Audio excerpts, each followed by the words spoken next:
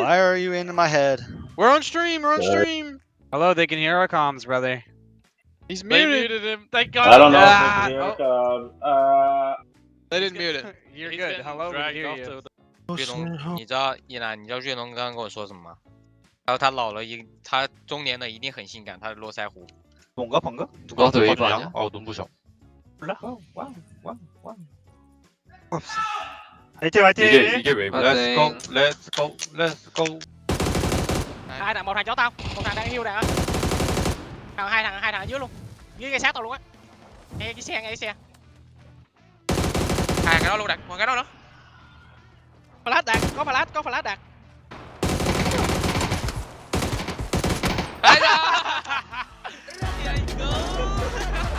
Themselves. GNL is just kind of the punching bag of the lobby right now. Is Stella going to go down? Example. Taking the sprint. Ноль КП у него. Го проходить на нас. Спасибо, ГНЛ. Смотри его, Тём. Взрывается тачка. Хорош. Канал. Нокнул близко. Еще на тачке, на тачке. В упоре. Батут. Батут. Тачка. Попасть батуту. Хелис, жить. Елись. Батут, релодай грозу. Нет. А, понял. Где он за тачкой? За тачкой, да. Я Да, могу ему молик кинуть. Вот там же. Я молик ему кидаю. Подождите, Давай. он выжмется сейчас. Он горит. They have no smokes, no utility. They have a vehicle, so do they just... ทำตัวนึงแล้วก็เข้าบ้านเหมือนจะเข้าบ้านแล้วคำตัวหนึ่ง ตัวซ้ายน็อก เดี๋ยวตัวในบ้านปะ เดี๋ยวตัวในบ้าน Vậy tôi đi trái vô tôi chơi chết mẹ nó. ในบ้านพี่เลยอะพี่โฟ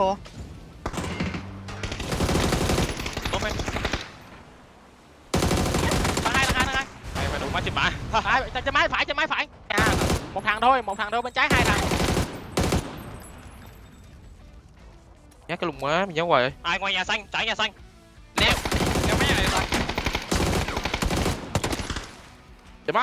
ตรงนั้นแหละ Cái phần này. ตาย เก่งมาก เก่งมากเว้ยเยี่ยมว่ะ Casualties in going there, so I would imagine they don't even think it's worthwhile. The second time, yes, they pretty much got wiped. The first time, I think they got away with just having a knock and then recovering that. One outside, one hugging the house. It's outside wall, Gustav running right, running west. One guy pull. Not blue. He's close hugging Where the wall, I Gustav? think. Yeah. House, orange mark. He's inside somewhere. 你去帮忙，我这儿锁了一个。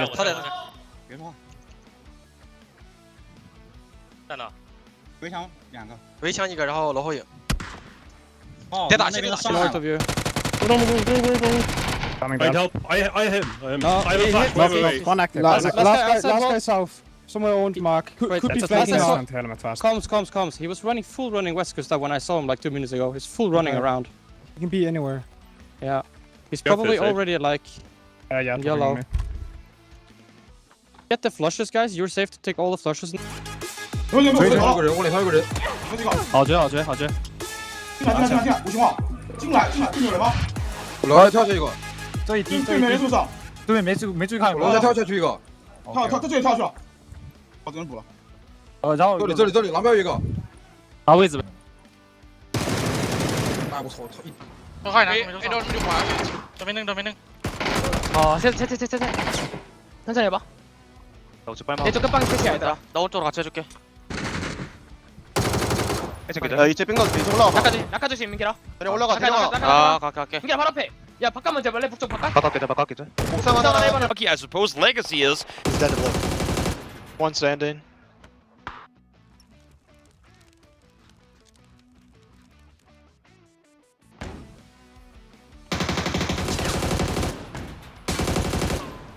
Different team.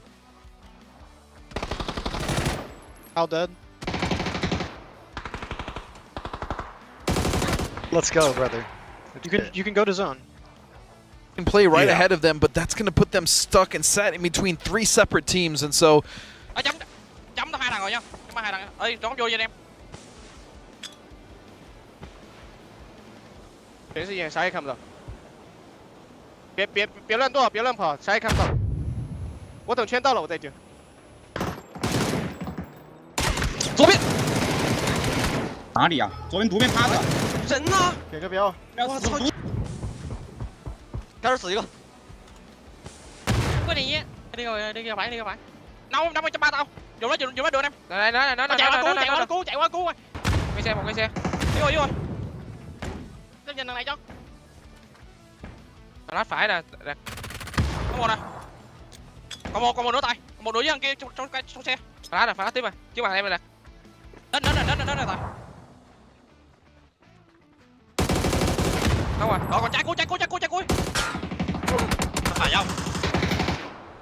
Anh chạy đi. Tao đóng 17 nha. 17. 4 Tao đóng 17 rồi. Tao cái chạy rồi. Chấm từ từ. Từ anh em ơi, chậm quá. Không, chậm đầu kia rồi, tao lấy đá rồi. Bên khai vô. Cái gì bên nhà nhiều. Hay gần nhớ về hay. Như bên nó đi xỉu. Không ai. Trong mốt cuối. Tiêu. Năm kìa. Hai đem. Tuổi.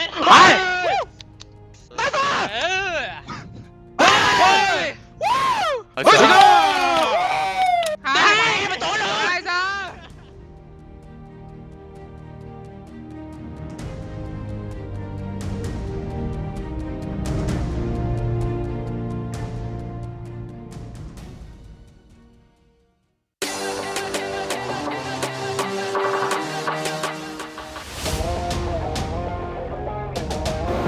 I'm champion. Now the push comes through from the other side and salute. I will be the champion, not salute. Take this fight. They're both eyeing the Howl player down. I'm champion.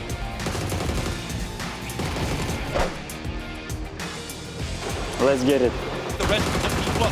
Oh, bleed. It looks like they're in a little bit of a weird spot here.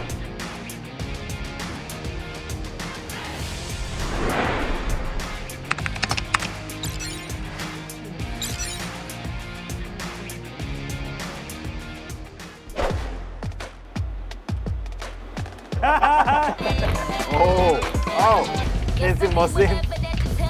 You know? Let's go. Let's go.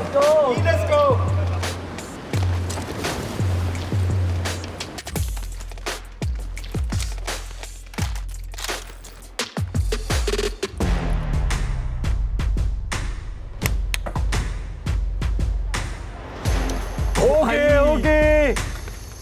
Beep. Oh, salute. Let's go, Slims. Destiny. Let's go. I'm coming. Where are you? I'm coming. Okay.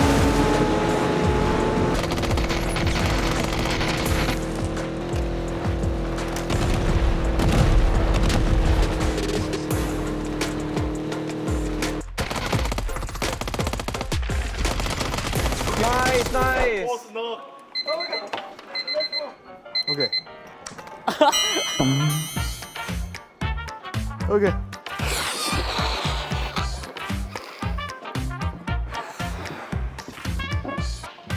Let's go. Oh no! Nice range. Nice. He's pushing me. Help! No! Help! No! To your right! Oh my god! 아파! He's pushing! Go! Nice!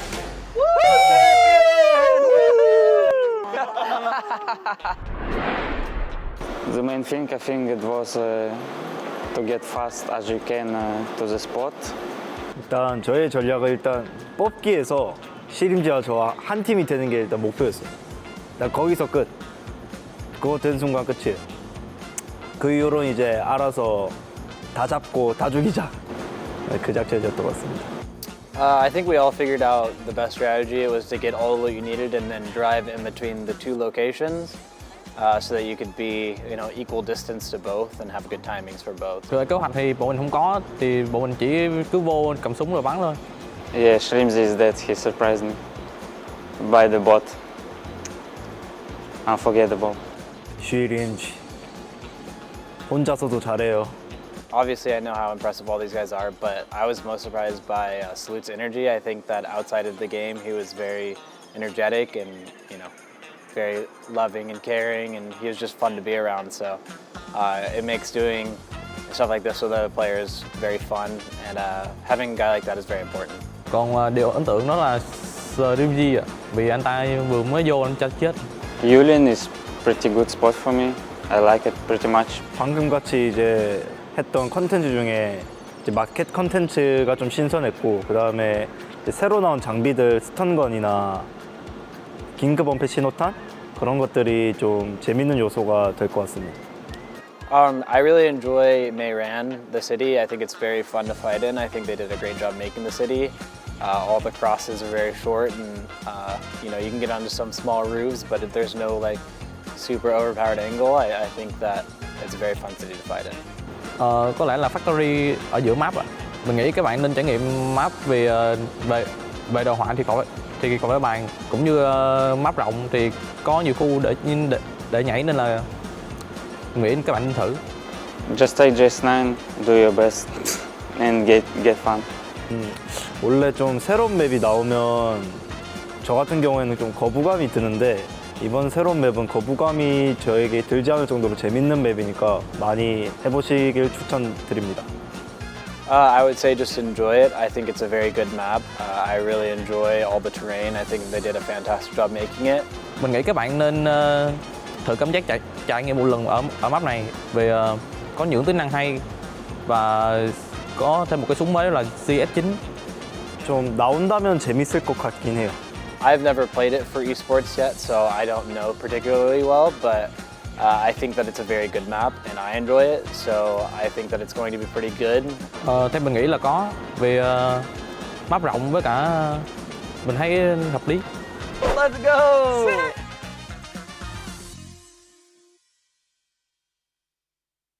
Oh, it's the zipline cross! Oh my god, there's no chance. There's no way! He makes it!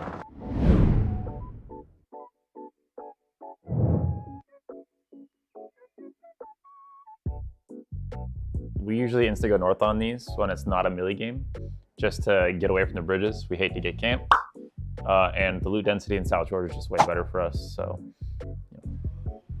everybody likes to get hefty. Yeah, it's also better to find the softer side as well, because if you went to the east bridge, we would probably just face a brick wall. If the circle went north, we're pretty, I don't know, so I can't say that word, so.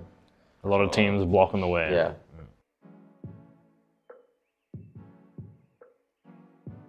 We were committing to that side, right, as well? We were going towards that side. Yeah. But this, we since we were late, the physical pop and then we just reps out. Yep. Exactly.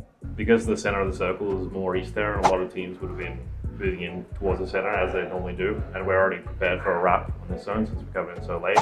As soon as it shifts south there, we know that we just need to wrap south and look for some information, because there's bound to be some spots that are open and free, and especially why we decided to do that.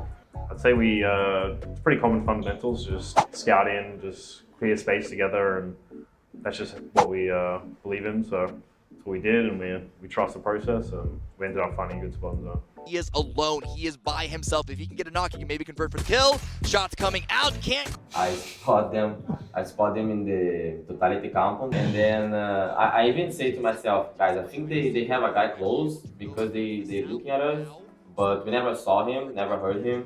And when I got knocked, because I was the guy who got knocked by Salute, I'm pretty sure, I got surprised because Luke had the off angle in the north, and I didn't know that was possible to have a guy there.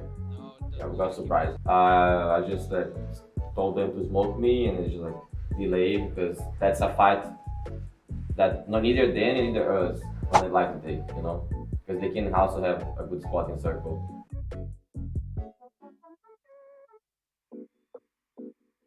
they heard my car, then maybe, but I don't think they did. I think they just realized the zone's closing and it's probably not an ideal fight for them to take, and they should just leave and play for zone. I think also Luke's angle made them really uncomfortable. Like, Luke starts shooting, and Luke has a really good off angle, and I think like when Luke is there, it's not definitely not a good spot.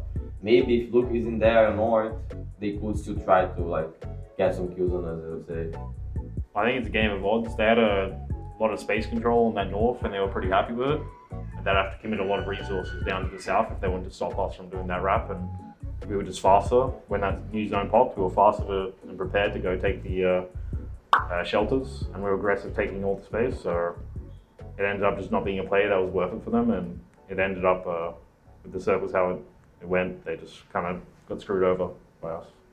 Up 10k on the fantasy, and this guy's performing just what 4AM need. It was awful for us this game. It depends what we're doing a lot of the times and how involved we are in like our own side and what we're doing.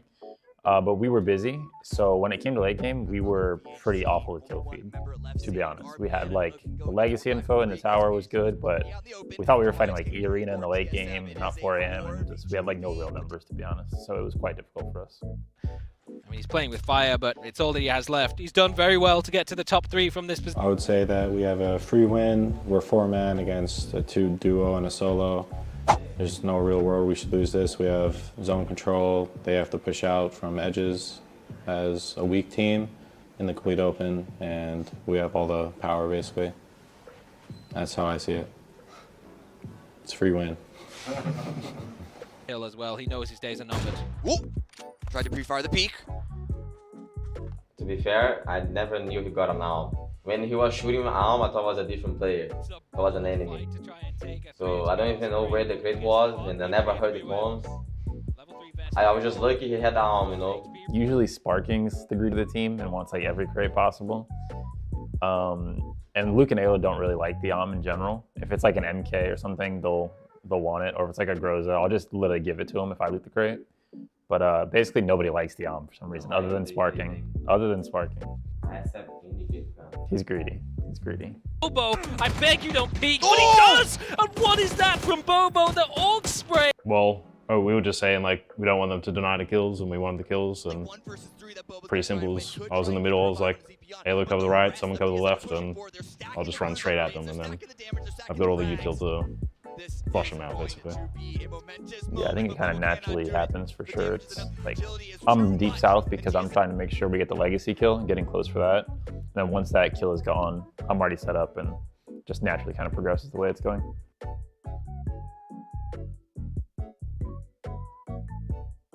I don't think it's falling out of favor completely. I think there's still a couple of teams that are consistently using it that are playing pretty well. E-Arena and Navi and teams like that are kind of showing up with that kind of mentality. I think decision-based, it's lobby dependent a lot of the times. Like, you have a lot of send-heavy teams, you have a lot of teams that like to hold space. Are people around you prio dependent? Things like that kind of just force your hand. So yeah, I mean, if the lobby's right for it and you have a good circle for it, then kind of makes your decision for you. I think any team should be able to like play edge or sand. It's like game dependent, like as Buddy said. Because sometimes a lot of teams here, they don't play to win actually, you know. Sometimes we just look for the easy points in front of us, and that's why playing edge is good. Because sometimes you're not gonna win the game, but you might have a really good fight line, and then if you win your fights, you can actually get a lot of points. Set the west tower of the double piece. Americana spray comes through. Me and Elo were the first ones to pull. I mean, me and Elo and Luke, we pulled up as a 3, but me and Elo went to the right of the rocks, and me and Elo spotted, I think it was a stun, right? Yeah, we heard like stuns, and that stun was not coming towards us. So I just said, guys, just slow down. I think they have an R team, so we don't need to start the fight now. And then I just made sure we made Buddy come back safe to us, so I smoked them out, all the windows they could see us, and then we just slowed down and took the fight slow because we were kind of sure that Sonics were there. I mean, we didn't know what Sonics, but we knew there was a team there. Dealing some damage, forces TSM to approach from a different angle, pushing through a molly. They think better of it. Our kill feed was actually pretty good in this situation. In general, like we calmed DK or Kia White, Sonic 22 up. Our info was a little bad about where they were. We thought one was in the, or they were both behind the garage. But obviously, I think it was H-Man close. He got a freebie on Alo, I believe. Yeah, on that fight, they all 3 men played like bottom floor, the long, and I just wanted to take the roof because I felt like if I take the roof, no one could survive outside. So when I was on the top of the roof, I killed 2 stars carrying Shringy, and then I just flushed them. So we knew Sonic was a 2-man, and then I think they called me Big or White, and then I saw Tig. He shot at me, and then I was just screaming, "Nade over the guys, nade over the guys," and me and Tori we double naded and killed him. But I didn't know about the H-win, but I think our numbers just made the fight easier. Well, I think in this fight, Sonics didn't actually know about us being a 4-man pushing the long until a bit later into the fight. So we were able to capitalize off the chaos as soon as we nullified like a lot of the key angles and we kind of trapped them inside the building. And obviously Americano's outside, so he's fighting all the Sonics by himself while the rest are trapped right now. But after just trapping here and then Sonic's getting just knocked and whatnot, I feel like it's pretty easy for us to control the situation. I think that was a problem, right? Like when we pulled up, I was like, we don't need to take this fight. Like they have another team. And now I was just like making sure we just like don't give the opportunities to Kia start the fight to us and not Sonic. Oh, it's the zipline cross! Oh my god, there's no chance. There's no way! He makes it! I'm a modern player, you know. I think my team are the more like old school, you know what I'm saying? Like when I see zip lines, when I see, you know, gliders, I wanna take that, you know, like I wanna do new stuff. And then when we killed them, I was like, I opened the circle and I knew we had to take the zip line. Like I was sure about it.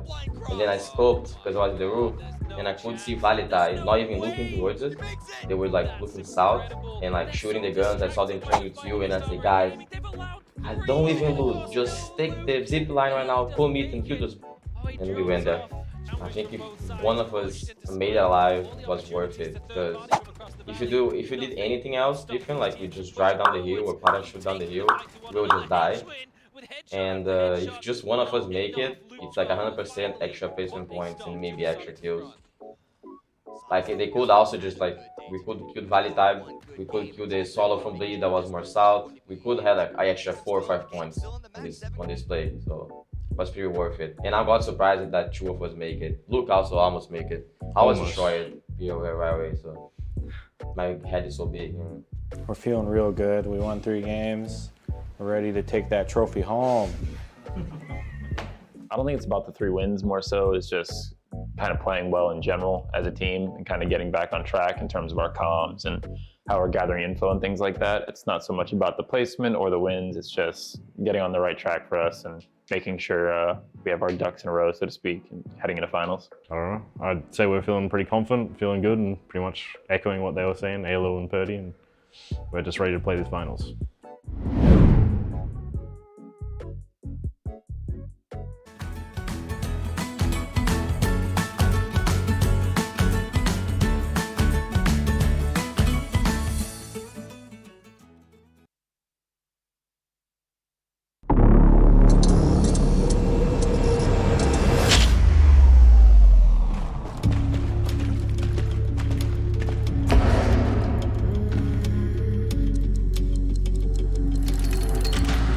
Your PGS 1 champion will be 17 Gaming! I am a soul man, I am a soul believer, and congratulations to him for that MVP.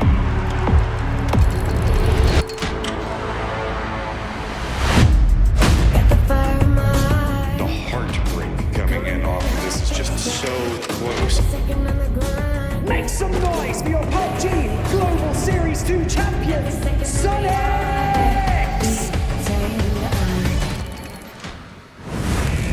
19 kills after 21 minutes of this match. We say goodbye to day trade.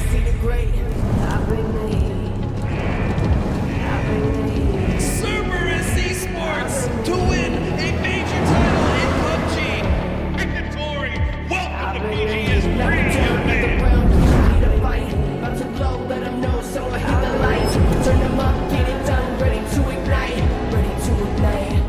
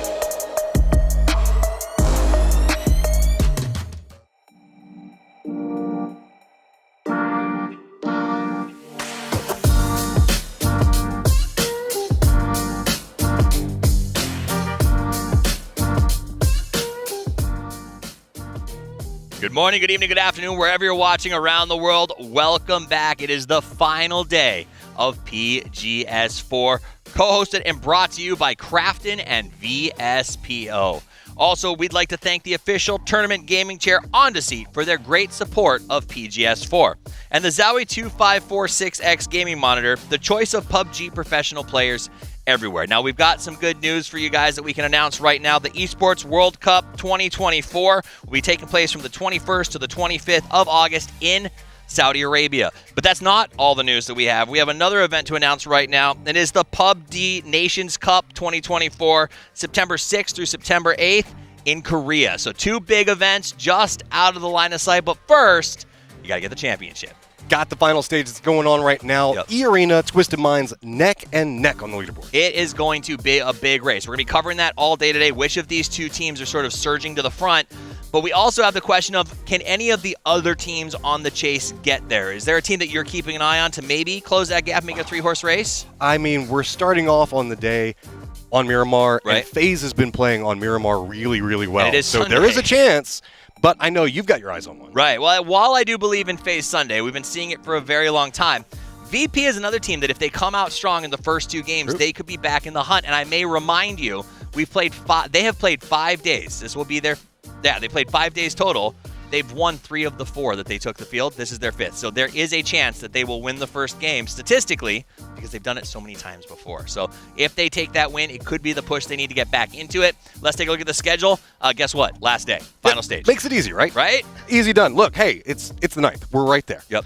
So with this one, now also format you guys should be very, very familiar with. We've already done the group stages. Now we're just on the final stage. Top 16 teams. These guys have been here for a month. Yep. Across 2 different events, tons of mental that they've had to go through, from bouncing between like good performances to bad performances, and it all culminates today. Absolutely. Whether it is the transition of the temperature, because they've been here long enough to see the season change, True, whether it's man. been the fact that they have been here for 27 days, the ability to weather the fatigue is really going to come to a head today as we see who can push the farthest. Now, these are the teams participating to become the champion, whoever has the most points at the end of this. There are some favorites, and there's some that let us down. Cerberus, the defending champions from mere weeks ago, are nowhere to be seen on top of the leaderboard. Yeah, that was to the dismay of a lot of fantasy teams out there, including mine. Prize pool, whoever's going to walk away in first place today is going to get $100,000. Back behind that, it's going to be 40, dropping down to 20, and then you can see a closer diminishment as we move through the rest of it. But really what matters over there is the kind of how we go through the whole process. First place, walking away with 10 points, and then going to get 1 point per kill. So really, kill points are going to be a lot for these teams that are trying to catch up. Twisted Minds, E-Arena, feeling good, but man, kills are going to be so pivotal today. And one of the needs that they really want is these PGS points. 300 for first place, and it goes down from there. But anything that you can do to make the statement that you're going to be going to PGC is valuable. So while there may only be a 2 to 4 horse race up at the top of the leaderboard, there is also a very good chance that the teams in the middle are going to be doing serious battle, because if you can get that extra 30 or 40 points, that might be the difference between you getting a bid to PGC and not. I mean, we've seen it come down to way closer than that one before. It's been neck and neck so many times. You can see participating teams yet again as yesterday was explosive for a lot of these squads. Day 1, we saw a lot of back and forth really going on with Twisted Minds, E-Arena, E-Arena being the key component inside of that one. But really, VP, FaZe, they all had big come-ups inside that one. New Happy, never count them out. So let's scale this down. Let's focus on the top. I got to ask you the serious question, the real question we're all asking ourselves. It's E-Arena, it's Twisted Minds, they're head-to-head. Does E-Arena have what it takes to hold this lead and raise the trophy? Yes, but that's not who I'm going to go with. Who are you I'm going to going go with? with Twisted Minds because they had been the bridesmaid for so long. This is their opportunity. Yeah. If there was ever an opportunity for them to get first, it would be right now, because E-Arena is so new at this and this level of stage. The mental that they're going to have to go through is going to be so hard. Every single time they see Twisted Minds getting some points, getting some kills, it's just going to wear on them. If they can take that and really make something out of it, though, they will have impressed me. I think that sums it up in a nutshell. We're going to take a look at those top 2 teams here as we talk about them. E-Arena has looked good, some confidence. They were well ahead of what we expected from their averages coming into the grand finals after day 1. Yesterday, though, as TSM proved to be consistently consistent, that's what they do better than anybody in the world. E-Arena, you could almost feel the pressure starting to mount. Sure, Zizzy still putting up big numbers, but Jacob falls off a little bit. They were playing more careful. They were playing more defensive. And my worry is all it takes today is one miss by E-Arena, which we saw bleed hand to them yesterday, and Twisted Minds takes over. 2 bad outs yesterday to end the day for E-Arena. If you think about it, it was what, 15 and 1 kill and then 16 and nothing. Yep. So that's really what's allowed Twisted Minds to close the gap. Is it a wake-up call, or is it a pride breaker is the question as we watch game number 1. Twisted Minds has looked incredible. Batulin says he believes, just like the world does, that he is a good leader, but he needs a first-place finish as sort of this proof. He's tired of being in second place. But the problem with it as well is every single time E-Arena would slip, Twisted Minds would close the gap, but they couldn't get their big game But look that how they much needed. closer they are now. They are way, way closer, and I do have faith. I think that this is the opportunity for Twisted Minds, but I mean, they could have been. I'm going to say something unpopular. You said Twisted Minds wins this. I think VP comes out of the gate, ties it, gets close to Twisted Minds in games 1, and I this is crazy, and I'm probably going to be wrong, but I think I think VP wins this thing. This VP has looked so good yesterday playing as a team that if they start strong, I think they go the distance. These last 2 games, specifically yesterday, they were doing really, really great on it. It depends, like you said, coming out the gate. They have a decent chance to win that first one. They can really power through if they make it into the second one because Miramar has been pretty good for them overall, and then use that momentum into the later stages, specifically our more chaotic maps. I think that a lot of what we're going to see on that final leaderboard is going to be who navigates that best. I think that's exactly it, and I think it's going to come down to, does E-Arena, can they summon the LAN comfort? Because they don't have that international experience like you brought up to maintain their position. If not, there are some very hungry, very experienced leaders. We've got Ibiza on Virtus Pro. We got Batulin leading Twisted Minds. Both these guys know how to close those gaps. Let's look at the Fantasy League. Now, I've moved Fex into my top role. I captained this man up because it's FaZe Sunday. You got to have a little faith that they're at least going to be putting in heavy work. What are you doing? I mean, I had to go with example. He didn't do me the best the one day that I picked him, but also Jacob, just to make sure I'm balancing it out. You know, play both sides so that way I'm always on top. Pick up VP as well so that way I can follow through. And Barpo has been putting up some really, really good numbers, so I'm surprised he's not getting more picks. Yeah, I think Gen G looked good yesterday. The question is, will they keep that momentum going? Barpo did look phenomenal. I loved watching him play. Let's look at what you guys think at home. Hamas still has the faith of the people with 10.8%. Did drop a little bit, like what, 0.3%? Yeah, the ones who are changing the roster every day. Yeah. That's the drop-off. Example, big climb. I think we're going to see a big climb from a lot of the teams who are in the hunt right now. Perfectix was a great deal at 16.5. He looked a little sleepy in the group stages, which is why the price was so low, but he has been really strong here, especially yesterday. And one of the things to note is look at the costs on a lot of these players. It's not the 35,000s where you can be netting a lot of money. You could put up a really solid team picking up a lot of these $25,000 players. Look at Luca Rux. This guy had 156 points. He was 31K. He has been sort of the secret sauce for VP along with Nixie. They have been playing a very, very strong game. Ming, most of those points came from earlier stages because here in the final it's been weak. Yeah, that's all I can really say on that one. But I mean, Luca Rux is also a really good pick because he's been very stable as far as his overall number generation has gone through.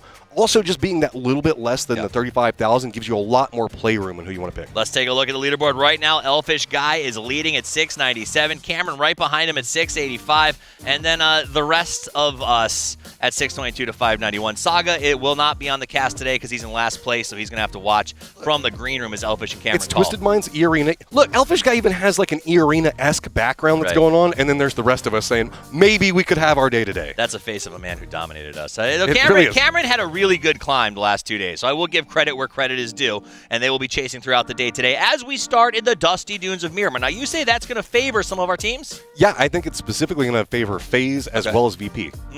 I think that they've been playing it really well. Gotcha. It kind of works with their play style, and those are two teams that if they get their confidence momentum early, it's a big push. And don't forget, we had that really big game for FaZe where I think they were walking away with 10-plus kills, got the victory off of it, really started their snowball and momentum. So I think that this is a really good opportunity. And think about it, historically, FaZe has played Miramar. Whenever they need to make their big comeback, it's almost always happened on Miramar. You know, that's the thing about it is you're right. They have been sort of momentuming up. And if I've ever learned anything about FaZe in the 6 years that we've been doing it, if they're peaking on the last day, it tends to go crazy. Because when they've got nothing to lose, that's when they seem to be the scariest. The X Factor we haven't really had a chance to talk about too much is Gen G. Yes. I think that Gen G, their team fighting hasn't been the cleanest yet. A lot of it has been really on the back of Marpo and the productions that he can do. So I'm really curious to see how they're going to handle the first game. All right, first game about to start. Will one of the chase teams, VP, Gen G, FaZe, get that first win and make it a 3-horse race? Will it be E-Arena and Twisted Minds to the end? We're going to find out. Don't go anywhere. Game number 1 on the way.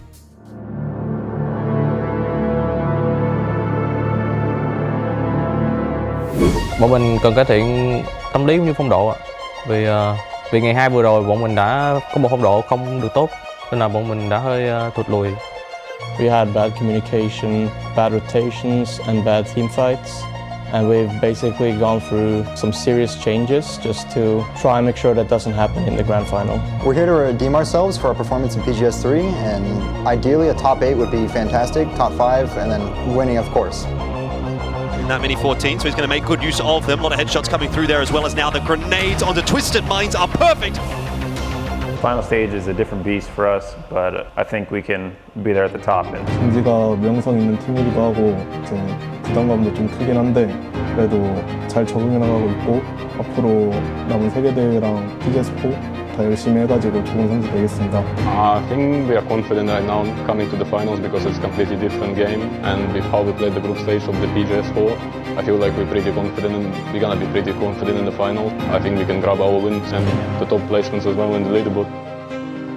HSM is pushing his way forward and he's gone a little bit too far as well. Longscrew looks for the double down, he can't quite get it, but there is a cleanup for New Happy in the mix. 我觉得 PGS 对我们最有威胁的队伍应该还是 CES 吧，他们现在打得很自信吧，然后打得也很勇。回到队伍里的改变是，我感觉大家来到正面打架会更多一点，所以我们正面火力会足一点。The Chinese screamed to grow up the momentum, and that's how we came to the PGS4, like fully prepared. We definitely see our trophy in our future. For the PGS4 trophy is not unrealistic. Bounce back after a rough final stage takes a lot of experience and mental skills to reset fully, and we have it. We're ready to fight. 打赢决赛之后，打出我们想要的东西，幸运会眷顾勇敢的人，我们会放肆一搏。Briefing dengan tim, mempersiapkan untuk grand final. Ya, untuk strategi dan yang lainnya, tunggu untuk hari grand final. And now we know what we have to do to be better. Maybe be different, but like always fine. 只要我们能够减少我们的小失误，我们就准备好向冠军发起挑战。The West trying to find all of these angles, and there it is. Easy does it. Him as a Tycon. Bọn mình đã chuẩn bị một tâm lý cũng như phong độ ổn định để chuẩn bị bảo vệ ngôi vương. The positives were closing out games. When we were in spots we should have won, we did pretty well in closing those out, so we seem to keep on top of that, and hopefully our strengths can shine through.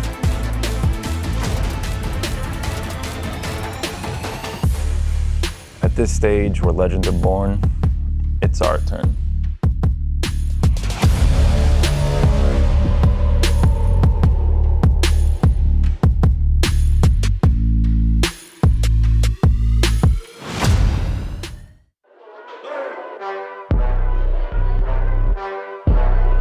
Hey, we outside. Yeah, we outside. Don't need your money, just give me respect. Told you before this, you know I'm a threat. I ain't letting up, I got my foot on their neck. Yeah, in other words, you know that we bout to kill it. I ain't for the talking, I said it, you know I did it. I'm putting on the show, the world is about to feel it. I know they getting scared when I tell them that. We outside. Yeah, we outside. Yeah, we out. Looking at the view from the top. Get into the band, don't stop. Get into the band, don't stop. Better catch up, cause we outside.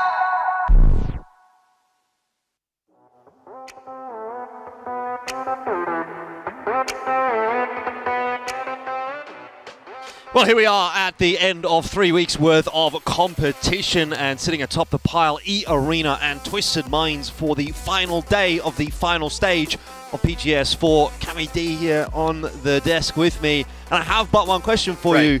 Is it a two-horse race, or is there maybe something else in the mix? Is there a little bit more life perhaps for these final 6 games? I think, oh man, I would probably put an 80 to 85% chance that it is going to be between E-Arena and Twisted Minds. But what the desk was talking about earlier, it's true that Virtus Pro have won the opening round of almost every single day that they've played. The one concern that I have with that angle is that a lot of those wins have had low kills to go along with it, so the overall scoring hasn't been as much as you would expect from a chicken dinner. Now, if they can get a good number of points, whichever way it comes by, they can get themselves into the mix for sure.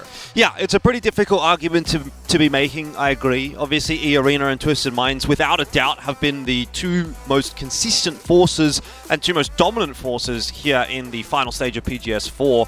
The only thing for me is, like, yeah, they've got that lead, and then there's a very significant drop-off from that, right? 7 points the gap between first and second. That's definitely achievable. But if we're talking about Virtus Pro potentially making a comeback and still being in the discussion to win PGS 4, well, they're 30 points behind E-Arena with 6 games to play. And 30 points, it is, you know, it's workable, definitely, but you have to have an absolutely stellar day. And you kind of have to be hoping that E-Arena fall off the pace a little bit, which, to be fair, I think there is a likelihood potentially that E-Arena falls off here. I thought Matt made a really good point that they're not super experienced at this level of competition, or maybe not so much at this level of competition, but at this point of the competition, right? They're not the tip of the spear leading the charge. Exactly, and it's what we saw in PGS 3 where Sonics and Twisted Minds, we thought it was going to be a 2-horse race between the two of them, and both of those teams struggled to maintain their position. And to see Twisted Minds in a similar spot now in second place, 115 points, this is the team that a lot of people are saying deserve their win at some point. Ever since, I believe, PGC in 2021, this roster has been podium on every single global event there has been. I think the lowest has been 5th place in PGS 1, but every single other event, it's always been 2nd or 3rd place. So, like, when are they going to get that win? This time around, they're not holding on to first place. They're the chasers. So I do think that gives them some credence for this being that event that Twisted Minds can finally lock in that victory. Yeah, definitely. I mean, I think they're very, very much hot on the heels of E-Arena. They were closing that gap slowly but surely yesterday. And I think there is a real likelihood that they could get it done today as well. If we go further down the list and we look at Genji and FaZe on 82 points, then we say they're 40 points behind first place right now. And look, maybe that's still worth a discussion. Again, you tie them in the same kind of bracket as VP, where if they don't win or have a really stellar, probably both game 1 and 2, then they're kind of out of contention for a finishing place. But at the very least, for now, going into the situation with 6 games still to play, I'm willing to keep them in mind. Yeah, again, I agree. It all depends on the first couple of rounds. Unless, I suppose, both E-Arena and Twisted Minds have multiple poor scoring rounds today and sort of give that door open. But I don't think either of those teams have had any bad games twice in a row. They've always just they've had a bad game followed up by a good one immediately after. So I'm not banking on it. Well, we'll have to wait and see, and I'm sure, as you can hear, there are some screams and shouts happening on the stage because we are ready to jump into Game 1 of the final day of PGS 4. It's Miramar to start things off, and it's going to have to be a must-win for VP, Genji, FaZe, if they want to stay in the discussion for the race for first. Otherwise, E-Arena and Twisted Minds are going to be the names on the tips of our lips for the rest of the day. But Miramar did pose its challenges yesterday, particularly for E-Arena. If we think about that 0-point game at the hands of Bleed, if something like that were to occur again, all of a sudden, we have a much more interesting day. Yep. And I mean, I hope that it does stay interesting. As much as a dominant force winning an entire event is always great to see, keeping it close can make this whole day very, very enjoyable indeed. You can see the playing path is quite central. It's going to be a bit difficult to get towards the west, but I think Genji, they're going over to, let's remember, I think they're pretty okay with this. Bleed going to El Pozo, yeah, so no one's really forced to go to an alternative drop position. Very straightforward start. Yeah, one of the undersold discussion points as well is obviously the PGS points that you're going to be getting out of this too. So it's not as if, you know, this whole discussion around first place is the only conversation that has to happen today. Right. Every single team that is competing over the course of these next 6 games has something to play for. We'll just pull Falcons, for example, out of the hat. That's a conversation to be had. They were saying top 8 is the goal. If not that, then top 5. If not that, then first. And Falcons definitely in a discussion to potentially finish top 5. Yeah, they're currently sitting at 8th place. They had a really good day 1. I believe they started day 2 in third, That's second right. or third, one of the two. But they've started to struggle again. And for a team that has been as inconsistent of a squad as they have been from PGS 3 into PGS 4, we know that they're looking for a good placement, not just for the PGC points, but also for qualification into the World Cup, because that's going to have some invites based off of overall performance. Yeah, here are the teams that you can listen in on and watch their POVs. Twisted Minds, I would say, is probably not a bad shout today. And if FaZe gets the ball rolling, then they will also be a very interesting team to keep an eye on. But that'll have to come from this game. And, you know, it wasn't the worst of shifts for FaZe. Honestly, it's gone kind of hard north. And to be fair, their playstyle tends to be a little bit of a slower sort of style, coming in a little bit later. At least in this case, they won't necessarily be able to go in that direction. But the zone's not going to cook them too much. Twisted Minds, however, on our screens, a very big focal point and example in particular is always going to be a player that we are really keeping our eyes on. He did some great work yesterday, being able to sort of get away with a couple of cheeky extra points here and there, even when Twisted Minds weren't going to necessarily win a game, right? They might have been down to a duo, something like that. Those extra like 2 or 3 or 5 points that you can sort of swindle in a situation like that obviously go a long way when there's a 7-point gap. And if you're not getting those extra couple of points, that could now be a 10-point gap or a 15-point gap. And that feels much more insurmountable over the course of a day. Yeah, you can actually see that just by looking at where their points are coming from, Twisted Minds. They're actually tied in kill points with E-Arena. The only difference between the 122 and the 115 between the top two squads does come from placement points. So on one hand, that shows that Twisted Minds are struggling to get to what we call the top podium position, 1 through 4 for placements. But at the same time, you're right, Example and anyone else on that team, any kill point that they can grab keeps them just closer and closer into the mix, even if it's a salvage round. Did you see a little quick graphic there for E-Arena? A bit of a drop-off from day 1 to day 2. They were the lobby leaders, let's say, on day 1, but 5th overall for day 2 of the final stage here at PGS 4. So if that trend were to continue, then yeah, definitely the door opens up for a team like Twisted Minds to kind of nab first place. And if we're taking a look back at PGS 3, and it was, what, around 160 points where the winning number was, there's still a bit of a ways to go for E-Arena to get to that position. And feasibly, it would be possible for someone like a VP to get there as well if they had a stellar day. So everything's still on offer here as we get underway with Game 1. We'll be expecting this one to be a little bit of a slower start, as tends to be the case on Miramar, and particularly in high-stakes environments like this one. Teams are not going to want to be taking those early fights if they can avoid them. Yeah, at this point, because we're running low on rounds left to play only 6 more today, that does give teams information on what their actions, how their actions can directly affect not just their leaderboard position, but also their enemies. So if you go into an engagement, you get a knock, you get the information from the kill feed.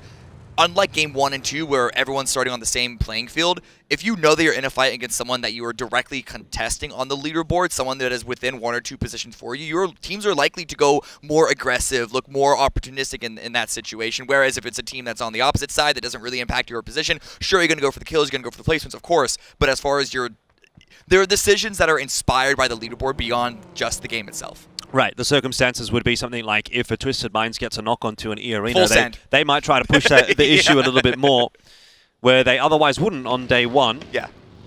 Fairly unlikely, though, for the moment, given the location of both of those two teams. And I think that would generally tend to be the case, right? You don't really often see Twisted Minds and E-Arena run into each other all that much, because Twisted Minds, they like to get on the move a little bit earlier. And E-Arena, well, they're probably one of the last teams that's going to be rotating in. And that is the case for this game as well. E-Arena, the most southward team currently in the lobby. They're not going to be inside the zone for the next couple of minutes, and Twisted Minds are sort of on their way to getting themselves set up inside of a compound. So be surprising to see these two teams run into one another, unless it's a little bit later on in the piece, you know, Phase 7, Phase 8, something like that. Yeah, I mean, Twisted Minds do play a lot more. I mean, everyone plays position. But when we say that, usually we mean a bit more of like defensive, turret style, trying to get center of the zone. While E-Arena are ready to fight, they are really good. Their success this stage has been based off of finding openings, finding engagements, coming in from the edge and sneaking up behind teams with the opportunities of third partying and such. So you're right, they are kind of opposites of this of the playbook here, which is actually makes it even more interesting that these are the two teams that have the highest chance of winning this whole event. Yeah, how about TSM though? I just saw them quickly on the screen rotating in as well. Much better day 2 from TSM here in the final stage than what we saw from them on day 1. They went from something like 14th, 15th maybe to 9th. And for TSM, I think I'd be looking at this and saying, you know, we could potentially even push our way up into the top 5 if we have a good day here, which would be a huge salvage considering things just did not go their way at all on day 1. Yeah, it would also help to correct the reputation of TSM being really good in group stage, but then struggling in the final stages, the grand finals, whatever you want to call it. It would certainly help for that, just getting up there in the mix, getting there. They're not going to win the event. I believe the points, the math just doesn't work out in any reasonable way, but they're only 30 points behind Virtus Pro, and if we talk about Virtus Pro being able to catch up with a 30-point gap against E-Arena, the conversation has to go the opposite way as well. Most definitely. Most definitely. But I think for me the big question is whether or not E-Arena is going to be able to bring the same consistency into today, because they've continued to impress me with the level that they've brought. It's just, are you going to be able to do it 3 days in a row? I mean, it's a good question, though, because a team as inexperienced at this level, we said it before, they're not necessarily inexperienced players on the global stage, though, of course, when you compare them to Twisted Minds, it is a bit of a contrast there. But it's also the fact that I don't know the last time we've seen this squad be in like a top podium position on a global before. I think they already raised the expectations getting 6th in PGS3, but hold that thought because Petrogor Road might be catching Lou out. Batu's already on the drive away, could be doing that as a bit of a distraction and give Lou an opportunity for a quick knock if Petrogor Road do overpeak this. Yeah, Batu not going too far though, so Pero do also kind of need to be a little bit careful. Does look like they want to hang around. They're just scouting ahead again. Early the game, very slow approach. Botch is going to take some long-range shots. Can't quite nab the tire. I think one of them did just pop. But with 3 tires, that vehicle is still okay to use. And that's also information, and well, Himas wants to get involved. Oh, speaking of which, Cerberus are on a wide split. I'm looking at the map now, checking that one out. It's a pretty classic Cerberus move. They like to get in there, be pretty aggressive in the early stages of the game where maybe other teams might not. But nothing really coming of the minor interaction between Pero and Twisted Minds. Pero on their way in a different direction, so they pass one another like ships in the night. I mean, they did trade some blows back and forth, but neither of the teams, for sure, felt that there was a advantageous engagement to go into, especially because we have 40 seconds before Phase 2. As far as they know, if they wanted to commit to that fight, they wouldn't even want to stay there anymore. So if they can get a free kill, teams would certainly go for it. But here, it would be a bit too much teasing, a bit too much effort, a bit too much work in order to get anything valuable out of that. So instead, just chill, just wait, stay on the edge from these 2 positions and see what else happens there. As we see Virtus Pro doing similar things, coming in through Minas Generales. The structures around this area give teams a bit of a different approach from the high ground cliffs that we saw on Power Grid, but they're maneuvering around, trying to push closer to center to get ready for a transition on Phase 2. Yeah, in saying that though, it has very much gone to expectations. First 10 minutes, not a single kill, not a single knock, barely even any shots really exchanged. Sandstorm right in the center of the zone is going to cause a couple of issues for Hal and maybe for VP in there, but for the most part, we're going to be watching those teams from the north be the ones that are going to have to do the moving and shaking. Yeah, it's not exactly fields, but there is some open-ish area here. Cerberus are also converging, all 4 of them. They're immediately letting go of that wide split that we saw. They're taking over Graveyard. Howler arriving at a similar time as we see Virtus Pro crashing into Jacob from E-Arena. This could be an impactful fight. Again, just looking at both of these teams' positions on the leaderboard. Absolutely. This would be a massive start for Virtus Pro if they could wipe 1 or 2 of the E-Arena players. But similarly, you get the monkey off your back a little bit as E-Arena. The trade is in from Nixie. And that should be Jacob done and dusted. Zizzy coming in to try and assist E-Arena, aware of how important this position and this fight are going to be. But Jacob down low, bleeding out, surely doesn't get away with things, and Nixie will finish it off. Nixie almost got a second tag there, but Zizzy running around with the sawed off. The first kill does go over to Nixie as Jacob does get confirmed.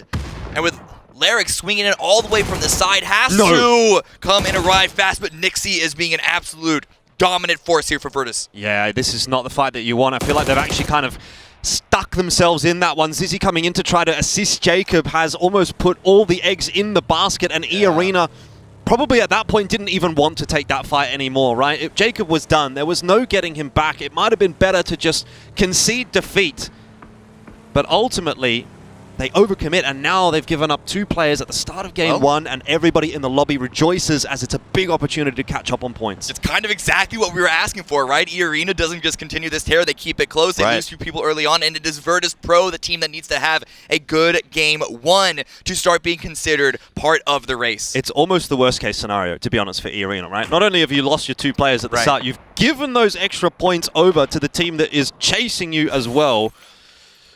Not as bad as if it was Twisted Minds, but it's pretty close. It's pretty close. Yeah, it could. Yeah, I guess it could be slightly worse. But it could always be worse. I don't know. Would you rather have only the 1 team on your back that you're jostling for position for, or potentially now 2 teams that can chase you down?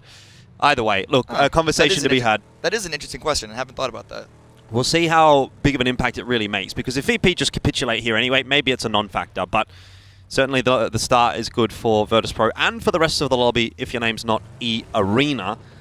Na'Vi doing Na'Vi things, fairest as usual, will be having a good time in the glider. They're out on the sort of southeastern side of the zone, so it's not particularly busy over there at the moment, but the extra scouting is always going to be appreciated. And on the complete opposite side is Gen G making their rotation in through the blue, just outside of San Martin. Yeah, I mean, taking a wide wrap when you know that it's available, a lot of space on the west because of the southwest hard shift, pretty understandable, pretty clear-cut approach for Gen G. Doesn't seem to be any immediate threats there, so them coming in blind shouldn't be too impactful, but now Petrichor Road, again, similar to Twisted Minds, once we saw that hard shift, they took their advantageous position and swung it down onto the low ground, which again, low ground can be kind of vulnerable, but it's the more central position to hold on to, which certainly is this early in the game, one of the better gambles to take. Interesting shift to come. Oh, and it's gone, yeah, maybe into a position that doesn't really favor any of the chasing teams. I suppose FaZe in the discussion there, but Hold on. I have seen this before. This is an America special where the Falcons roster finds themselves on high ground with open area to their west of this Hollywood sign position. It's been a weird team, so I'm not going to say it's going to happen, but I'm getting memories of some high kill games for that squad. Let's see if they can't really abuse the high ground angle. We have Virtus Pro that's already coming in, and E-Arena, the 2 members that are remaining, swinging into the zone as well. But Ibiza has gone down. Ruin and Bobo both chiming in onto that. Yeah, VP, one of those teams that we're really keeping our eyes on in this first couple of games. Already losing a player will make the job quite difficult indeed. They rotated before most, and they have managed to set themselves up inside of a shack on the hillside, but that is not a whole lot of cover. It only proves the point that how open this is, because we see the first 2 teams that have rotated in are finding shacks already in phase 3. That's where teams are going to. Petrichor Road, they have 4 members up. Maybe they can find some more, but Summer lands immediately onto E-Arena. Oh, they're done. They're so done. The knock already, the Molotov into the shack as well. Summer, he's desperately trying to get some smokes down. Axleft has fallen as well, but that is E-Arena out in 16th place in game 1 of the day. And suddenly, the lobby is blown wide open. VP, they've lost a member, but they're still getting points on the board. They already have 4 kills. Twisted Mind to see how they can capitalize on this. This is such a good opportunity, but they have to follow through. It is still only 15 minutes into the game. There are still 14 teams left up. Nothing is set in stone for any of the other teams yet. Things might start to slow down, though, in the next couple of minutes or so, because most teams now have made that rotation. We had a pretty high-octane couple of minutes there. 1 minute more for that zone to start pushing in. TSM copping a knock onto Alo. New Happy also on the rotate from the blue. Coming in slow, coming in from behind the Falcons' territory. And again, this Falcons widespread could give them some nice crossfire angles, but it also means that they are potentially more vulnerable. So New Happy coming in on this east side does seem to be pushing Flood to adjust his position. Good open area of safety, relative high ground for New Happy to be playing around. Could be catching off Legacy. We see them there to the north, but mostly avoiding the fights throughout this mid-game section, as still there's a couple of teams here around the Hacienda spot. Yeah, Gen G got a bit of a gauntlet run, don't they? Coming in from Hasi. You've got Bleed in front of them, Twisted Minds there as well as FaZe, and Wally Tai also out to the northern side of Gen G. If they're to have any impact on this chase and have any discussion on maybe a top 3 placing, this is going to be a tough game to get through for them. They're going to have to do it the hard way. Bleed, Gen G, kind of just staring at each other at this point because we are so close to the next phase. Where is it going to go? The shift, it goes to the north. TSM, they find themselves centered. The comp that they're in can be a very impactful one. We saw Gen G play from that position on a previous game yesterday, but the relationship of the circle to the zone and the terrain was a bit different there. We'll see how this one plays on out. And Virtus.pro still finding themselves very, very centered, but with rotations coming in from New Happy, potentially Falcons. We'll see where the teams on the south go. They might have to defend that. Yeah, I am kind of wondering if that position is a little bit too good to be true for Virtus.pro, or if they're going to get crashed and sort of a mutually assured destruction type situation is going to ensue. So far, so good for VP, though. So defending their territory, and Gen G have also made a small cross. Here's Wally Tai charging into the setup of Legacy. Already it hasn't gone well with Kiss being knocked down onto the ground. So 3 on 4. Ooh! Great use of the Panzerfaust. Nox LFP is at least able to even the odds a touch. Straight back into the swing of things, though. Latte has found another one, and Legacy getting a little bit lucky there. RBN does catch Megvalos. The timing was good on it. Unique is the last man standing for Wally Tai. And the same can be said on the other side. The spray out the window didn't quite fully connect. The smoke keeping RBN safe for now. Its bodies littering the floor as RBN will take a moment to duck down and heal. Zero is going to be calling that information out, however. That's going to put RBN within a bit of an informational advantage going up the steps. Unique is considering countering that, and there's always the incentive to confirm the knocks that you've already gotten, but you don't want to waste your ammo, you don't want to waste your attention, and the revive is coming through on Unique while the time has paused. These points go a long way for Wally Tai. The drop-off from RBN, looking for the angle. There's another thing through the window, but he gets the shots through the door. Heal's not quite confirmed here for Latte. The Molotov will actually connect and start to cause some damage over time, and that is going to give at least enough for Latte to heal back up. This has been a very prolonged exchange. Yeah, and now Bleeder taking advantage of the momentary lapse of sightlines from that northern compound, swinging in. Still, the 1v1 here remains an impactful fight, and I believe that's another revive stuck. The door open is going to pull it away, and RBN with the pre-fire, but Latte, M249 comes out on top. Yeah, and Wally Tai, I don't know if they're going to be able to get Kiss up in time. It's bleeding away. I think he might just be a little bit too far, but we'll hold that thought because there's more important things going on. TSM are fragging out at the moment as well. We've seen them. And in the kill feed, Kiss does get finished off. Code Marco from Hal adding another point to the tally. FaZe versus Twisted Minds. How about this one? Twisted Minds are in the position to take first away, but a grenade might send them packing, and Gustav has another one as well. FaZe have just decimated Twisted Minds in the blink of an eye. Twisted Minds, it looks like they had no opportunity but try and go for a send into FaZe's compound. Wasn't able to get a knock to open things up. The FaZe have lost a member already, but now it's all on to Lou to get any point. They already have 1 kill point, but no placements just yet. Again, E-Arena going out, open door. So far, it looks like they might not be able to capitalize as much as they hoped. Yeah, the gap will only close by 1 by the looks of things, unless Virtus.pro do something magical from this position. Gen G on the kill feed for the wrong reasons. You can see the mini-map there, the crossfire that they were stuck in. Looks pretty doomed for those guys. But FaZe, another one of those teams that might just be in the conversation if they have a fantastic start to the day. Interesting push coming out of Cerberus. This is not a valuable compound, but kill points are kill points, and Tycon with the knock onto Zipian is certainly going to incentivize them to push this further. Cerberus trying to get themselves out of 16th place. Wild to think the PGS 3 winners are so far down on the leaderboard. We'll see where they end today. They could be entering this Sunday in a new, renewed vigor. One would hope so. It's been a real fall from grace for Cerberus, but this fight looking a little better for them. Gen G eliminated in 13th there as Cerberus continue to push their way forward. Nate's not too bad. It's got God V low. The res through onto Bobo secured, but only for so long, and Cerberus make it look easy as they sweep 4 AM aside. It's a good fight. It was a good take and good timing on them to be able to move ahead of the blue. Not sure what their vehicle situation is looking like. It's going to be across the road. We do see a Twisted Minds also go out in the kill feed at the same time. So this is a great opportunity for Virtus.pro to find themselves back in that mix. That's right. They're keeping their heads down for the moment.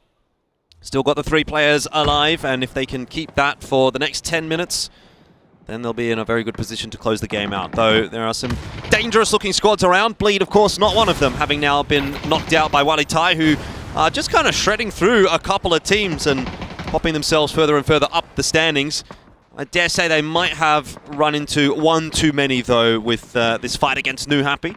Yeah, 7 kills, still a really good run for them. Let's see what this M249 on the side of Latte can do, but as a 1 versus 4 against New Happy, and they're pushing. Good damage coming out. Ming down to 21 HP. That's 1 knock. Yeah, Ming very low as well. The molly not quite going to spread far enough. Latte, the longer this lasts, the worse as it gets. Snan starts to push into position as well, and now the util getting tossed across. He's doing a great job, though. I gotta say, with his M249, he's kind of making New Happy sit down, get on the ground, and then potentially get buried as well. Ming will save the day, but New Happy did lose 1 in that exchange. Likely to. I don't think they're gonna get long screw picked back up. We'll see what the remaining 2 can do as they push up this hill, back onto Howl, back onto the Virtus Pro, and Na'Vi. European teams fighting in from the south side with, again, Falcons, that high ground. 3 kills for them so far, and they are raining terror on Na'Vi. Yeah, most definitely. Gonna play it slow and steady, though, by the looks of things, Falcons. That's a nice grenade in onto Code Marco in the smoke. He'll be a dead man. Should be a confirmed kill for Falcons in just a moment. And where does the zone pull? Straight on top of VP. Is this yet another Game 1 victory for them in the making? They're picking up the kills where they can. 6 kills for them so far. 2 knocks just there. Yeah, 2 more. Lucarux is farming that damage, farming those kills. Cerberus, if they can go for the revives here, it's not looking likely. The smokes do not block bullets. And that tree doesn't cover as much of their models as they would have hoped. Bit of movement and shaking to be done here for Falcons as well, and it's a lot of open territory in front of them. We'll try and get as much damage down as possible before they do have to move their way down off of their perch. Counter damage coming out. Virtus Pro making sure that they control all of their angles, and they at least remind teams that damage goes both ways. They need to make sure that they don't overextend one way or the other, though I do appreciate Lucarux is running out to throw some utility at a couple of the remaining teams on the west side. TSM pushing in from the north. 4 kills for them already, still 4 up. They could also make a good round of this. Yeah, I like what's been put together here by TSM so far. They seem to be moving through the map pretty nicely. Lucarux, have you overstepped? He's gone down to the tree, and there's just no safety at this point in time anymore. VP, have they bitten off a little more than they could chew? Trying to take control of the map. Nixie with the knock on to Purdy Curdy, and nade into the smoke, not quite going to go deep enough. Alo going to have another crack at it. That one looking a little better. Does a little bit of chip damage. It's still not enough, but Quizzy was spotted by Sololzi. And that seems to be Virtus Pro perhaps making an earlier exit than we'd anticipated. I appreciate going for the revive, trying to stick it. The drop-off of power from 3 to 2 is quite impactful. And at this point, Nixie as a solo is just going to be farming placements as much as they can. But TSM versus Cerberus, now they face off against each other. Sololzi comes out on top of the last player remaining for Cerberus. How much longer can he last? But with New Happy also angles on the north side, it's a lot of damage onto TSM. Yeah, Luke 12 got picked off on the backside as well. He was kind of the one in the 3-1 split of TSM. As the rest of the boys pushed forward, he was collapsed upon by New Happy. So TSM are down to 3, maybe 2 if they can't get that revive. There's a push coming through from Sololzi and from New Happy. And obviously, with all that in mind, Gustav. It is Falcons you'd think that are now going to dominate the rest of this lobby. They're the only team with any real strength left. 4 players alive. Yeah, I mean, it is looking like a Falcons win on that alone. The terrain is also fairly advantageous to them, and not to mention everyone else on the west side. I don't know if there are going to be that many victims left for Falcons to clean up after this fight, but we'll see what TSM, how they can sort of revitalize themselves. They got the revive, they're still at 3, and the clearance of Sololzi makes it only 6 teams remaining, but Alo knocked once again. Gap closing, though, with every moment that passes. Virtus Pro continuing to put in the work. Mime will finish off Hakatori, who was out in the blue from Na'Vi, so more placement points on offer now for Virtus Pro. And Nixie will be hoping that, you know, a top 3 finish here somehow is going to keep that gap going smaller and smaller. Look at this sweep by Falcons. They're leaving Mime to anchor in on the east side, but everyone else is sweeping on the south. They saw Ruin in a vehicle just moments before, and again, they're trying to make sure they can establish those crossfires. They know where Nixie's playing at. They know where TSM and New Happy are all going to be playing from, so they're making sure that with the 5 kills that they have already, Falcons put themselves in the best position to get the chicken dinner. Most definitely. That's the aim of the game. Would securely keep them inside of the top 8, and probably even put them into the top 5. Could do. Or at least close enough to it. It's been a pretty solid game from Falcons that really hasn't felt like they've been pressured all that much, and they've taken a lot and run with it. Nixie back inside of the shack. He's going to have to be pretty careful because TSM are pushing their way forward. They have managed to get 3 players back, so TSM could still be a threat in this game if they can clear up Nixie without loss. See how many grenades TSM have left. We know how strong they are with the utility, basically introducing the grenade meta, at least to the Americas. Now TSM, though, they need to be aware of New Happy that's still on the north side. If they focus too heavily on the solo of Nixie or perhaps even get distracted by Ruin to the south, never mind, they're aware. December 12th gone down. It's all into Ming Ming trying to with the long-range spray. 2x on the AUG. Can't quite get the knock. Oh, and Ming Ming did actually manage to find Alo eventually. Be a bit of a headache for TSM. I can see he's been tagged down after getting knocked as well. So it's actually going to give enough breathing room for Ming Ming to go back over to December 12th for the res. New Happy will maintain as a duo. But Falcons have to get on the move as well. Zone's going to be starting to push them. Rello and Mime moving their way forward. Slowly but surely down the hill. Everyone's just getting to the zone. Again, just the terrain, the lack of cover, very problematic for a few of these different teams. Kurt eyeing up towards Ruin. The smoke is already there, I imagine, for Ruin's survival. Continuing from now, and then Falcons. They didn't find the damage, the opening that they wanted to the south, and so they go back towards the north. I think New Happy have spotted this one out. Ming Ming is checking that TSM isn't wrapping from the opposite direction, because that could be disastrous.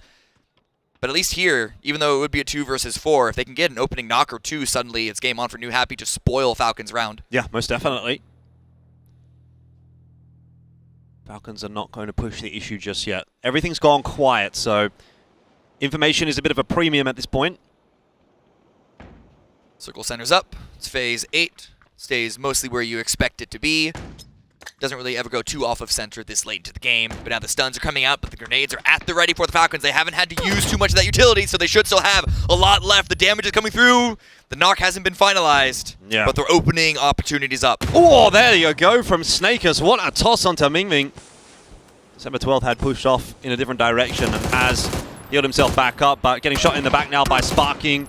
Nade from Rello will finish off Ming Ming. Extra point on the board there for Falcons, and Mime out in the blue will spot December 12th and finish him off, and that is into the top 4 for Virtus Pro, Falcons, TSM, and Howl. The confidence of Mime to go into the blue this late into the game without a jammer pack. Knew exactly where the remaining members of New Happy were, and now they can play as 4v3v1. We'll see how much further Nixie can take this. Could spoil a kill or two. Also, of course, don't forget about the solo of Ruin. They're still on the southwest side. Playing on the low ground, hasn't really been doing much, hasn't been pressured much, but who knows how much longer they can survive. But again, with New Happy going out, now Howl going out again and again and again. We're looking at VP, and we're seeing them still alive into the top 3 for the placement points. It's big news. Yeah. And Falcons kind of have their attention turned on TSM at the moment. Nixie is definitely not opening that door under any circumstances. If Falcons and TSM fight, that is exactly what Nixie wants.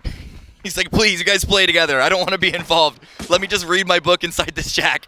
Falcons are going to be making sure that they can spot out something through the windows, similar with TSM. But yeah, absolutely, the attention is going to be traded across the two Americas teams. I'm sensing a VP second here, to be quite honest with you. We'll see. Yeah. But he is definitely not going to have to move. Yeah, I mean, you'd imagine if TSM had the grenades to throw through those small little windows, they would have thrown them already. Yep. I mean, no grenades there for Falcons either. They have a few Molotovs, to be fair, but not really in a position to throw them just yet anyway. We're back to the Bronze Ages where it's just bullets. No more of that fancy utility that the new kids are playing with. It's all about clicking heads at this point. That's right. Not too many heads being clicked, though, so far. Ooh, but watch Alo. He made it a little further forward than I expected. Could try and catch Snakers off guard with Sparking. Head peeking around and being a bit of a distraction. Ooh, that's a good shot back in the other direction, though, from Snakers. And Flood is starting to rotate his way across as well. Blue at the back of Sparking. Here goes Alo. He's making a bit of noise. Still not sure that he has been heard and decides to just back off. Mime's pushing his way down as well. That is going to be an unfortunate choice in the end because Alo will pick him up for free. Purdy doing his best to scout. And Nixie still hiding in the shack, doing absolutely nothing as Falcons and TSM go at one another for blows, and somehow he survived. How? He was stunned, and now he's going to deny his point at the end. And it's going to be a Falcons victory, and it's going to be a 9-kill round. But Virtus Pro getting second place off of that with E-Arena and Twisted Minds. Low scores for them. This is a much different start than I think a lot of people expected. That just went from 0 to 100 in like the click of your fingers, really. I wasn't too sure what was happening for a second there, but TSM, I think, recognizing we're not actually going to win this. Let's try and dig out the guy in the hut. Obviously didn't work out, but probably not the wrong play, all things considered. Still, Falcons with a big win to start the day off. Oh man, really good game for a lot of teams that are in the middle of the pack. And again, reminder, PGC points and of course just money from the placement are something for everyone to continue to play for. For Virtus Pro, they might not have won, but they still got a whole lot of points and they're up in the mix.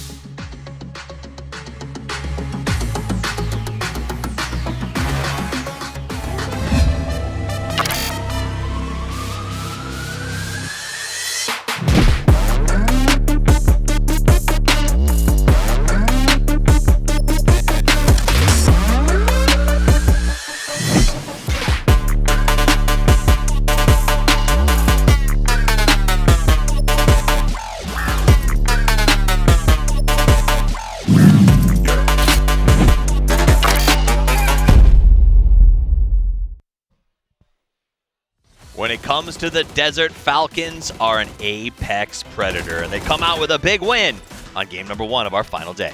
And with a really good kill count. And that's what I was concerned about with Falcons. It felt like they were kind of struggling in their firefights. Yeah. Finally finding those kills. And this was a big match specifically towards the end game between TSM and Falcons because they've been neck and neck on the leaderboard. Two teams that are very comfortable with fighting True, each other. true. Long history between these teams. And through that whole bit, Virtus Pro had plans. That was the most constructed, I would say, I guess, elimination of yourself that you could ever see. He was out here playing Rust where everybody else was having that fight. He was just like, you guys keep doing it, don't worry. I love the fact that he just already had the gas can set and ready to go. I didn't even see that until the very last second. Had it stuck there, but it was nice. He put it behind the board so it wasn't somebody else that would set it off. It was a great little move, and I think I respect what Sparking did. He said, okay, well, our time is done. I'm going to go in the air and try to get the free kill that we know has been sitting here the whole time.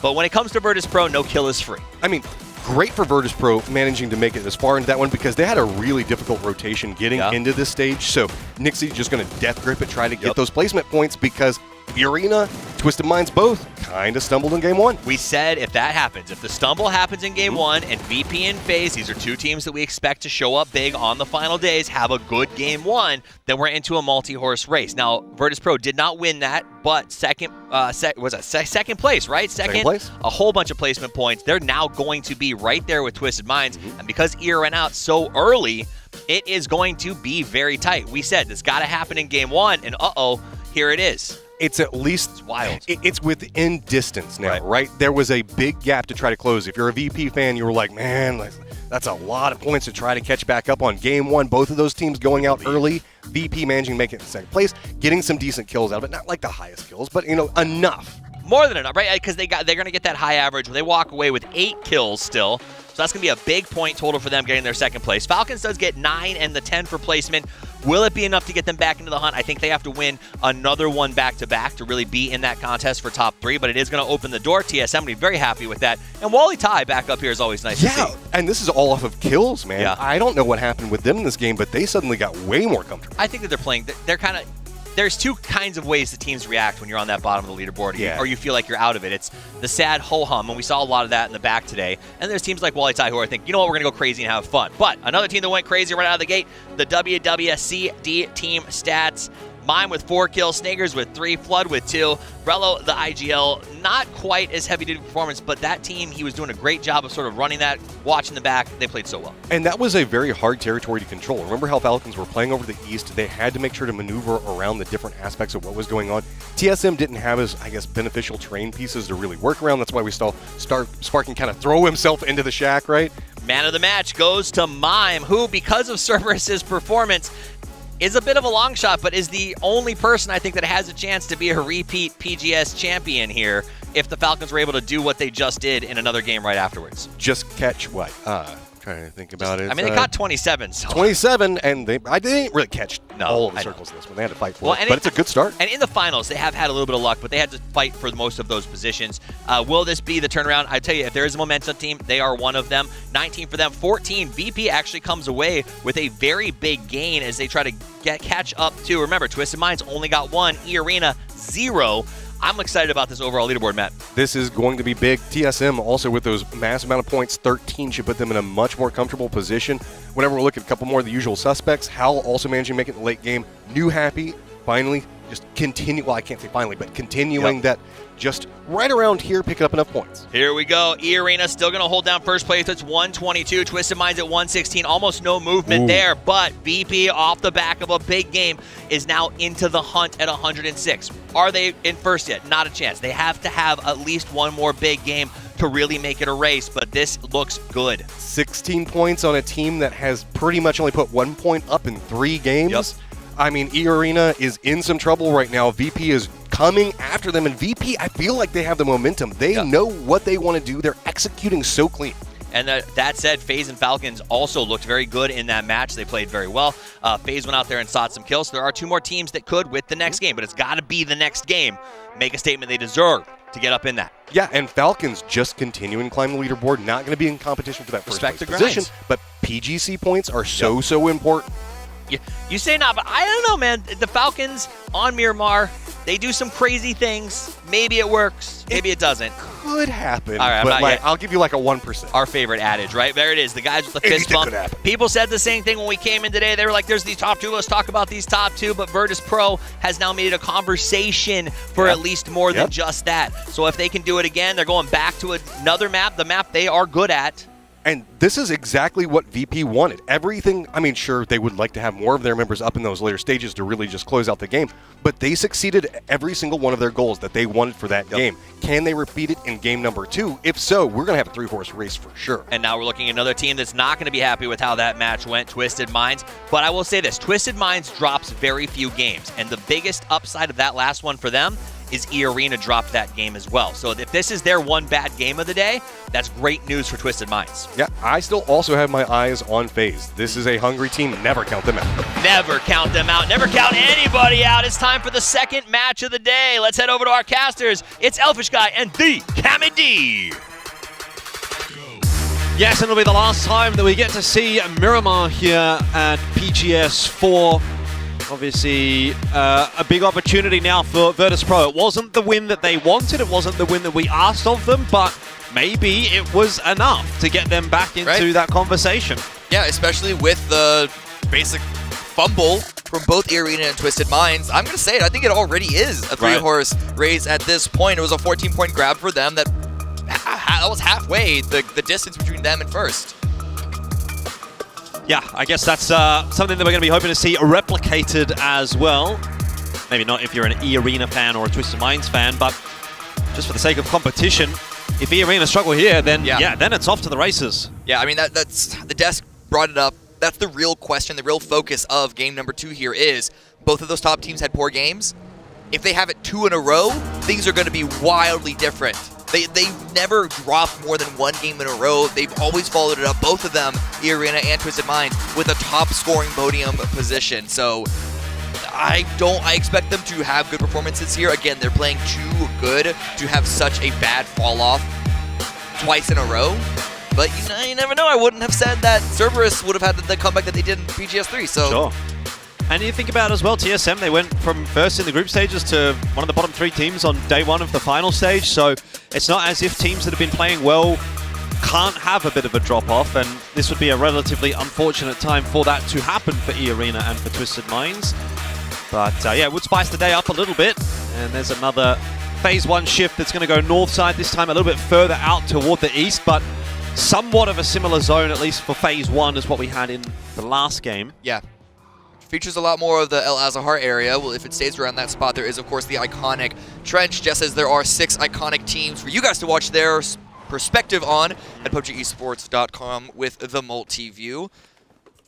And we'll see how they rotate into this El Azahar area. Do we have more teams try and fight the Falcons for that Hollywood sign position? Probably not, because it's on the edge, so who knows how impactful it's going to remain in this game. Surely they can't get that shift twice in a row.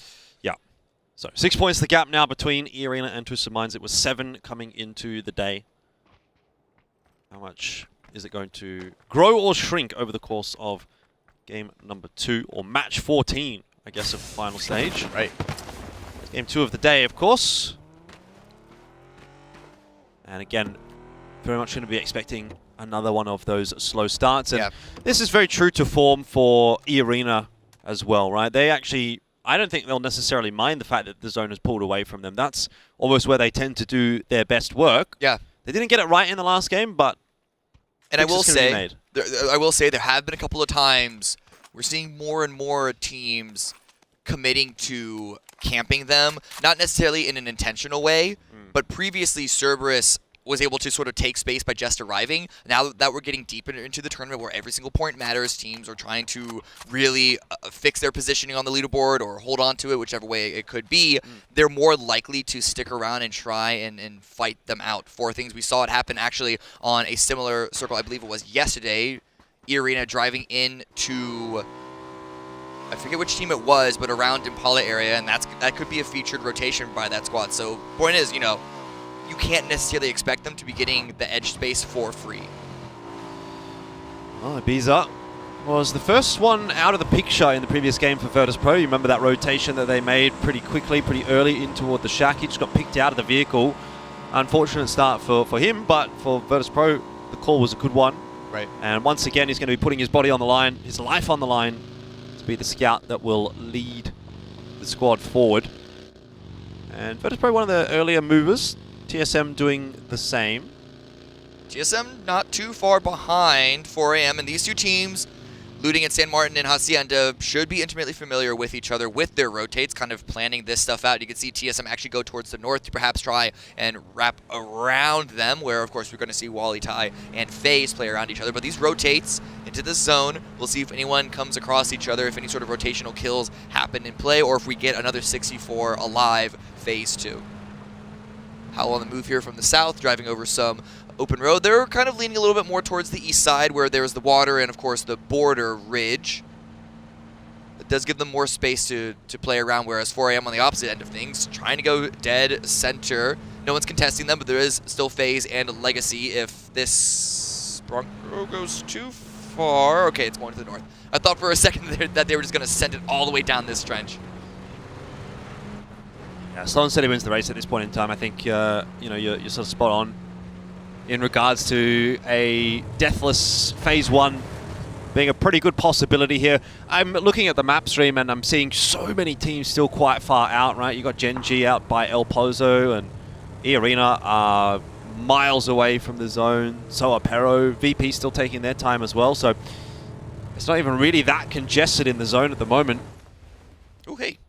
Zero will take that. What do we get? A FAMAS. Okay, okay. Not exactly the best weapon to get from a crate. Certainly better than any other 5.56 that you can find on the floor. So as you can see, he's going to take it. A lot of players weren't the biggest fan of that weapon when it first came out. That fire rate seeming to be just making it very difficult to use. But of course, after a couple of trial runs, these players, they're good enough that they quickly learned how to handle that kick. Take what you can get. Yeah, and I think Zero already had 5.56 weapons in his backpack, so really easy swap over. Yeah. Love to see it. Well, New Happy are also making slow progress. Virtus.pro keep checking in with them. It's always good to see where they're at. They were about 30 points behind first place going into that initial game, and now quite a significant drop-off in that number, about 16 the gap, so that's a good pickup from Virtus.pro. Definitely makes it doable. Yep, and they run into New Happy here, a couple of shots. VP instantly pull away, don't want to overcommit into the send. They're coming in from the edge at this time. They should know that they're not going to be fighting for a center spot, so again, the second they receive any defense going their direction, just pull off, wait for phase 2, find a different spot to feed in, and they're going to do just that. As well, 4 AM, they're going to continue to move around. They're actually all the way north of El Azahar. They swung through TSM, through FaZe, and now they're pushing up against Navi's positioning. Hakatori out in the open, running away from the vehicles that he heard arrive just below that ridge. Yeah, Ferris is very far spread as well. I think he's got a bit of a sight line onto this setup from 4 AM, and that'll be where the information is coming from. There it is for Hakatori. Spotting 4 AM on their way out as well. E-Arena, I will just point out, by the way, are sitting in a boat out in the water, doing absolutely nothing right now. Oh, that is interesting. It's just Larix. Oh, it's just okay, Larix. so Larix is scouting out, kind of trying to copy Na'Vi with Navi's glider play, but a bit of a different spin on things. But with that zone, I could see that being a useful tool, for just finding a different angle, some information to have a safer edge of send. But Navi looking back on them for a brief moment. Well, the fact of the matter is E-Arena are going to be rotating along the coast, so any information that you can get on positions of players on the hillside or on the coast itself, yeah, look at all this pretty info. valuable. Yeah, this is actually a lot of info picking up, being able to spot New Happy way in the distance, the little small ants running around on his screen. We can see it clearer because we have the yellow outlines activated in the observer side of things. For Larix, it's just going to be some small little black dots, but the vehicle is certainly going to make it a bit more obvious. Yeah, very low risk from a play like this as well. You know, who's really hitting a shot like this, let alone multiple enough to knock Larix out? Also, who's even looking this direction? No, surely nobody. Now, if Larix starts to shoot, then maybe. It's a bit of a different story, as you can see. He's only using that scope as a bit of a binocular, as it's not just New Happy, but also Petrichor Road in that area, blocking E-Arena's access into the zone, as we see Bleed come in from the northwest side of things, getting close to Wally Tai. Kiss, I believe, was just taking some shots, as is Latte, and looks to be more of what we call peacocking, which is, hey, we're here, don't crash us, you don't want to fight early, do you? But Bleed aren't being deterred at all. They're continuing to push up this position. Seymour up first, Kiss is backing away, Latte not going to be too long behind.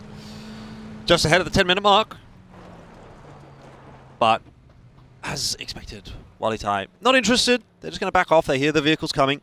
A few shots coming out from that barrel, but no connections really, and Wally Tai will be happy and healthy for at least the next minute or so.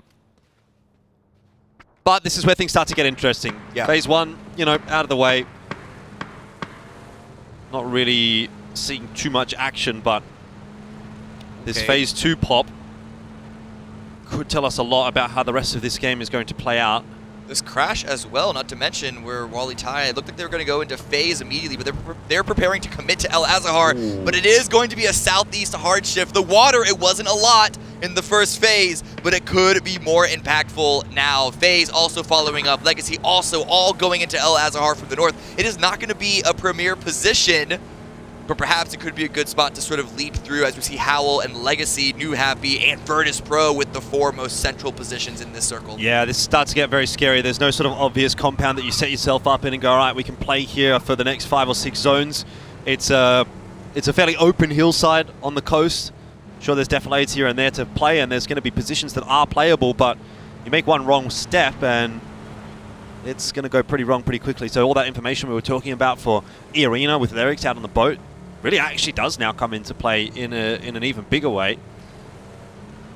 On that mini-map, or on the map feed, seeing a lot of teams out toward the western side, pushing their way in. Flood has been taken down, first kill of the game. Made it past 10 minutes, so Flood Pickers and Fantasy, it's not too terrible, but still Falcons having the win from the previous round. Going to make it a bit harder for them to repeat that, already down to 3. Yep. A good pickup by Howl to find that, as we do see Wally Tai again. They rotated through El Azahar, up that ridge, facing off against Legacy now, but Tycon Cerberus going down instantaneously. Twisted Minds could be the start of their run, their return to form after their disappointing 1-pointer previous game. Yeah, another big split from Cerberus, and they're going to be punished for it. Tycon will not be getting back up. And that is another point for Twisted Minds when it eventually does get confirmed, which will mean they are now only 5 away from E-Arena. It's slow going, but they're going, that's for sure. Some shots in from RBN of Legacy onto Wally Tai. The nade, bounced off the rock, I suppose, and Kiss thought he was going to be in a bit of trouble there, but the nade was not cooked for long enough. We also saw some third-party shots from FaZe, and I think 4AM might also have some angles from the low ground to the north of this one. So it's not a free fight. You can see the lack of commitment from both of these teams, but Megalos does find the opening knock in this engagement against RBN. Not going to have much more of an opportunity to follow up on it. Perhaps it'll be Kiss up over the top. They're inside of the smoke. If he had a nade, which he does not, he could cause some problems. Though the Molotov, the toss was not too bad. It's just, well, landed very short, actually. Never mind me. Still unique. Over the top, he's got them both. RBN and LFP will not get out of the bowl. And as soon as they step out of the smoke, they are in danger. There's no doubt about that. Legacy might just have to leave them for dead. Yeah, really good follow-up by Wally Tai. Legacy tried to group up with the rotation of Gizero, but it just wasn't enough covering fire. That bull position, even in the smoke, was very, very vulnerable, and so good for Olitai to take advantage of that positioning of their high ground lead.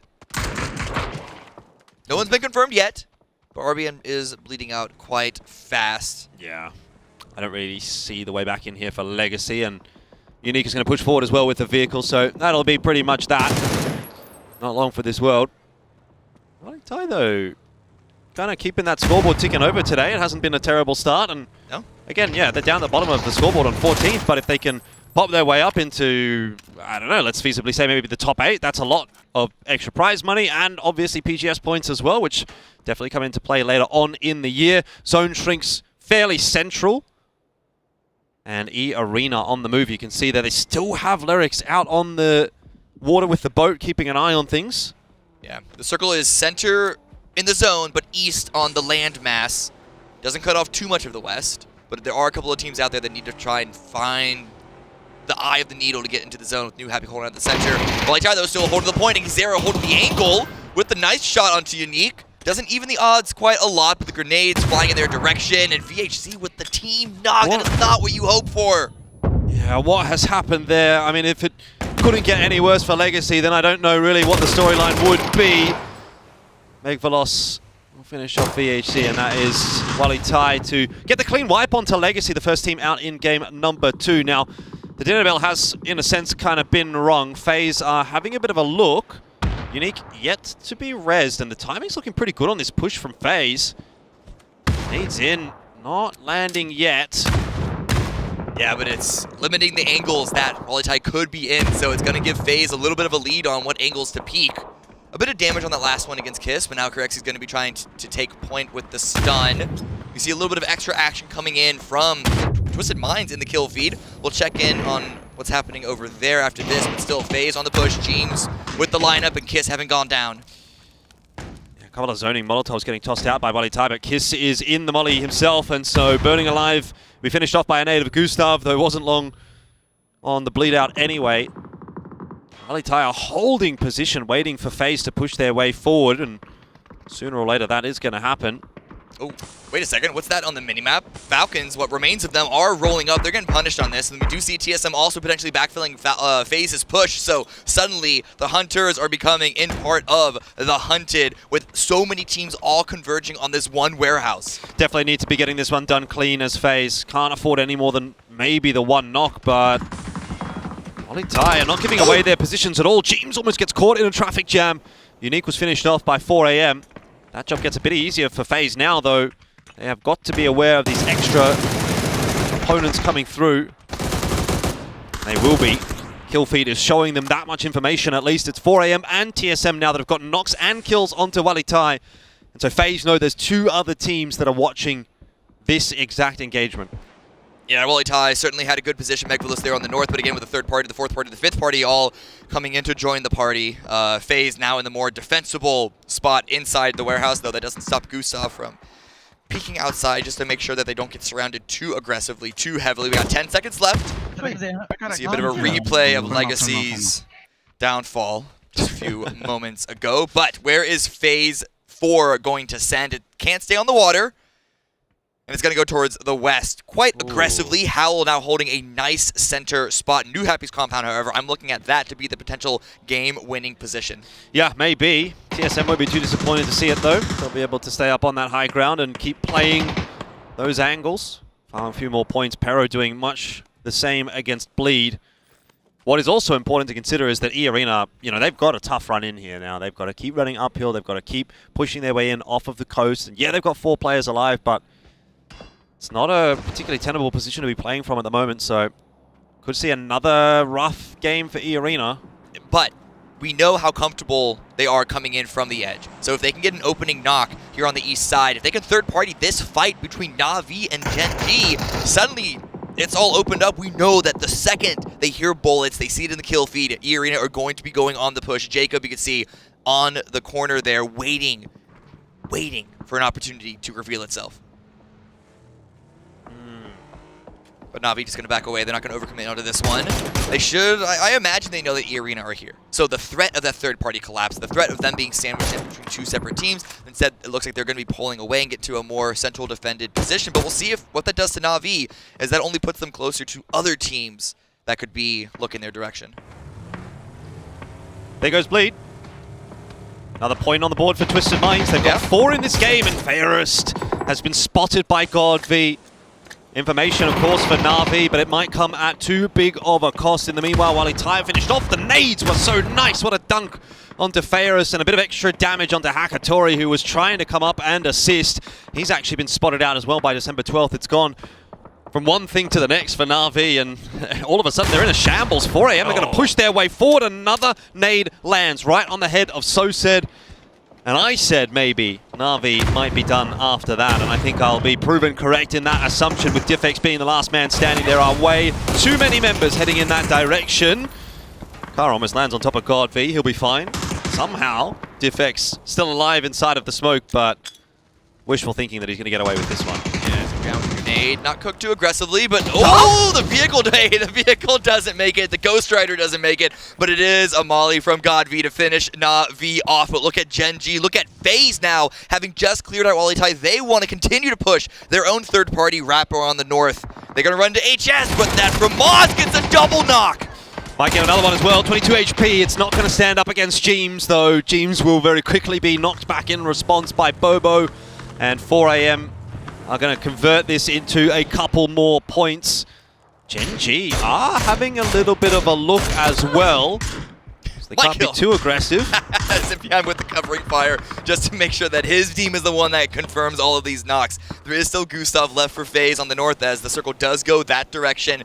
Gustav just retreats back to where FaZe came from. But this, with the circle, 4 AM might be following up to finish what they started against FaZe and get the full wipe on that squad. Yeah, I mean, I don't hate the idea from FaZe, right? It looks like a very aggressive move. They've tried third-partying a couple of fights this game, but when you're at 89 points and first place is at 122, you kind of have to take some risks. Like, it's a high-risk, high-reward playstyle. If it pays off, people are going to be like, "Wow, FaZe Sunday, these guys are the best. They do it all the time." Yeah. If it doesn't pay off, well, you know, you're still in a pretty good spot here to sort of battle for a top 4 placing. I respect it as a choice. Yeah. You can't always expect a double coming out of a FAMAS on sends that you make. So definitely more on the side of a good defense by 4 AM than a poor decision by FaZe. I agree wholeheartedly. But in the game that we still have in front of us, 12 teams alive. Cerberus trying to push their way forward. Grenades coming out on Twisted Minds, who again, need to remind you, 4 up and 4 kills. But now Genji as well. Petrichor Road swinging into this little valley. How is he still alive? He's been taken down finally by the vehicle blowing up. Barpo gets that job done. The rest of Perry, though, have been given enough time to push their way forward here, and they might still be able to win this fight against Genji. It was a very near thing, but I tell you what, it will end up being is some more points for 4 AM as they come charging through this game. And now E-Arena, they are third-partying. They are finally getting activated. They don't have the big downside of being on the aggressive low ground that they were previously before, and the grenades are flying into 4 AM's position. Killfeed popping off. Twisted Minds have lost 3 players very quickly. This is E-Arena, if they're watching it, sensing the opportunity to build a bit of a gap, though. They're still going to have to get past 4 AM, who are on a bit of a tear in this game. They've lost Lerix. He's down on the floor, needs to be res. Time a factor as well, as the blue zone will start to push shortly. The smoke is allowing Zizzy to cross as they're able to get their teammate up. The spray comes out. GodV dropped very low, but almost only counts in horseshoes and hand grenades. It's not a knock yet, but it does at least open up some space to push forward. They have a ridge, they have the shack, and they're running out of grenades. Yeah, VP also falling at the hands of TSM, so this is where E-Arena can really run away with things. It's a tough cross to make, though. I mean, 4 AM hold all the cards in this engagement, though. They've kind of been corralled into one bowl, and E-Arena are doing a good job of controlling the terrain, finding angles, kind of encircling in on them. Nades getting tossed in as well. That one doesn't quite bounce far enough, though the flashes are definitely getting there. Zizzy pushing his way forward will get that first knock onto GodV. Bobo down as well. Zizzy for 3! And that will certainly open the door up for E-Arena. That is a big fight to win. 4 points on the board for E-Arena. 4 AM out in 9th means E-Arena is now into the placements and they can start to build upon the lead they've got. Absolutely. Good run by them. Again, waiting for the perfect time to get activated. And they can keep themselves up as for the shift pulls away from them. But they're going to have a little bit of high ground to play around with before we have to go into the low ground where there is a crate in the dead center of the zone. But I don't think there's going to be much cover. No. Certainly not. Cerberus on their last legs at the moment. Hisaki, Himas down pretty low. Going to be given a brief moment of respite to heal back up. New Happy also 4 strong at the moment. They had Longsker peek towards the north during that fight of E-Arena and 4 AM, but going to pull them back. And again, just try and play from this compound. 2 kills for them. I would say that I'd like them to be more central, not be so hard on the edge this late into the game, but again, like there's not that much to play with to begin with, so defending from all the other teams in the south, really trying to use the open space on this road, the open sight lines to their advantage, because we still have Cerberus, we still have Howl, we still have TSM now joining the party down here. Yeah, TSM are looking pretty good for this game, though. This shift has, I think, caused some problems for them. They've got a lot of moving to do, and they've got a lot of ground to cover. There is a bit of defensive terrain in front of them, but it is being occupied by Howl, who also have 4 players alive, so unless some cross shots come through, I think that was from Gustav. Yeah. Ruin almost getting knocked. The last bit of high ground available for FaZe, the last player for FaZe, but the Mad not going down yet. Kurt's been dropped, the counter grenades from both sides of things. And that's a great land. Totally unlucky for TSM on the cross, and another one! It's all onto Luke. Last one standing. Do you go for the revives? Do you go for the grenades? Virtus.pro go out in the meantime. But Howler holding onto this edge. He can't very go. well. He can't go for the revives. There's surely just no way. I mean, he might be able to get Sparking, but the other 2 are donezo. Alo already has been finished off. Some great util work from Howl, though. I wonder if they've bitten off more than they can chew, because Cerberus now looking to activate. Blue Zone nades getting tossed on in there as well. Down to what looks like 1 HP, runs away from a blue zone grenade. Perhaps might have a jammer pack to stay alive there, but Cerberus, they can't cross the road. They're using a bit of a dip, a bit of a defilade to their advantage now. Oh, now they're causing problems for TSM as well. No one on this side of the zone is getting away with anything for free. Sparking ducks down for a brief moment. Luke's going to have to find another angle, and he also has to lay down prone to heal. It's tough going for TSM. They're trying to make that run, and it's just not working. It never was going to work. If they got past Cerberus, they would have run into Howl. Well, don't count Sparking out. Potential 1 versus 2 with Ruin distracted on the south. Sending bullets towards Himas' direction. And TSM are still in. They could still go for the revive, but it looks like Falcons are going to be ending their story as the circle goes towards the south. Sparking's not giving up just yet. Ruin's been knocked. Sparking's playing very patiently. Howl have got bigger problems, though. Cerberus are still looking to try and get across that road and cause a ruckus. Kepa spotted out by Hisaki as well. This is just really unfortunate for Howl, because they were in a great spot, but then they got stuck between a rock and a hard place, and multiple teams looking in their direction. Cerberus now have been brought to the attention of New Happy, and at this point in time, now it starts to feel like it's New Happy versus E-Arena, and who can clear out their side of the zone first. Set themselves up for success here in game 2 of the day. Not even considering the revive on Sololzi. That pressure from New Happy was too much to contend with, as we see Gustav out in the blue, pushing in behind Team Falcons. This could catch Snakos or Rello off guard. They're not looking that direction at all. Rello is getting some more knocks against E-Arena. And then still, Gustav, oh, the shots fire off. It's going to be the information. Falcons immediately turning around. It's going to be him as that finds the knock there. But how do Falcons get out of this high ground? I'm not sure that they do. If E-Arena are keeping an eye on things, though... Sololzi? Wait, they actually went back to grab Sololzi. No man left behind. New Happy perhaps a little unfortunate of letting that gap open and available. They're still 4 up themselves, and E-Arena, well, I don't think they're going to be able to given that luxury. But the P90 from Zizzy, so much damage, best gun in the game. Yeah, Rello down pretty quickly. Snake is just going to have to hide inside of that smoke, but it's not really the cover that you want.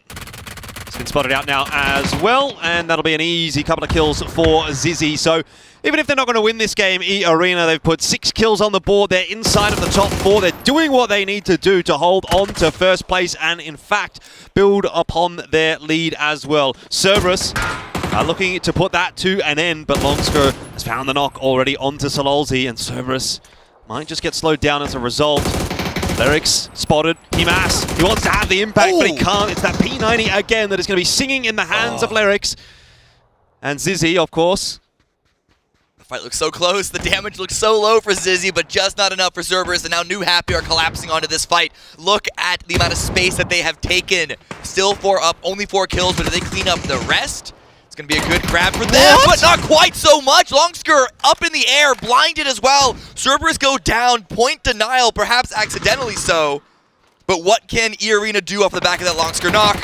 He wants the extra point. He wants to get that kill still. Zizzy, he didn't know that there was another New Happy member standing right next to that rock. I mean, is there still a world where E-Arena can win this one? If Zizzy pops up with that P90 and takes down Ming Ming, maybe.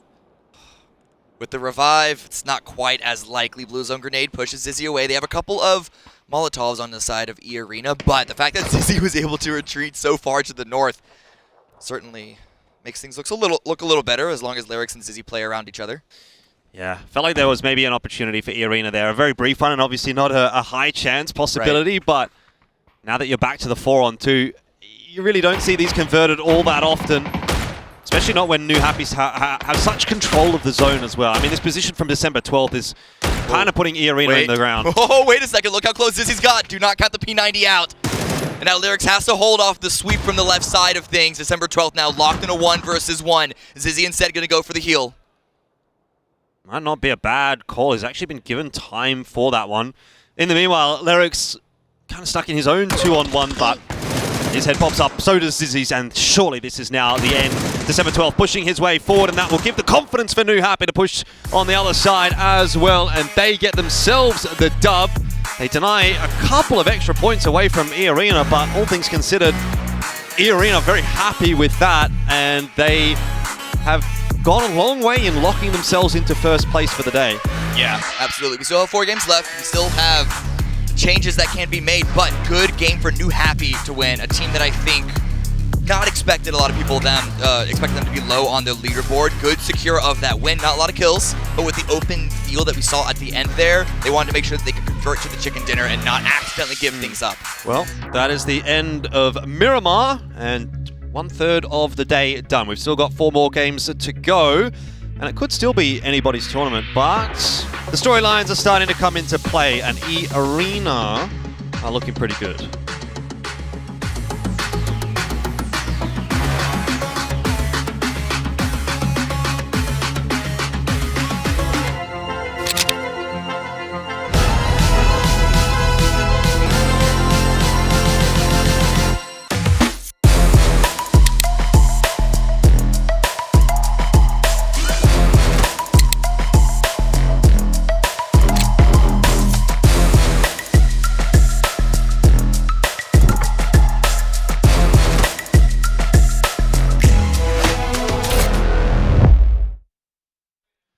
The race is on to get as many points and as much cash in your pocket as you can.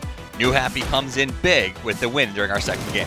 Almost feels like the race is just to stop tripping at this point because we keep seeing opportunities arise, but E-Arena somehow weathered all of their bad games and finally found a big one. You know, they did such a clean game. They got late game, they got those kills, but it all started off with that sort of boat scout that we saw there on the south. And it kind of felt when you're watching like, oh my gosh, they're being so passive.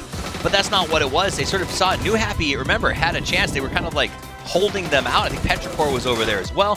And they used that boat scout to wait. And when those teams finally rotated in to get away from the blue, then E-Arena does what they do best. They slip in behind everybody, find a really good spot, and then win the fights from there.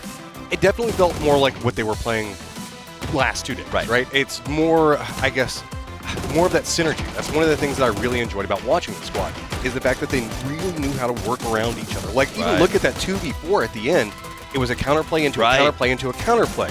And while it's great for New Happy to finally find a way to pick up some kills, and also Cerberus, they found their keyboards. That's good to see. Here's the problem with Cerberus right now. I'm glad that they're doing that, but so this is what happens when Cerberus doesn't have anything to lose necessarily, is they're looking to get that cash, looking to get those points for PGS, and so they're just out there looking for blood, and that's what we saw. VP had no chance to get into the circle because Cerberus was like, oh, that looks like yummy protein, and went ahead and ate some bear meat, and then just hunted anybody that they possibly could. So that is going to be a very dangerous thing for, I think, a lot of teams in the lobby today, as we progress, and there's not many games left, some of those hunt teams who know, hey, I could pick up cash, literal cash, or PGS points by just being aggressive and capitalizing on teams that are sort of trying the slow grind, it's going to get worse and worse. Yeah, 1,000%. Because, like, specifically the middle of the pack squads, I think you can see starting to come alive. We've regularly seen Falcons, TSM being involved in a lot of what's going to be going on. I mean, even New Happy starting to find some successes, picking up this game, finding a couple more kills. Still not the highest kill count games, but they're definitely starting to be more involved in the game, specifically in the later stages. What I loved about that end game, besides the fact that, I don't think New Happy could have played that any better, they really handled that 2v4, was E-Arena's comfort. Like, the fact that Zizzy was, like, so comfortable falling back off the rock, they knew all the spots to stop, the fact that he had time to heal and knew to sort of lay where he was, it seems like he's very comfortable with the map positioning, and they looked night and day to those last two games yesterday in this one. There was a lot going on, specifically with the counterpoints on backsides of both of those teams. Like, we had Nan on one side of it that was feeding over a lot of information, December 12th that was doing a counterpoint onto it, holding pretty much the opposing side so that way E-Arena couldn't make any movements. But E-Arena was doing a good job with their one-back man to kind of feed the information over to Zizzy so that way he knew how to maneuver through all of that. That requires so much clean comms. Yeah, no, I absolutely loved watching that end game. It was very impressive. So like you said, Cerberus, big points. Hal also out there doing some hunting, do a little surviving. That's the second game in a row where they managed to get to that late game. FaZe does pull in, but again, they're not coming out with those big points that you'd expect from them on a Sunday. So I'm starting to think maybe we are in this two-horse race, and that's just where we're going to be. And maybe just a one at this point. We'll have to see. I mean, we are got 4 games. We're done with Miramar now, so That's we're going to true. be getting into kind of the thick of it. We've got Tego and Vikindi, where we could see a couple of surprise moments arise as we move through those. I mean, Vikindi can sometimes be very, very hard for some teams to deal with depending on how the circles go. We've seen a lot of open territory in that, and that's kind of been the theme of a lot of our late game circles. Like, a shack and a tree is about all the cover you're going to have, and Vikindi can be that in spades. Absolutely, and that I think will also be the big transition, because we did see a lot of teams doing survival mechanics, tucking into a little divot here or there. A lot of those maps are starting to fall off, and we're going to finish on our angle where it is going to be really how good is your macro, how masterful are your rotations. Look at those top 4 teams. New Happy does get the win. 6 kills. Can be very happy with that. Cerberus back to their old selves with 9 kills and chaos causing throughout the map. I know tons of people are going to be really excited to see that Himas is finding some kills, getting some rewards on that one. E-Arena, you can see a very efficient kills to damage ratio. Look at their smokes. E-Arena had 40. Is that 40 smokes? Cool. Well, good for you guys. It felt like a Rumblers hotel room. Let's look at the WWCD team stats. December 12th, 4 kills. Ming, only 1. Ming, I think, has been a little bit quieter than I'm used to him being. Remember, coming into this, he was one of the top 2 picks. But December 12th stepped up and said, hey, I can manage this. I mean, Ming Ming and Longster, we often talk about, can be a lot of where we see a lot of the firefighting capability come out of that. December 12th, and specifically Nan, really impressed me with their movements. Nan wasn't putting up a lot of big damage inside of that, but he was holding a good angle and feeding so much information to the squad. And I think that damage taken number that we saw shows just how defensively they were played. They didn't have to take a lot of damage. They sort of used a lot of area control. But the man of the match will go to December 12th. It is nice to see New Happy here putting up some numbers, getting back into the mix. I think it might be a little too late, but again, and this is a reminder for everybody, while the race for the top is obviously what the focus is going to be on, PGC still looms large. The fact that you want to get high up in those Twire rankings because you want a shot to go to other events. These are the things that are still on the table, and so every position will matter for these teams when it comes to those things. Twire rankings, PGC points, every single position is going to be so big. I mean, yes, there isn't even the money, so that way you can make sure that you can be living a bit more comfortable in each round. So it's going to be a lot bloodier whenever we look in that middle of the pack range, as everybody's going to be striving for whatever they can get. New Happy, though, going to be walking away with 16. Cerberus, hello, it's good to see you. Going to be getting 14 to work with. E-Arena is the issue for so many teams, picking up 13. Cerberus is the prime example of what you just said. 14 points is going to move them all the way up to 12, and because of the close pack, when you talk about that sort of chase group, the 78 all the way down to 65. Really, I would say Cerberus because they can put up big points at 59. That's a pretty big come up both in money and points, as well as possibly Twire rankings. Above that, we still have a pretty tight race between the Falcons all the way up to VP, sort of in that combat zone for who gets the big money, because that third drop-off is pretty big. I mean, we still have 4 games to play. Last place, Walitai is going to have 49 points, and whenever we look at that, just a couple of big games could put them all the way over onto the left side of the leaderboard, provided nobody else does anything. Very big games. There's a lot of opportunities for a lot of these squads just due to what we've been seeing up at the top of it, with what's been going on with E-Arena, Twisted Minds, and VP, and the amount of points that they've been able to pick up. Yeah, I think the big story right now is E-Arena and Twisted Minds as we go into the last 4 games of the day. Twisted Minds off the gas just a little bit in that game, needs to pick it up because E-Arena seems to, I don't want to say master, but they have a very good handle on this sort of wait to see how the map is developing and then find some way to get in there and pull some points out of it. And they're willing to take the risk. Now, that first game, they took that risk and it didn't pan out. We lost them very, very early, but they make up enough times that I think that we can't let this gap get bigger if you're Twisted Minds. One of the things I really like about E-Arena is they have done so much homework. You can see that they know where a lot of the regular ending zones are going to be at. Well, we're going to find out how well they do when the map changes. The race is on. We'll be back just a few minutes with map number 3. Don't go anywhere. This is PGS 4.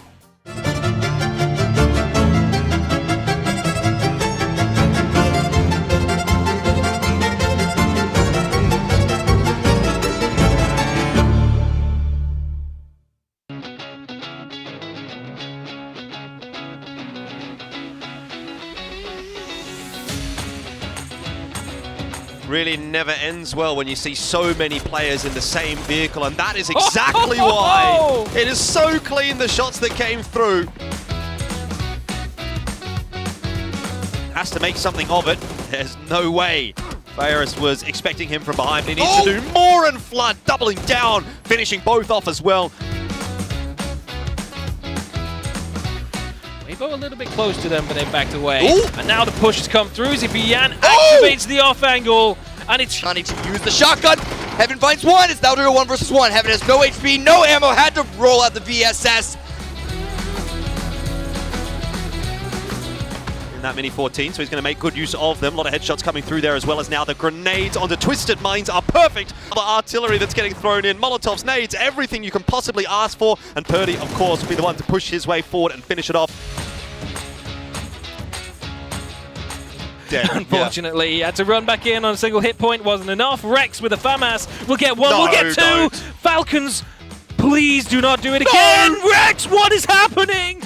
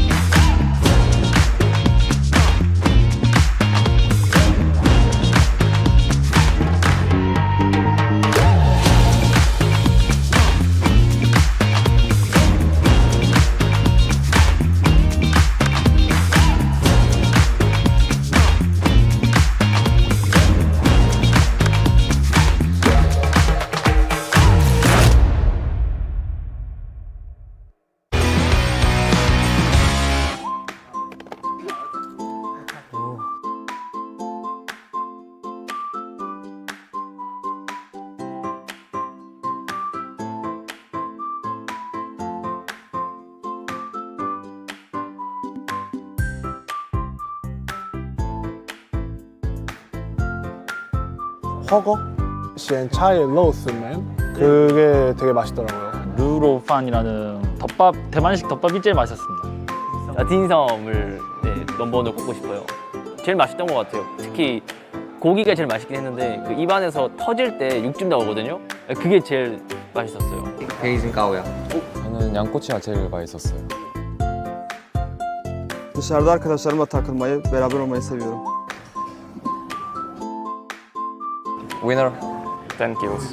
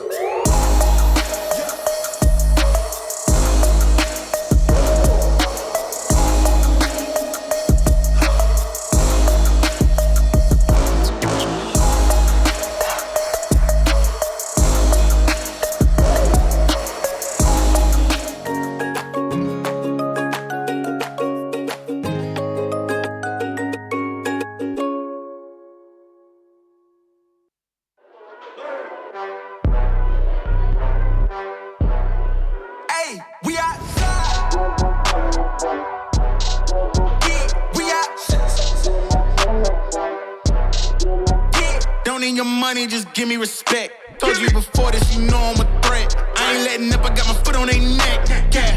In other words, you know that we about to kill it. I ain't for the talking, I said it, you know I did it. Putting on the show, the world is about to feel it. I know they're getting scared when I tell them that. We outside.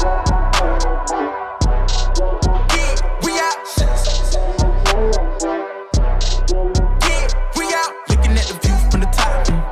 Get into the bed, don't stop. Get into the bed, don't stop. We outside.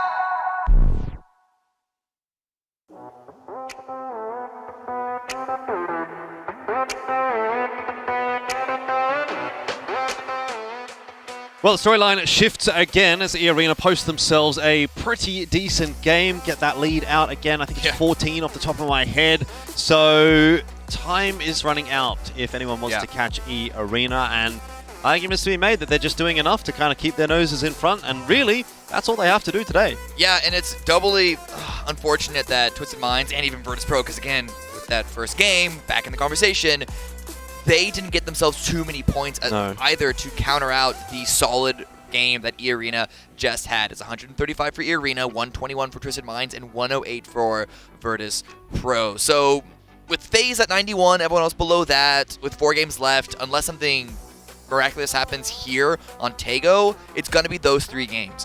Those 3 teams left in the fight for first place, but E-Arena still with that lead. It's looking very promising. They can't drop off again. I mean, that previous Miramar didn't look amazing for them in the sense that they weren't taking over the round like they have previously, but their through line, coming in from the edge, knowing exactly when they needed to fight, knowing exactly the position that they were to take and take those fights, still looked good. I would say that fight against 4 AM was the fight that looked good. If we see more of that, then it might be E-Arena locking things down for the rest of the day. But Tago might have some other ideas for us. Let's jump into Game 3 of the day, and once we're finished here, we're at the halfway point of this particular day, and we're certainly on the downhill stretch for PGS4 in general. So, big match coming up for anyone that still wants to be in the conversation for a top spot, but the middle of the pack as well is a very nebulous place to be. It's quite fluid at the moment. There's lots of teams doing a lot of moving and shaking, going up and down, and so I think that's something that won't really be changing going into the final couple of games. But points here make life a little bit easier later on down the track. Yeah, and it needs to be brought to our attention. Final 4 games, especially when we hit the final 3. Do teams start to consider more aggressive early game maneuvers? And looking at E-Arena now, usually they go to prison. Instead, they're actually going to Sa towards the north. That is not being countered by Legacy. Because where are Legacy going? I don't see them. Are they dropping out later? Am I just blind? I'm seeing them go towards Shipyard. Right. There were so many great teams. Yeah, okay, yes, they're going towards Shipyard, but something to be said about E-Arena's drop, they are close to TSM. It's true. TSM haven't been having an awful day today. Right. Keeping that scoreboard ticking over pretty nicely. Halo on our screen there getting looted up, and Luke getting luked up. He's looking good today. Looking good today. And, well, probably an expected Northern shift given the playing path. So, might not be too many surprises for any teams coming through here. You know, obviously there's a larger majority of teams dropping on that Northern Island than what we would normally see. Yeah. Because of the Northern Plane path, the reason why TSM are dropping in such a weird position is because their access to the spot in the south isn't going to be as free. Petrichor Road, on the flip side, they are going to be landing on a vehicle and trying to go out as south as possible, which is an unfortunate approach to the Northern Circle. But a fortunate approach for you guys is to go to PUBGesports.com and get these 6 teams multi-view, listen to their comms, watch their games exclusively, and see if you can't learn something. Yeah, it might be an emergency parachute angle for Pero. Right. Seen a little bit of that on Tego in particular over the last couple of days. Especially to the north. That river is... It could be because we're not as familiar with Tego still at this point to Erangel, the OG, the classic, but crossing this river still doesn't feel as good as crossing the Erangel River, whether it's through Razak or Georgopol. This one's still kind of weird. Yeah, I tend to agree. Gets a bit messy. Yeah. The bridges are just so far from each other. That's the problem. And one of them is a jump bridge. The one towards Shipyard isn't even a working bridge. They just make it hard mode. E-Arena will be hoping that it doesn't get messy, though. And already they're sending Zizzy on a bit of an expedition. I know that's not relevant on the main feed here, but if you're interested, you can watch the map feed as well. It's the best way to watch PUBG, in my opinion. I like watching the map feed almost more than I do watching the main feed sometimes, because that's where you get the nitty-gritty, the intricacies, and you see this early move from Zizzy, for example, and it's something very interesting to comment on because, you know, E-Arena, they want to take that space early. They've taken it as an opportunity, and Zizzy doing a pretty good job of scouting things out on the northern side of the zone. Well, because E-Arena have that freedom on the west. They have no one that's further west or really even further north of them. Of course, TSM also making their way towards the center. We just spotted Twisted Minds, so for the team that's chasing E-Arena, they do have a lot more teams around them. They have to cross those rivers. They have to worry about teams like Virtus Pro and Bleed, but there are so many teams immediately on the move. It's just past 3.5 minutes, which is generally when you see early teams start to rotate. But with the fighting that we might see because of the limited positions available to play, maybe the lesser utility, lesser equipment could be impactful, and we do see HS hiding from FaZe. Oh, it's only a K2 in hand. It's I'll be honest, my least favorite weapon in the game. I think HS is going to try and back out of that because not even questioning the weaponry, it's the fact that it's 4 versus 1. Yeah, he was spotted, but not sure that FaZe are going to go try and hunt that one down. They've got more important things to be doing. Oh, Falcons might hunt it down, though. Suddenly, it's not an entire team. It's just HS caught between 2 full squads. Yeah, good spot to be in, that's for sure. Very big split from 4 AM, actually. Xiaopian's almost already down in sort of army base type area. The rest of the lads are still up on the hills. Getting inside. Ooh, Panzerfaust maybe? Currently loading up the Dragunov. Panzerfaust could be a good defense, but the rest of 4 AM seems to be actually not even grouping up. They're all going towards the north. They're going to Xiaopian's position. They're leaving HS alone, which, hey, if HS can find 1 or 2 kills from that position, job well done. Yeah, look, I mean, if he just hides inside that building and maybe catches off the first Falcons player that walks in there and gets the flush, then you kind of say that was about as good as it could have gotten. Right. Or there's every possibility Falcons just keep going past and he eventually finds a way to sneak out. That would be, I think, the ideal situation for 4 AM. But okay, this is an interesting rotate because around the HS position, a lot of teams are really collecting towards the center. We know center is the strongest position because it has the most likely chance of being in the zone and the easier access to most possible zones. But it's a lot more aggressive this time around because of the water and all that. But Na'Vi are coming along the west, coming along the E-Arena angle. In fact, we see E-Arena members rotate away from this. Not exactly because they heard Na'Vi's rotations, just the timing tends to work out that way. And Na'Vi have used gliders many maps. We see it a lot on Miramar. We've seen it a fair bit on Tego. Doesn't seem to have access to it at the moment here, but still being in on a more open side of the zone could give them access points, both Na'Vi and E-Arena, to play further through the game with more space to play with. Hey, you called it. As we said, yep, it was Pero more likely than not going to be taking an emergency parachute. Off they go. Still plenty of open space for them to come in on. But as far as premium territory is concerned, might not be easy to find a spot that they really enjoy. And I wonder how easy it's going to be for them to like spot out a lot of these players, right? There's a lot of tree coverage. Yeah, we've seen, because we had a very similar early game yesterday, I believe. So we saw that sort of hilltop that was already taken by 4 a.m., who, by the way, did come back to collect HS, and that, you know, they were able to solve that. But collected by FaZe, collected by 4 a.m., a lot of teams landing on that and sort of getting really close to each other early on in the game and defending from that hilltop. So I was wondering if Petrichor Road going to go that direction. No, they're actually going to go all the way towards the north, towards Army Base, as E-Arena continue to pull further towards the north. And there it is. There's the glider that we were expecting from Na'Vi.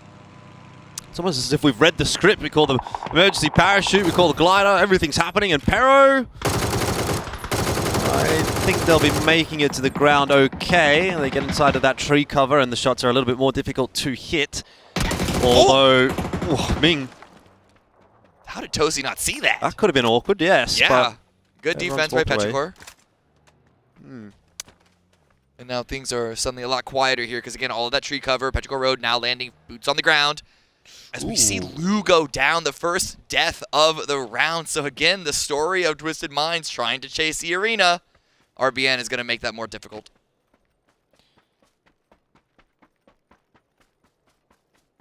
And now Genji are backing away here. They didn't like the approach that they would have had to take against Petrichor Road. And I think it's just because there are so many teams immediately to the south of them. If they tried to push into Petrichor Road, it would have been easy third parties for a bunch of other squads. Bit too early to be forcing the issue as well. Yeah. No real advantage would have been found. And we do still have a minute 45 before phase 2. But with all the water in play, priority positions are basically all taken. There's not too many teams that are incentivized to have to move a lot. It's really just Na'Vi that are mostly on the edge, and of course Bleed on the east side. But Cerberus, they're pushing towards the west. They weren't happy with the opportunities found on that central hilltop.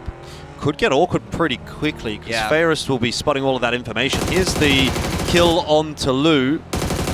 Just a case of, I think, unfortunate timing really for Lou. Didn't have any idea that there was Legacy hanging around, and it happens sometimes. Yeah, I mean, especially on Tego. Tego is notoriously hard to scout. Yeah, got to take it as it comes sometimes. And it'll probably need to be a final couple of games that really pop off for Twisted Minds to remain in this first place race, depending on how things go for E-Arena here. But so far, so good for E-Arena, right? North side of the zone, if a pull comes in their direction, they're going to be set up for success again. And it's not as if they're really having a poor day either. They put together a pretty decent previous game. So confidence is building for E-Arena. A back-to-back Asia-Pacific victory. How about that? Yeah. Really good, really shocking, really surprising. The region that for so long has been considered perhaps the younger sibling of the 4 major regions that got established in the PCS era. And so even though it might be a bit unfortunate that Cerberus, you know, it's a bit of a coin flip on their performances between 3 and 4, the region as a whole looking good. And should be said, E-Arena, 6th place into a first, or I think minimum 2nd here, the way things stand. Great showing by them this entire Shanghai set. Yeah, most definitely. Zone shift has pulled fairly favorably, you'd say, for most teams, right? That hasn't gone over the water or anything too crazy out to the west or the east.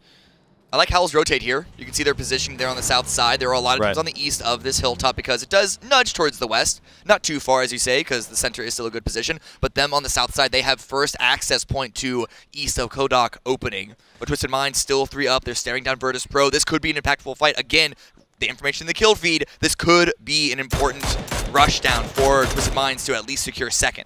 Well, no knock to come from those shots of Perfectix, and that might just dissuade Twisted Minds from hanging around.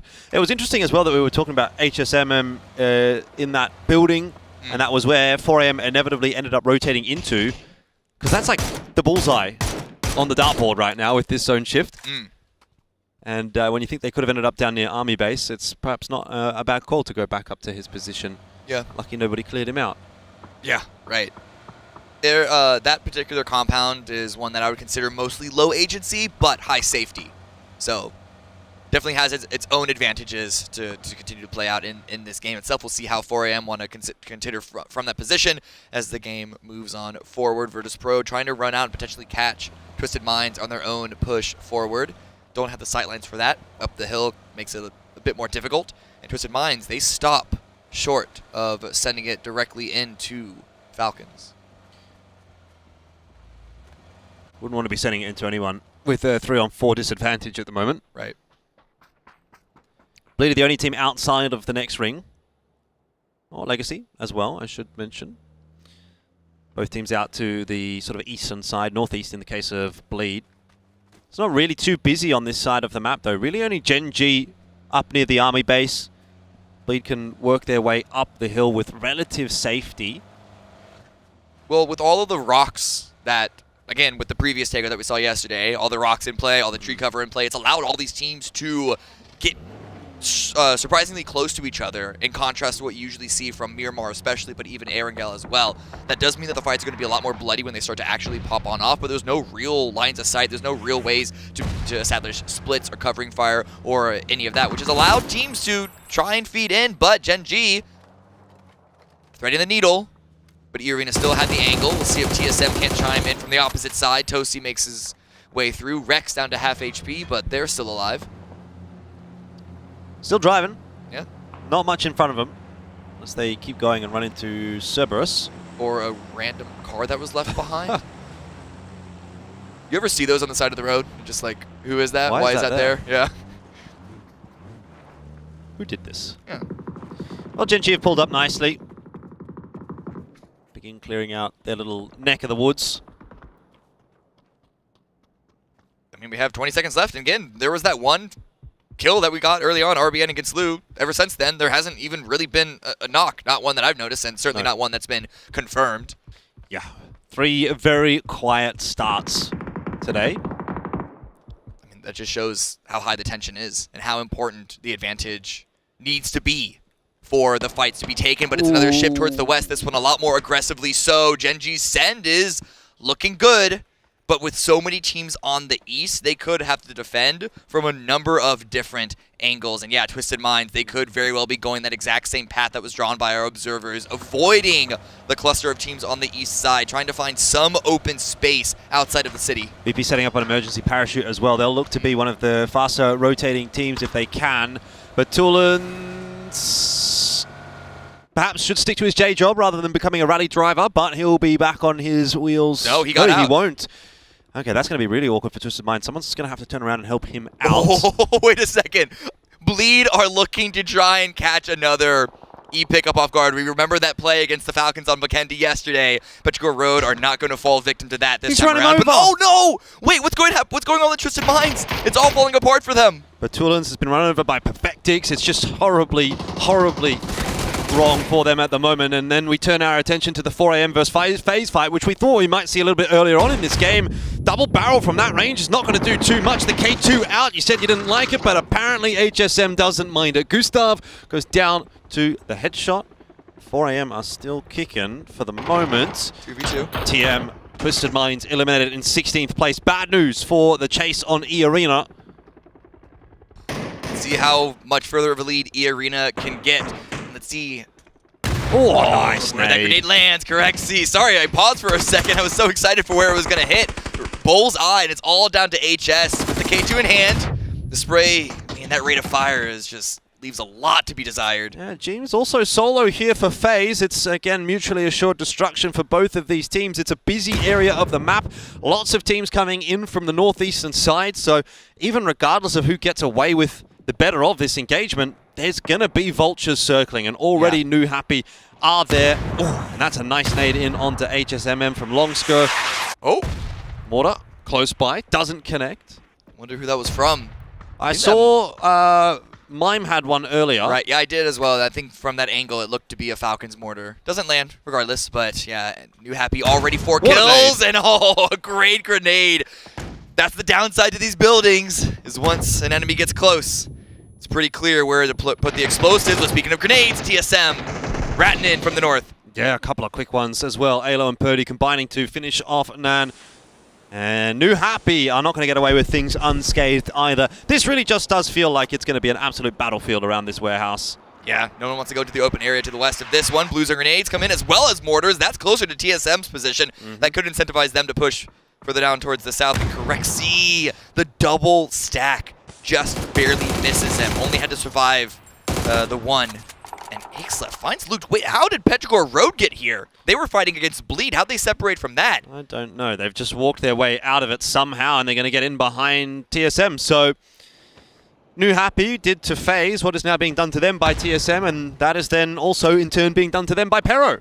Right, so story of the game at this moment with that shift to the south. Virtus.pro looking good in a more central defensible position, but E-Arena on the north, they're going to join these fights. They're going to third party through Gen G and potentially through Pero, TSM, New Happy, FaZe. This could be a high kill game for E-Arena, or they could get shut out by all of this activity.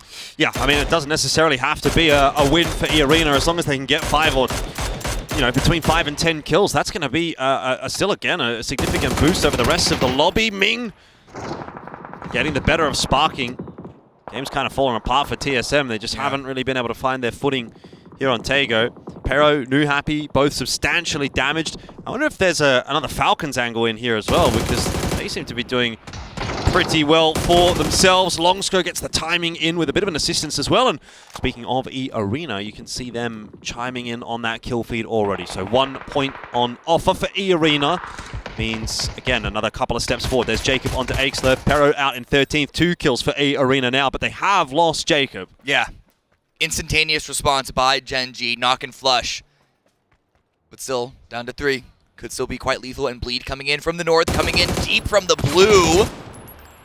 It's phase 4. It's about to clock into phase 5. This is 3 points. Tigger, yeah, it's feeling that way. They need to get a move themselves. They are still quite a distance from the zone. And they can't stick around. That could allow for the revive coming in from Bleed. That won't keep Bleed alive for too long, but it at least will deny that point from E-Arena momentarily.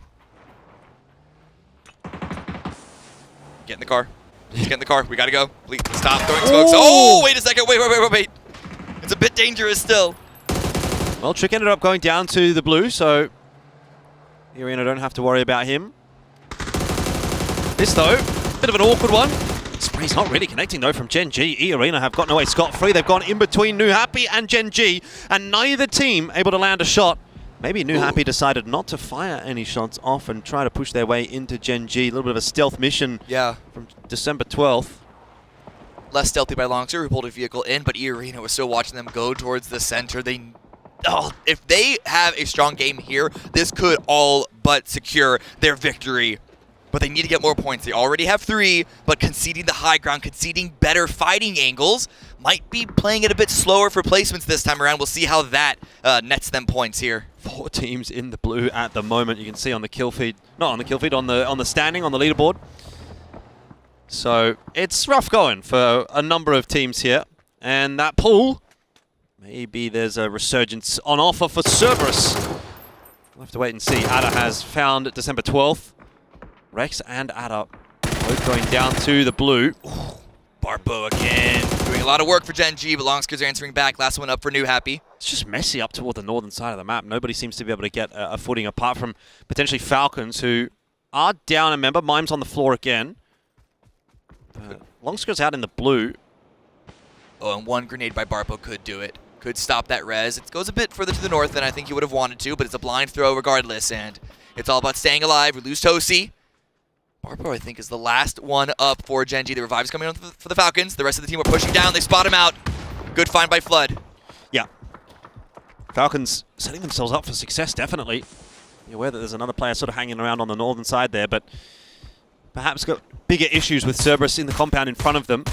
Longsko being spotted by said team as well, and he's, yeah, pretty much done so at this point. Very low on HP. Will be low on resources too. He's got a couple of smokes by the looks of things. MS is waiting for it, waiting for the angle. A smoke comes out. First aid kit, but actually, wait a second, the timing's not there. Longster's just going to be denying this kill, tossing all the smokes out for one final party. That's going to be it for New Happy. We clock into placement points, which is only going to be even better for E-Arena and Virtus.pro. Yep. Arena not being particularly pressured at this point in time either. Purdy still alive for TSM. Ooh, 12 first aid kits.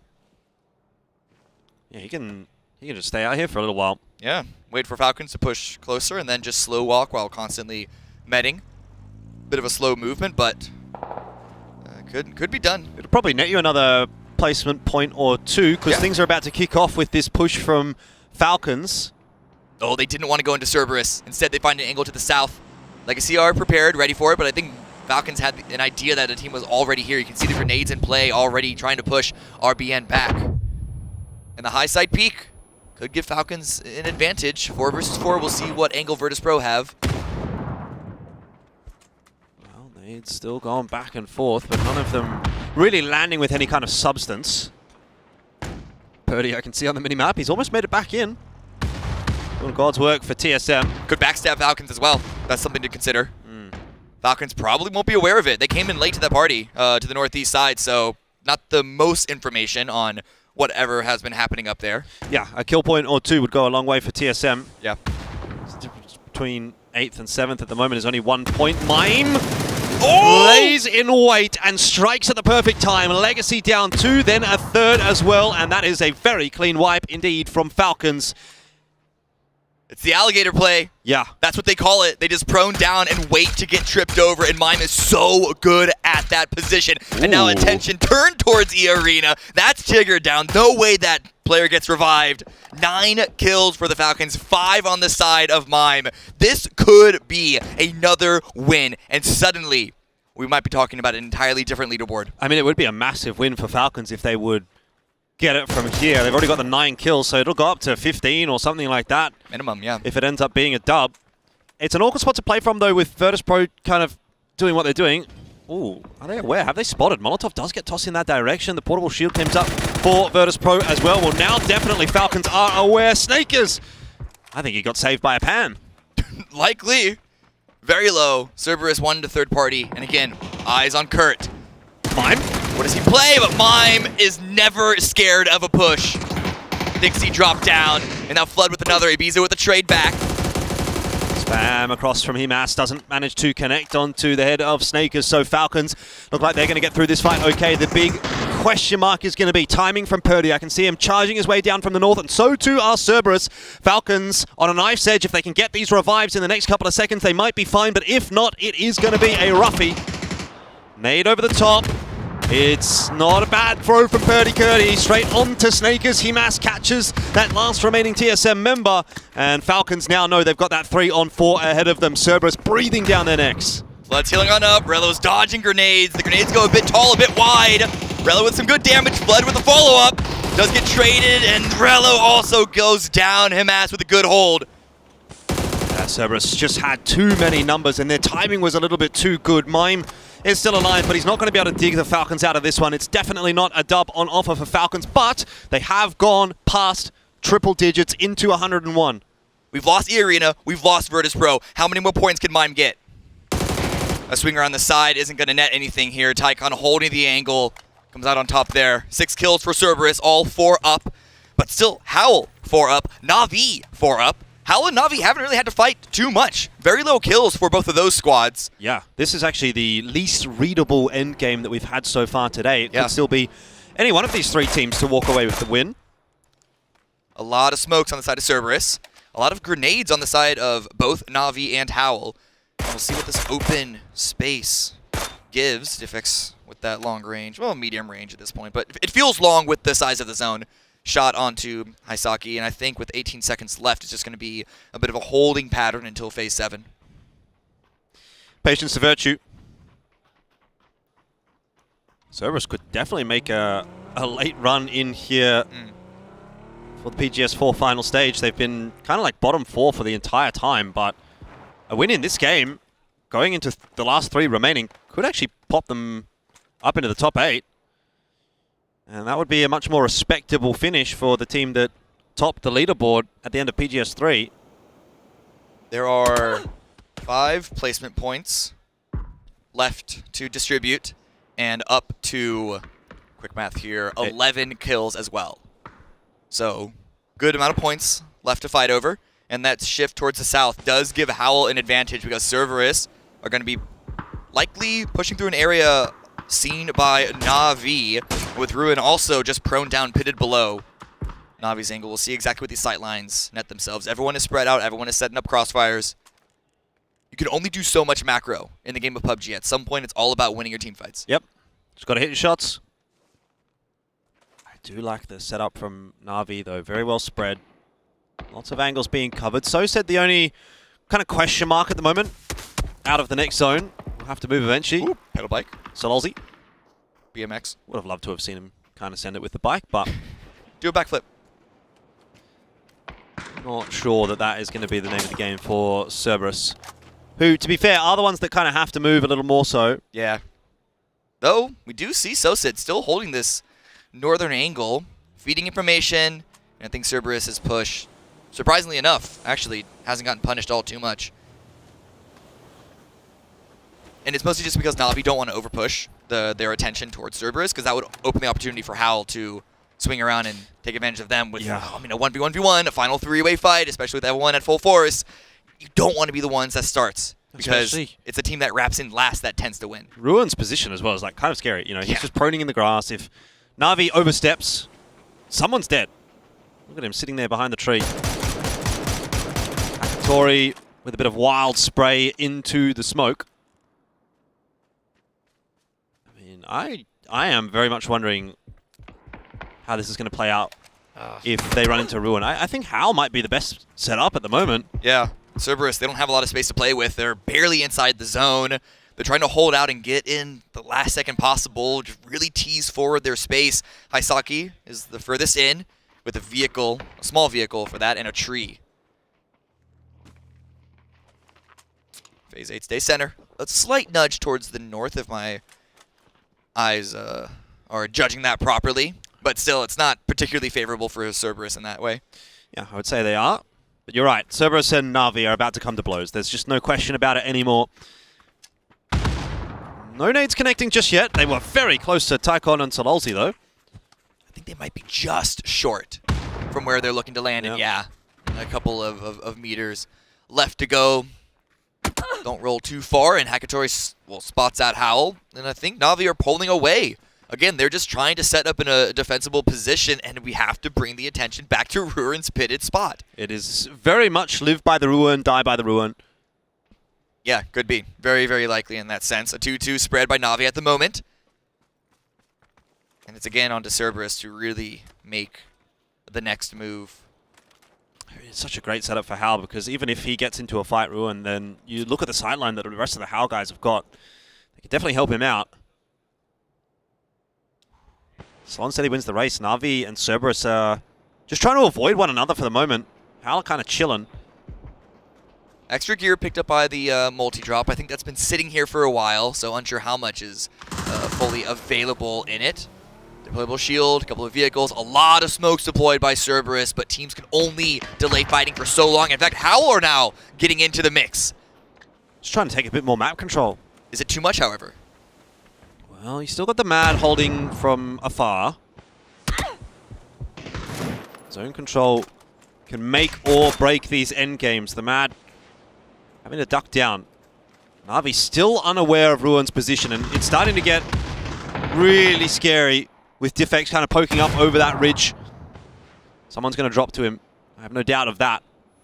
At some point, Hamas is taken pretty low, but again, the grenades just aren't really landing, but finally we have a knock. Finally we got a DNBO as Taikon opens it up on a Code Marco. Again, that forward positioning, was it too aggressive? Because Na'Vi are also taking shots that direction.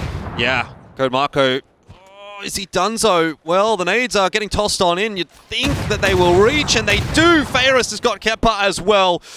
Oh, from such a strong position, Howl have perhaps let the game slip. Na'Vi and Cerberus will celebrate. But Ruin, he's been spotted. He was spotted in the end, and it all fell apart for Howl. We were building up this storyline, and now it's just disappeared. It's Cerberus versus Na'Vi for the win. The Mad does get the knock onto Taikon. That might be the helping hand that Na'Vi needs. Howl were just expecting Na'Vi and Cerberus to go to blows significantly sooner. I think they might have realized that their space wasn't looking as good. It is a bit on the lower ground. And Na'Vi and Cerberus still just like a ridge separating the two of them. how much further can the Mad pull Howl in this late game? Because Sosid now lining up. Na'Vi lining up onto Cerberus. That's 2 down. It's going to be a big jump up the standings for Na'Vi as they pull off the dub. 8-kill win, and it comes out of kind of nowhere. It was a lot of ebb and flow during those last sort of 3 phases, 7, 8, and 9. Na'Vi played a very cool, calm, and collected game, it has to be said, and that eventually got turned into a really comfortable win. Cerberus kind of just blowing up in the back lines there, and Howl, maybe their own worst enemies. Yeah, Howl not looking the happiest with the results of that game. Again, just the 4v4v4 at the end, the terrain, the cover not looking great for anyone. It could have gone either way. Not entirely sure if you can really put the blame on Howl for that forward positioning that we saw them take, but regardless, still a good win for Na'Vi as we head into the final 3 rounds of PGS 4.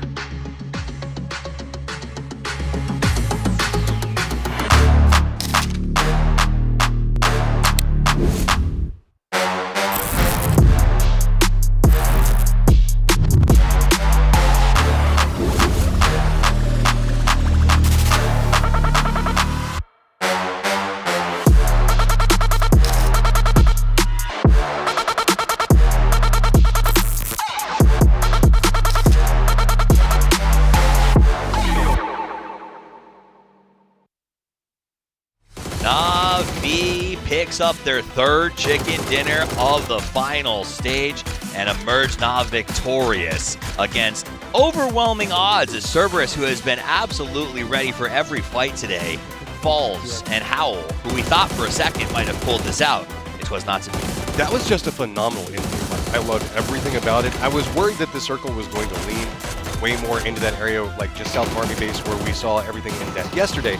Instead, we get a shift into, I guess, an area that's more maneuverable. Okay. It flattens out a lot more. We get a lot more trees. And you can see that that's where the firefighting just kind of kicked off at this point. Yep. 4 and 5, it was a lot of just use whatever cover piece you can and hope that you're holding the right angles because everybody is just coming out with it. It turned into a bit of a chess match there towards the end, and I do think there was that chance as we sort of get to here in the end game that Howl might have been a little more proactive, maybe forced Cerberus towards Na'Vi or tried to sort of bait a little bit of a, like you get one knock on Cerberus and then Na'Vi collapses on the back, but because they played it slow, everyone else was able to just hold their position. Yeah, it's one of those weird situations where you had the other 2 squads, if you were playing on the side of Howl, right? They're very, very close to each other. They already know where they're at. Right. You can see the fact the smokes are down. They're like, what, 10, 15 meters apart.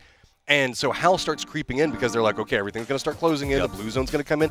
Let's get control of the center. Except for the fact that there's still 8 other people that are waiting for you to do that, and you're roughly putting yourself in a crossfire. And not just 8 other people. Those 8 people are Cerberus and Na'Vi. Cerberus, who really has nothing to lose coming into today and is playing absolute smash mouth PUBG, just hunting for points. And Na'Vi, who are these young guns that may be the future Cerberus if they keep developing the way that they are. These guys play very smart. They've sort of perfected the scouting system in the early game, and watching them sort of play that end game the way that they did it so strategically was actually pretty impressive. I found that I really enjoy watching Na'Vi and E-Arena for almost the exact same reason. They're doing a lot of different innovations in their play styles. Like we saw the boat thing that was happening whenever we were going back and around, and then on this one we can talk, well, not this one, but we can talk about Na'Vi and their gliders. They're not necessarily playing the meta. They're playing what they find works well. And that's one of the things I love about PUBG. It's not like okay, you have to do this and then do that. You can kind of play it however you want and navigate and grow the game in your own specific fashion. And I think that's been kind of the fun thing about the last year or so or 2 is that we're seeing new items added to competitive, new maps added to competitive, and teams are finally getting a chance to say, okay, maybe the status quo, maybe the way that other teams are doing this, we can find something different, use this new tool in an interesting way. And that's going to change because remember, we've got some new maps in the future. We've got a rotation changing. So I think teams that are showing evolution are going to just continue to sort of set the pace going forward. And so while they may not win this event, it shows great potential not only for the next round of PGSs that we know is coming, EWC, but also PGC, which everyone's looking forward to. Plus, it also just can kind of reinvigorate and push innovation in the meta, right?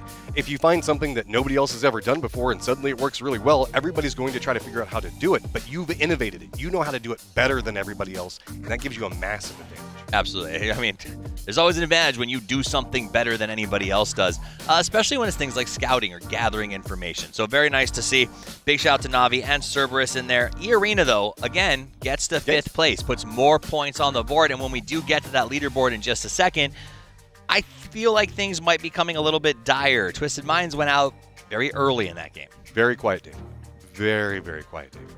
It's quiet, but there's 3 games left to play, so obviously there still is a chance to play that catch-up. And on Erangel, too. That's true. I find that can be very helpful for squads like Twisted. That makes sense. So they do have those maps. We still have the snowy slopes of Vikendi coming up next for our teams to get back into this thing. That said, Virtus Pro, who started so strong today, has sort of struggled to get into the circle. We've seen a lot of teams, and part of that, I think, is teams like Cerberus have decided to just throw caution to the wind and be so aggressive that I think some of these rotation-driven teams are struggling to, why are they even here right now? Well, another squad that we can put in that category, I would say, is Falcons. Yeah. Falcons are 11 kills inside this last game. Good for them. They're picking up a lot of points, getting a lot of kills, making it into the placements very regularly. They're climbing up this leaderboard. That's true. We talked about how well they do in Miramar, but here we are on a totally different map, and they come out with another 11 kills. Na'Vi walks with 8, Cerberus with 7, and Howl, I think doing Howl things, 3 kills, and getting themselves into that late game wants those average placement points.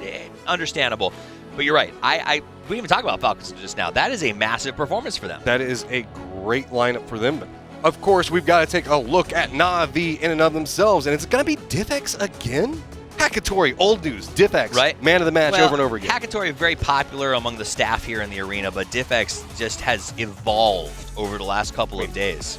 He's pretty popular with the camera. He is popular with the camera, and Diffx popular with the guns. He has been playing very, very well. He has been managing good rotations, doing big damage output. This is very interesting because Hakatori can get some very high kill counts on games they don't win, but the games that they do win, Diffx is the guy always there. All right, let's take a look at the match leaderboard. Diffx would have been the man of the match. Na'Vi comes out with 18 total points. Falcons at 15, Cerberus 13, and then Howl on a bit of a drop-off there, but E-Arena continuing to put those points on the board. 7 points going to be enough whenever anybody else that's in the race isn't doing that much. VP picking up 3. That's not as much as they want to get. Twisted Minds and 0, though. That is hard. That's hard to stomach. I really thought they were going to come in here, play their game. They're not out of it yet. It's still only 21 points, but any game can do that. Okay, 3 games left. Vikendi, things can happen. Yeah, that's but true. Also, let's take a look at what's going on with VP Falcons as well as Na'Vi, FaZe, and this whole mess that we've got going on over here, because there is a very tight spread that is very usurpable over on this left side. I mean, but again, this is PUBG, so I refuse to write off any teams in that top 5 right now because there's still 3 games left to play. 1 Smash Mouth game, 1 23-pointer, and a drop by E-Arena gets this back up and running. Likely, perhaps not, because E-Arena has shown us that they are a world-class team, right? They came into this, people were like, are they or were they not? And there is something to be said that Twisted Minds, if they don't get their stuff together, man, they aren't guaranteed second. Somebody can pass them. That's true. It happened last time. Will it happen again? And I guarantee if you hated being the team that always ends up in second, you would hate to then become the team that everyone knows as the 3rd place team consistently. Yeah, I mean, what is it? Never the bride, always the bridesmaid. What happens when you're in 3rd? Then I think you have the ring bearer, and nobody wants to get stuck. And they're cute, but it's not the way to win. Take a look at those guys right now. Is kind of cute. But Batulin said he believes that his system is strong. He just needs these wins to prove it. And like I said, that 3rd's not going to build that confidence they need going into the second half of the year. TSM, I think, can have some confidence. These guys started slow, but they've had some good moments. They've shown some brilliance. The roster's got potential. Yeah, I really want to see just something cement in with these teams that are trying to compete for first place against E-Arena. They've got to do it on this round. Well, it's time for them to do it. Let's get over to the snowy slopes of Vikendi and Cammy D and Elfish. Time's running out. 3 games to go. The gap continues to grow. 21 points.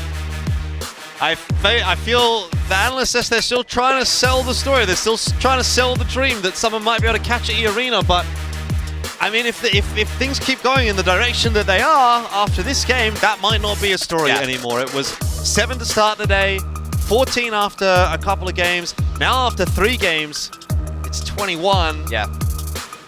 And if it's that again, 2 games to go, I don't see it happening anymore. Yeah, but I mean, again, the important part is that it does have to start here.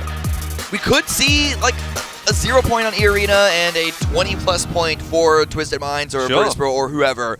But as far as reasonable expectations, it needs to happen here for Twisted Minds. They cannot lose an early player. They cannot go out in the first couple of phases. We get a little bit of hot drop action as Legacy and Hal fight over this vehicle. It is, ooh, it's going to be Code Marco coming out on top in that fight for the coup. But everywhere else on the map is looking pretty normal, perhaps. What? You fought so... Wait, it's up, it's up. Look. What? You thought it was crashed. Perhaps worrying about a firearm on the side of Legacy, but oh, that's... Huh. And that's the answer as to why there was just a random car sitting in the middle of Tago. Perhaps something like that. Speaking of which, Zone's actually kind of gone in that direction as well, so someone might come across it on their journey. The thing is, for me, like, put yourself in Twisted Minds' shoes now. You know, are you starting to overthink this situation a little bit? 3 games to go, it's happening again. You would hope no, because of how consistently great, not just good, great Twisted Minds are, but with how consistently second and third place they are, I have to assume yes until they can break through that wall. Right. Until they can get that win, whether it's maintaining first or coming from a second, third place into first, I just have to assume that it's a mental block still. Tell you what, if you want to know the answer to that, you can head over to the Twisted Minds team stream and listen in on that multi-view at PUBGesports.com. You can hear their comms, you can hear their, well, their comms, and you can see their POV, was kind of where I was going with that one. But, you know, it didn't come out right. Sometimes it happens. 142 points, though, for E-Arena. Yeah. Yeah, they're definitely doing very well for themselves. And VP. Start of the day, they had us interested. Have sort of slowed down a little bit since then. It's kind of now or never for Virtus.pro if they want to be in that conversation for first. Twisted Minds. Yeah. Yeah, maybe a little bit more leeway, but... A little bit. Twisted Minds need 1 good game to get to the mix. VP need 2. How funny is this that we've got Twisted Minds 121, VP 111, and Falcons 101. So 10 points the gap between second, third, and then fourth. But a big old 21 from second to first. So I don't know about you, but when I'm watching PUBG, I always like to equate it to cycling, if you're familiar with cycling at all, and the concept of the lead and the chase and the peloton and stuff like that. We've got the peloton. I can't even remember. The peloton is like the main group, right? Okay. And that'll be probably Na'Vi onwards for me. Okay. We've got the chase, which is Falcons, VP, and Twisted Minds. We've got the lead. Right. Typically, it's hard to be the one in the lead because you have to work harder because you're on your own. You know, you don't have that slipstream and etc. And obviously, in the case of E-Arena, you know, if you were to translate that to PUBG terms, it's going to be harder for you because as soon as somebody sees you in the kill feed, they're going to go, okay, that's E-Arena, roughly in this area. We probably want to kill them if we have the chance. But for Twisted Minds, VP, and Falcons, the chase is actually getting a little bit further away from the lead. Yeah. So E-Arena have found this spurt of energy or whatever it may be, this momentum, and it might just be enough to carry them over the line at the moment. Yeah, exactly. And the pressure of it running out of time for the teams on the chase, they need to be able to execute on opportunities, find those gaps, find those moments, and take them without any sense of doubt in their mind.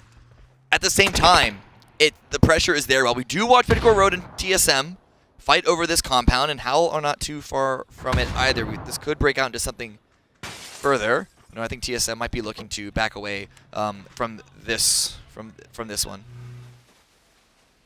But the point being made while we see this stare down real quick is that on one hand, Twisted Minds, they need to have a big move to overtake E-Arena, but they also can't drop below Virtus.pro. So it's sort of conflicting goals.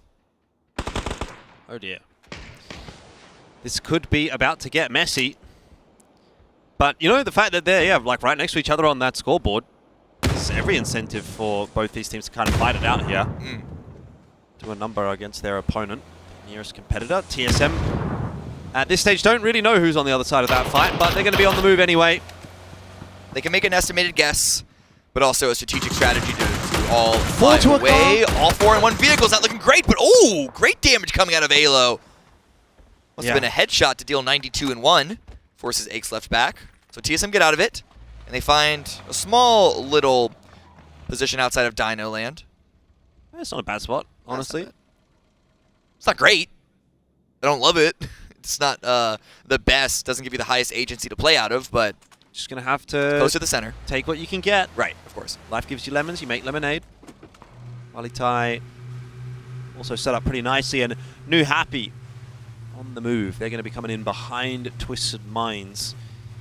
And, you know, I know we always talk about this, but E-Arena, again, are going to be probably the last team to make it into the zone because they are so far away. And they haven't yet started moving. Could even be an emergency parachute angle. There they are. Yeah, they still have 3 minutes, 3.5 before the zone is closed. We know how much E-Arena love to come in late, to come in from the edge. So that doesn't worry me so much. It's more so the fact that the edge that they would likely be rotating through is already pretty stacked with a couple of different teams. On the north, however, 2 other teams that have yet to make it to the zone are Falcons and Na'Vi. This could be an intentional hold by the Falcons. The spray comes out. The drive-by response. Mime goes down. This camp, rotational camp, not doing what Falcons wanted, with Snakers also falling. Another onto Flood. What? That's 3 down! Are you kidding me? How they get those shots out the car? I don't know, but Na'Vi have turned around. They have sensed the opportunity. The Armada is back, and Mime is about to be crushed under the wheels of Hakatori. Flood down to Sosed, and Snakers will not last much longer either. That is just an unfortunate series of events for Falcons. I think Lemony Snicket might have written a book about that. I mean, it was a long shot already, but that all but keeps Falcons out of the race for a top 2 position. Could still make it top 3. We'll see what happens in the remaining rounds. But really now the last one up, and Na'Vi getting those kills is unfortunate because they are right behind them in 5th place. Yeah, Falcons just don't know what have hit them. A car, actually. It's hit like a truck. Well, Perfect Dix. Is he aware of Longskirt's position? I think he is. Obviously, Longskirt's taken some damage here, so that must have been done by somebody. The nade. Not quite going to land any damage onto Perfectix, and he's called Lou across for some assistance as well. You know, this is one of those sort of risk versus reward type things you have to be thinking about now as Twisted Minds. We're 21 points behind. We've got an opportunity to get 1 kill here, but it might bring down New Happy upon us. Avisa found out by Haisaki as well. Longskir will be done. None too close for comfort. Does just get away, I think. Yeah, see, this was like that E-Arena moment in the first game where they're coming across to try to help their doomed teammate, but at least in the case of New Happy, they weren't 100% committed and they were able to exit just before it got a little bit too much. Yeah, Non decides he's having none of that, and 180's away. It was good timing for the follow-up, but also good decision to pull away before they overcommitted. I mean, New Happy, they're currently sitting in 12th place, could still increase their position by quite a lot when the points are that low and they have that much impact on the overall leaderboard. But Luka Derox has now gone down. That's 2 down for Virtus Pro. They've already lost Visa. He's dead, surely. Oh, the revive might have locked in just in time. But Virtus Pro, they need to hold on here if they want to continue their race, not just against E-Arena, but even if it's just against Twisted Minds. Cerberus are hunting. They're exactly that kind of team as well. They will not shy away from a fight, even when they're on even footing, but they know that they've got Virtus Pro down to 3, and Lucarux will be low at the moment. Quizzy's pretty isolated. Tycon's just going to hold that W key and try to get involved in this fight. Isaki across as well. They're going to chase him down. Quizzy just barely getting away. But Virtus Pro, they don't really have a position to return to. They're going to be driving into phase. Lucarux is thankfully able to find a compound that is available. I imagine this should have been the one that they would have retreated from to revive and save their teammate. Man, it's tense times for VP at the moment. Here's E-Arena, by the way. You can see them on the map. Again, last team into the zone. They did in the end take an emergency parachute. Where are they going to end up now? Zone's gone fairly central. Not a lot of spots to take. You can see just below E-Arena, it's quite open, the spots that are available. Perhaps they can go to the east a little bit, but instead they're going to be falling down on this hilltop. FaZe are already here. E-Arena could be looking for what we call a Falcon's Nest on the top of this station. FaZe isn't doing too much damage to stop it. The grenades and the blue zones. Oh, this could do a lot. It's looking good. Oh, it's so good. Gets that knock onto Jacob. Tigger almost down. But now that the util has been expended by FaZe, are they going to be able to do anything about E-Arena up here? Well, apparently Quizzy can. He's got the shot onto Tigger, and now that's 2 down. Smokes obviously providing some cover here for E-Arena, but actually this turns out to be a bit more of an awkward spot than anything else. Very awkward. Very awkward indeed. And I think Virtus.pro will be happy to send some of their resources. FaZe, on the other hand, they're going to be backing away. Even with those knocks going against E-Arena, there wasn't a lot for them to continue to follow up on, while Twisted Minds on the opposite side of things, getting a couple of kills for themselves. That's the second for them so far. Yeah, couple of points going through for Twisted Minds, keeping us interested. It's a bit of a tease, really, you know, because it's not quite at that point where it's a proper conversation just yet. But every time I see a Twisted Minds kill in the kill feed, it makes me go, okay, I'm still looking, I'm still watching, you know. What if? I'm not believing yet, but I want to believe. X-Files, you know? Whoa! Oh, hang on. TSM! Okay, Mortar on top of the high ground that E-Arena are holding down on, and Zizzy almost died to that too. Yeah, it's looking close. Listen. Another one! Oh! I was wondering, where are the other shells? Another one! Oh, it's not quite gone far enough this time, but... Oh, it's a scary place to be for E-Arena. Oh, they might be regretting their life choices right now. There's one more. That's gone way too short. Oh, man. How many mortars have they got? A lot more, it looks like. A whole bunch. I'm trying to look at the map, and I think Alo pulled off of the mortar. That might be the last one that we see land in front of us. And E-Arena, they get one revive. Zizzy does drop into the low ground for some backup plan in case it all went south. Well, again, I guess at the end of the day, E-Arena, they just want to make sure that they can get into placements, if anything. They are fairly central, but... Oh, got more mortars. A lot of teams know now where E-Arena are. Let's be real. Like, they have sat atop the throne. When are they going to push? When are they going to get pushed? Gen.G, Bleed, they're currently fighting out on the southwest side. Gen.G been slipping from their... Seamo's chasing Toasty. Was it like 5th place position? Yeah, Seamo's chasing it. Bleed are trying to go for this fight. They got nothing to lose. They're already down to 15th place.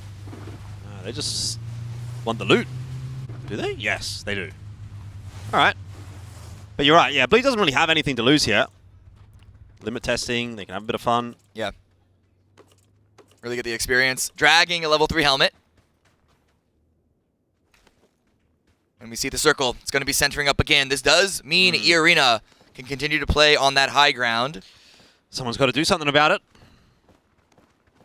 I mean, all the mortars from TSM have been spent, and with those angles, I believe New Happy's on the south, 4 AM the northeast. I don't know what angles are going to continue to be able to be properly damaged from for E-Arena. It's a good point. The more this zone shrinks, the better that's going to get for E-Arena. Yeah.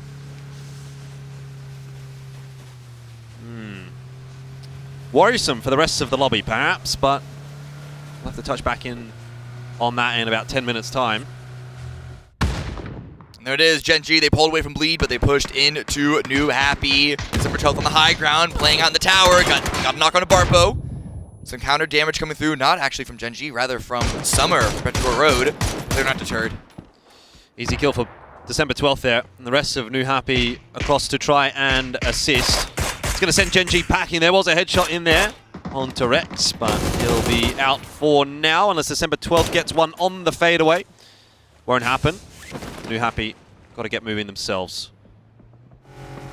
Yeah, this camp here. Oh, hello. They committed to it, just as Bleed and Gen.G still committed to this fight, running into each other. Seymour pops out with the MG3, and it's all down to Toasty to salvage something. Gets one knock. But I don't know if they're going to be able to confirm it. Oh, it's so cursed. What a cursed game for Gen.G. They just couldn't do anything. You know, everything they touched turned into failure, unfortunately. And so they will remain on 89 points. For now, could be TSM or Petrichor Road overtaking them. Be in a better position in the top 8. Howl holding down. BHC's gone down. A little knock in that direction. Shots returning, coming back in.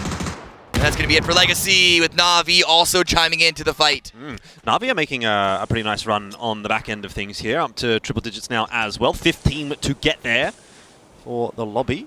And could still be in striking distance of top 3, maybe a top 2. If Twisted Minds really fall off, then yeah, definitely they'll be in line for a top 2. 5 kills already in this game from Na'Vi, and you're getting the sense that they're feeling it. They're feeling pretty good. Many a conversation that this is a team for the future as well, so yeah. It's already really promising signs. Even if, you know, it doesn't come together 100% here at PGS4, you know, you're thinking about going into 2025 potentially, and this might be a team to really keep an eye on. Why wait that long? We still have 2 more PGS this of course, year. Of World course. Cup, PGC could be. Sure. Na'Vi, champions again. I'm just giving them a long timeline, that's all. Twisted Minds. How about it? Wally Tai on the other side of the road.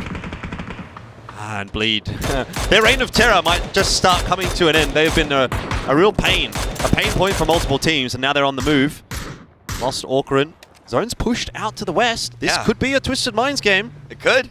Very reminiscent terrain scenario from Tego, just our previous match. And the winners came from where Twisted Minds are playing from. Lyrics just got knocked as well by Alo. They've got more mortars. How? Where? Why do they have more? Whoa! The confirm on the Lyrics, the knock on a Jacob. It's all down to Zizzy. Already dropped into low ground. Can't get the revive. No kills. No placement points yet. And perhaps no placement points at all, because Zizzy is being pressured. It's Bleed. They're trying to do it for the boys, I think, at this point. They're trying to help everybody out. Zizzy's hanging on by a thread. He should be dead. He is. It goes to Cerberus in the end. Haisaki getting that one. But E-Arena out in 14th, and Twisted Minds once again are licking their lips, saying, please, sir, can we have some more? This has to be the moment for Twisted Minds. Another 10, 15 points out of this game, and we're right back to it. It's a massive battle for E-Arena's position now. Cerberus, New Happy, Bleed. They're all involved in this one, and it's going to be New Happy that do get taken down by Cerberus. Bleed ran away. So Cerberus take control of the high ground. Could get some revives here, but there is FaZe coming in from the east. And listen, maybe this is just me. Never count out a P90. If Trick wants to get back to the mix, of course has to dodge a couple of grenades. Cerberus still very aware that there are players on the low ground, and FaZe from the east. Cerberus holding on, 3 kills for them. Line up on the Gustav is not landing, and a good response by Corexi. Alright, Saki with that nade. Gonna try to put more pressure on Gustav. It bounces a little too far. The downhill toss, sometimes a little difficult to make work. FaZe are wondering if they really want to stick around here. It seems like they might have other ideas. Salolzi as well, trying to keep Pero at bay. There are a lot of teams looking in Cerberus' direction. It's a battle on multiple fronts. Cerberus are holding on for now. FaZe are holding on for now, pitted below them. They're all in the zone. They don't have to fight if they all want to. Of course, with Petrogor Road sniffing around from the southwest, the risk of commitment from any of these teams is high. Corexi, a little bit of damage, but again, just falls away. Yeah, there's a lot of space to the north of FaZe that they can retreat to if necessary. MG3? Bleed? I mean, Bleed are just hanging around. Like, Bleed, they just keep popping up this game, don't they? Seymour gets that knock onto Himas, and now Trick and Seymour are going to try as a duo to assault Cerberus. It's not gone very well. Actually, the kills go to Pero. It's madness. Yeah, but hey, they got 1 kill. They got 1 confirm on the former raid boss for Cerberus. Hamas is down, and now it is just a hold against FaZe because they saw that in the kill feed, and look how close Corexi has got under the cover of smoke. All I'm seeing is a Twisted Minds pull. And I'm keeping my eyes peeled on that one as Falcons are eliminated in 11th. It was Relo solo for quite a long time this game. And here comes FaZe. Tycon down straight away. The rest of the lads you'd think soon to follow. Salolzi and Haisaki hiding behind some smokes for the moment. Pero also waiting for their moment to strike. Chewy on the push. The swing from the east. They need to control this position in order to have a good send into the zone from this high ground down into the low ground. That Virtus.pro has already tried to establish some positioning there. Still 4 up for FaZe. Couple of smokes left to use. Salolzi is just waiting for a peek. In fact, could go aggressive, but the covering part from Corexi is too strong. Yeah, very good setup from FaZe. Good patience as well, being rewarded for it. It's going to send Haisaki packing. He's going to do some long distance running. Don't know how far he's going to get. There's a few hunters out in the woods tonight. Now 4 AM. Took care of Rello, last one for Falcons. They can now put their attention towards the south again. Everyone's fighting over this hilltop, what remains of it in the zone, because it's a big wide open field. Twisted Minds and Howl are looking over. Na'Vi sending it into all the time on the north side. Again, the drive-bys. Na'Vi are not getting punished on their rotates at all. The drive-by kings of the game here on Vikendi. Diffx has got himself 2. And Wally Tai suffering much the same fate as the Falcons lads earlier on. Just wondering what on earth has happened to us. Dude, Na'Vi get right of way every single rotation they have. Well, this is what I'm talking about, though, with this late-stage resurgence from Na'Vi. They've actually gone above Falcons now into 4th place, and VP very much in the sightlines as well, given they're down to only a duo for this game as well, and it just does not seem like Na'Vi are going to be slowing down at all. Latte's been spotted out by Hakatori. Sosed needs to be revived. The nades will finish off Wally Tai, and that is another very clean team wipe from Na'Vi. Yeah, should be able to get the revive. We see Howl try to extend out. In fact, they're in range of grenades. The follow-up doesn't steal the kill or get another knock, but it does reset Na'Vi's approach, and FaZe, Petrogor Road didn't let them leave. Out in the blue, Fex is denying this point. FaZe and Petrogor Road next to each other on the leaderboard. These points could be very impactful for prize pool, for PGC points. Gustav cowering away, trying to keep FaZe in the game. Jeems as well, causing problems for God V, so nobody that goes into this direction seems to get away with it for free. Gustav in from behind, gets another one onto Ming. There's FaZe for another point. Instantly sat down by Summer. But you fly too close to the sun when you try to jostle for this position on the southeastern side of the map. It's not going to be a winning position, there's no doubt about that one. And another feed for Twisted Minds. They honestly haven't really been getting themselves into the kill feed, though. That's the only concern for me here. Going to be capitalizing on it.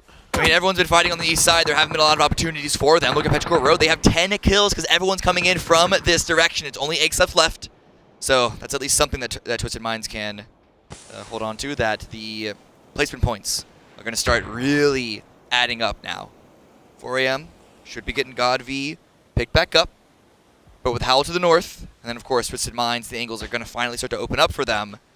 Where can they go that's in this zone? God V back down. 4 a.m. Struggling a little bit. Pero eventually eliminated at the hands of Luke 12, and that's always scary, especially when you've got a sightline from Twisted Minds on the other side of it. Vectix looking for the shots. There's a couple of headshots already connected onto Na'Vi, but somehow they've gotten through that one without losing a player just yet. Diffx be dropped by Batulin's example, catches Hakatori as well. It was always wishful thinking that Na'Vi were going to be able to make that rotate in one vehicle and not get absolutely wrecked. So the run ends here for Na'Vi as the nade coverage is good enough from Twisted Minds, and that is 4 more points for Twisted Minds. The chase is on. Kurt with the grenade. Can't quite. Oh, it did actually make it into the shack. Only gets 1 knock. Luca is still alive, playing behind a shield.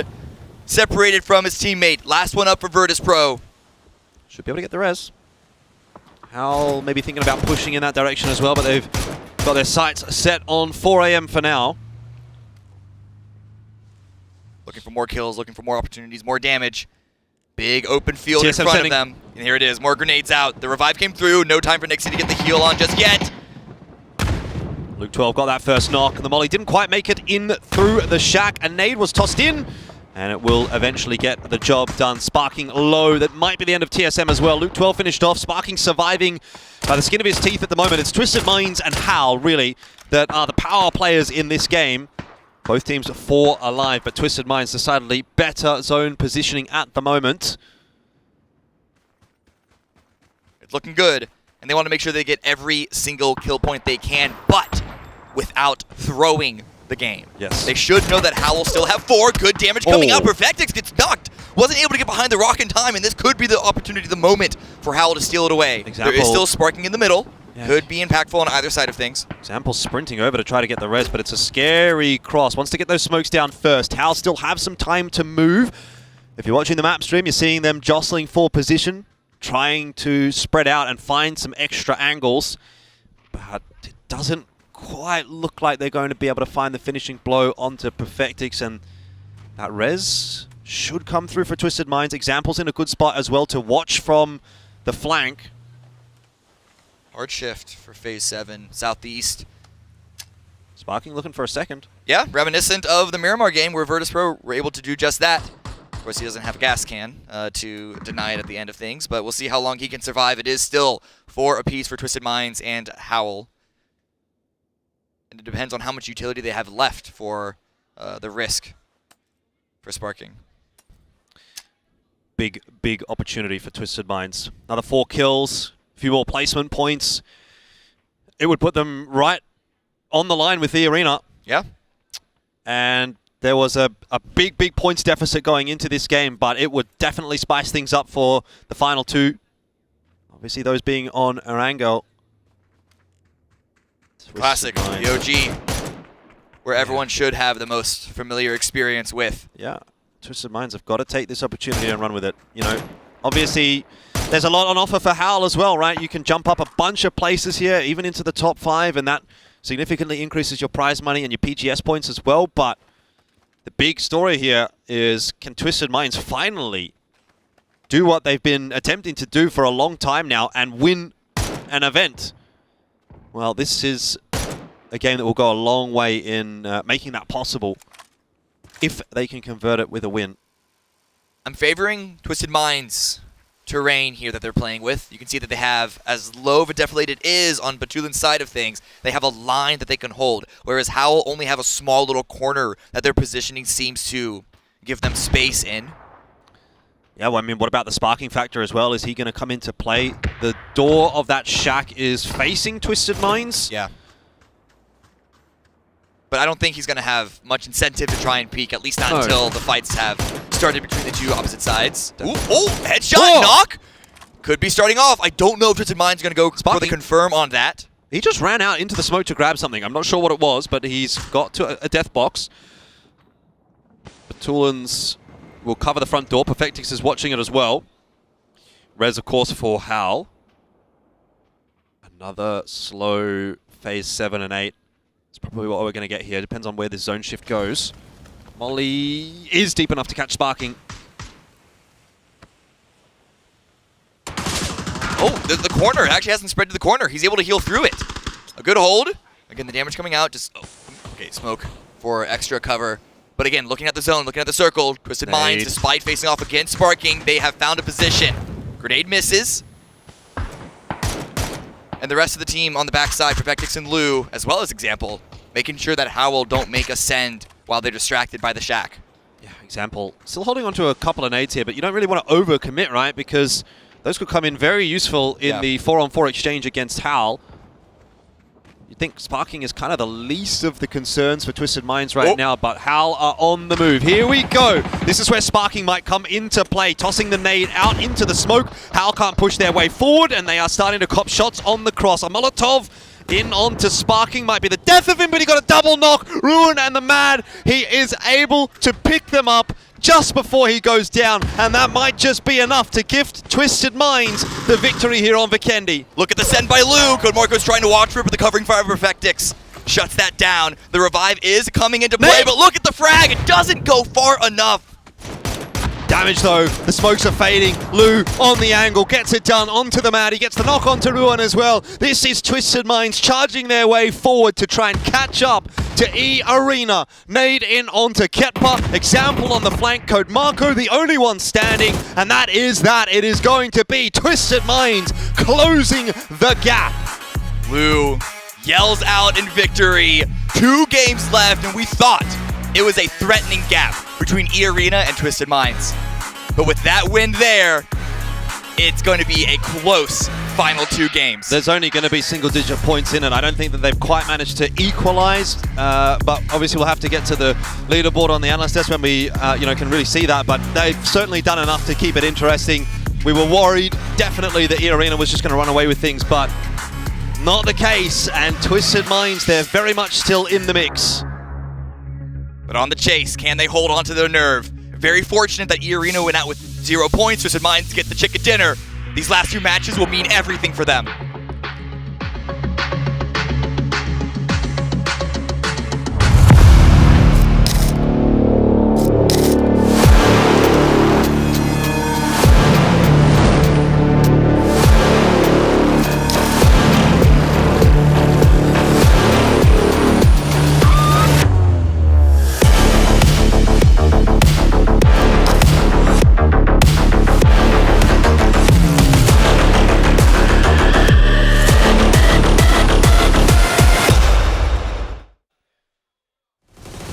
late than never. Twisted Minds gets their first chicken dinner of PGS4, and what a time to get it as they do climb up. The story is still in play. Twisted Minds could catch E-Arena.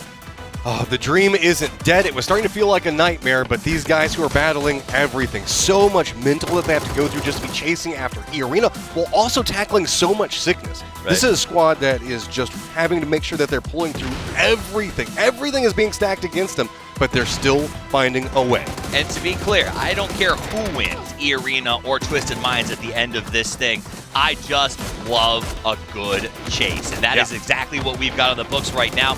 We saw E-Arena. They managed to get to the quote-unquote Falcon's Nest. They played very well from up there, but Alo was not going to allow them. He used every mortar he had, and then I think he went out on an Indiana Jones-style expedition to find more. I think he just kind of decided he needed more mortars. He More went for a couple mortars. of, like 6, 7, that's not enough. I need another 3 or 4, and then managed to hit them. He puts the more in ters as he deters E-Arena's ability to put up those points. Twisted Minds plays this very well. Na'Vi, they tried to stop them. They made some rotations, starting with a bit of a run over of the Falcons early on, but Twisted Minds holds strong from the jump. Okay, and can we all acknowledge that almost every Twisted Minds fan right now is a massive Sparking fan? That nade gave them the breath of life that they needed right there. Welcome back to the desk. My name's Toppies. This is Match'em. You brought up Sparking, which is a hilarious juxtaposition of where Sparking was in the Miramar game, trying to push a shack of his own. Didn't quite work out the way that Sparking would have liked, but hey, he used the bag, he avoided, and really, I think, drew out. I thought that might have been trouble for Twisted Minds because they had to sit there for so long dealing with him. But at the end of the day, they just knew how to play that. They were smart, and Hal was unable to connect on that push. Twisted Minds, 10 kills, 1,400 damage. Howl up here yet again with 7 kills. Do it? TSM finding themselves another good game as well. TSM on a big come up of their own. Yeah, Sparking has really been a great survivor for this team, has been put up some good numbers.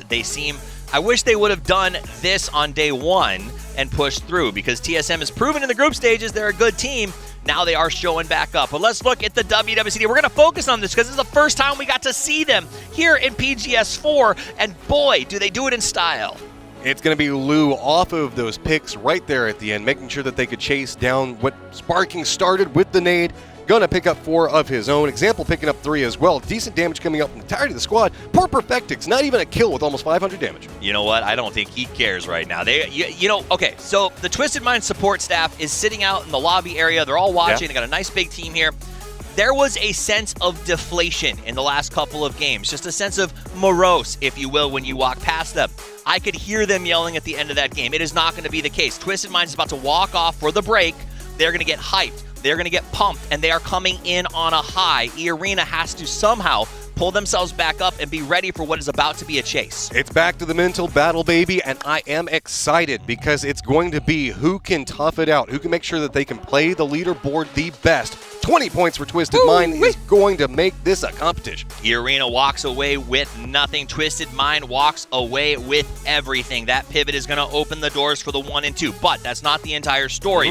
When we get to the overall leaderboard, remember the race has been contracting in that middle. The battle for third and a little bit down to about 6 is getting very, very tight. Here it is right now. Third place, Virtus Pro 117, and it is competitive all the way down to Howl.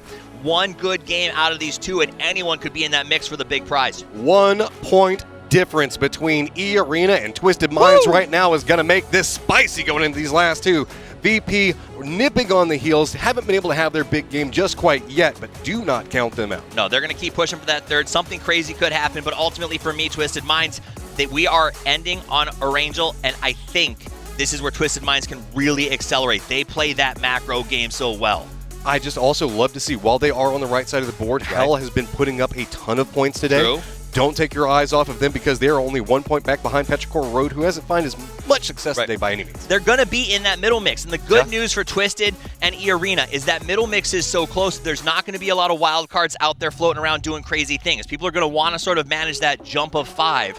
So that does mean we're going to see some good, I think, fundamental PUBG going into these last 2. This is going to be absolutely insane. So we've got the battle for first. That's big. VP can maybe find a way to compete, but they're going to have to do it in the next one. True. If not, they at least need to make sure that they're holding on to a ton of points because there are, 8 squads back behind them going on to the tried and true Erangel that everybody knows. Everyone knows. This is going to be a massive battle for the left side of the leaderboard all over the place. And I think this is going to be a big test for E-Arena, obviously. But a large portion of this is they've got experience, but they don't have the LAN high-level international experience that Twisted Minds does.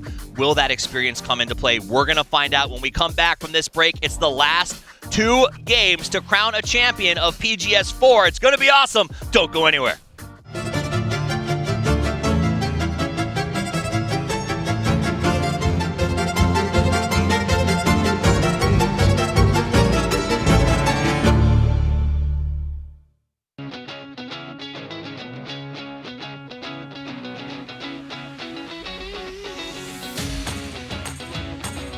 Really never ends well when you see so many players in the same vehicle, and that is exactly why. It is so clean, the shots that came through.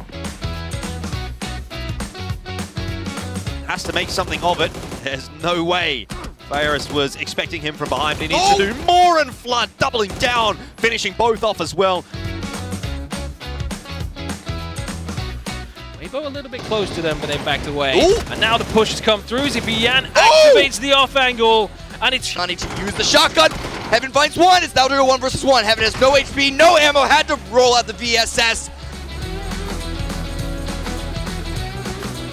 In that mini 14, so he's going to make good use of them. A lot of headshots coming through there, as well as now the grenades onto Twisted Minds are perfect. The artillery that's getting thrown in, Molotovs, nades, everything you can possibly ask for. And Purdy, of course, will be the one to push his way forward and finish it off.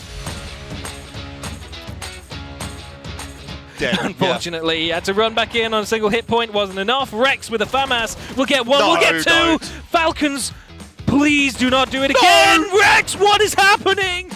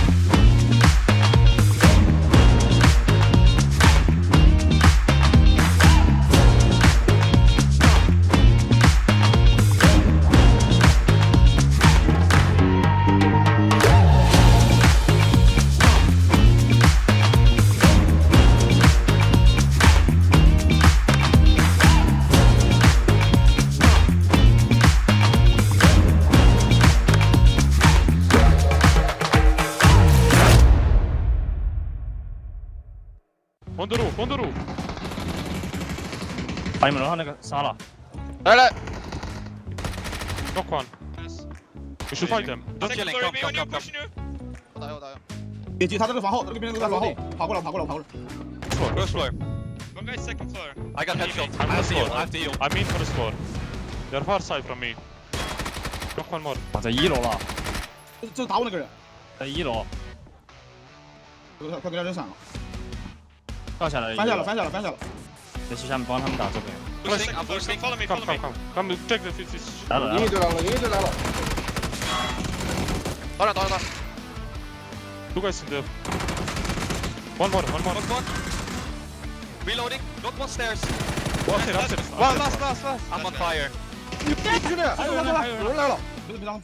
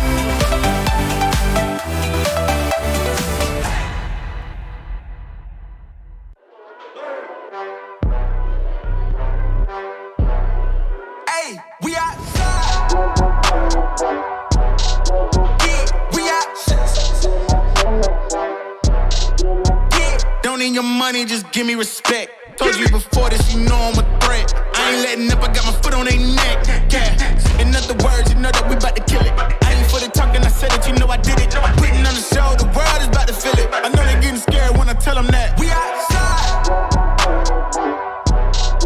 Yeah, we outside.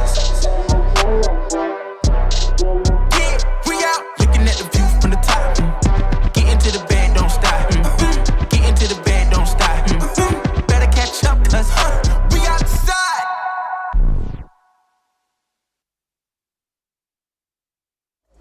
Here it is, the time has come. 2 games to go, and the scores are about as close as they could possibly be. 1 point the gap between E-Arena and Twisted Minds, and what a time to pull out that first dub at the event for Twisted Minds. Yeah. Is it fate? Is it finally happening after so long for Twisted Minds? Again, I'll say it again. I will only accept it once it actually happens, once I actually see it. But with E-Arena starting to struggle past couple of matches, it's looking like this might be the best chance we've seen yet. With 2 rounds to go. You might be right, but E-Arena got to be coming into Erangel with the mentality of new map, new me. And if they can have 2 good maps of Erangel, then hey, there we go. And I think this will be more impactful going into the final Erangel, but even here could be something to consider. The gap between first/second and third place is like 25 points. That's a good enough gap to go for something aggressive. We'll see if they do it here on Erangel. We have 2 rounds left at PGS 4 before we crown our champion. It is the penultimate game of PGS 4, and we'll jump into it once again with all eyes turned on E-Arena and Twisted Minds, and maybe 1 or 2 on B.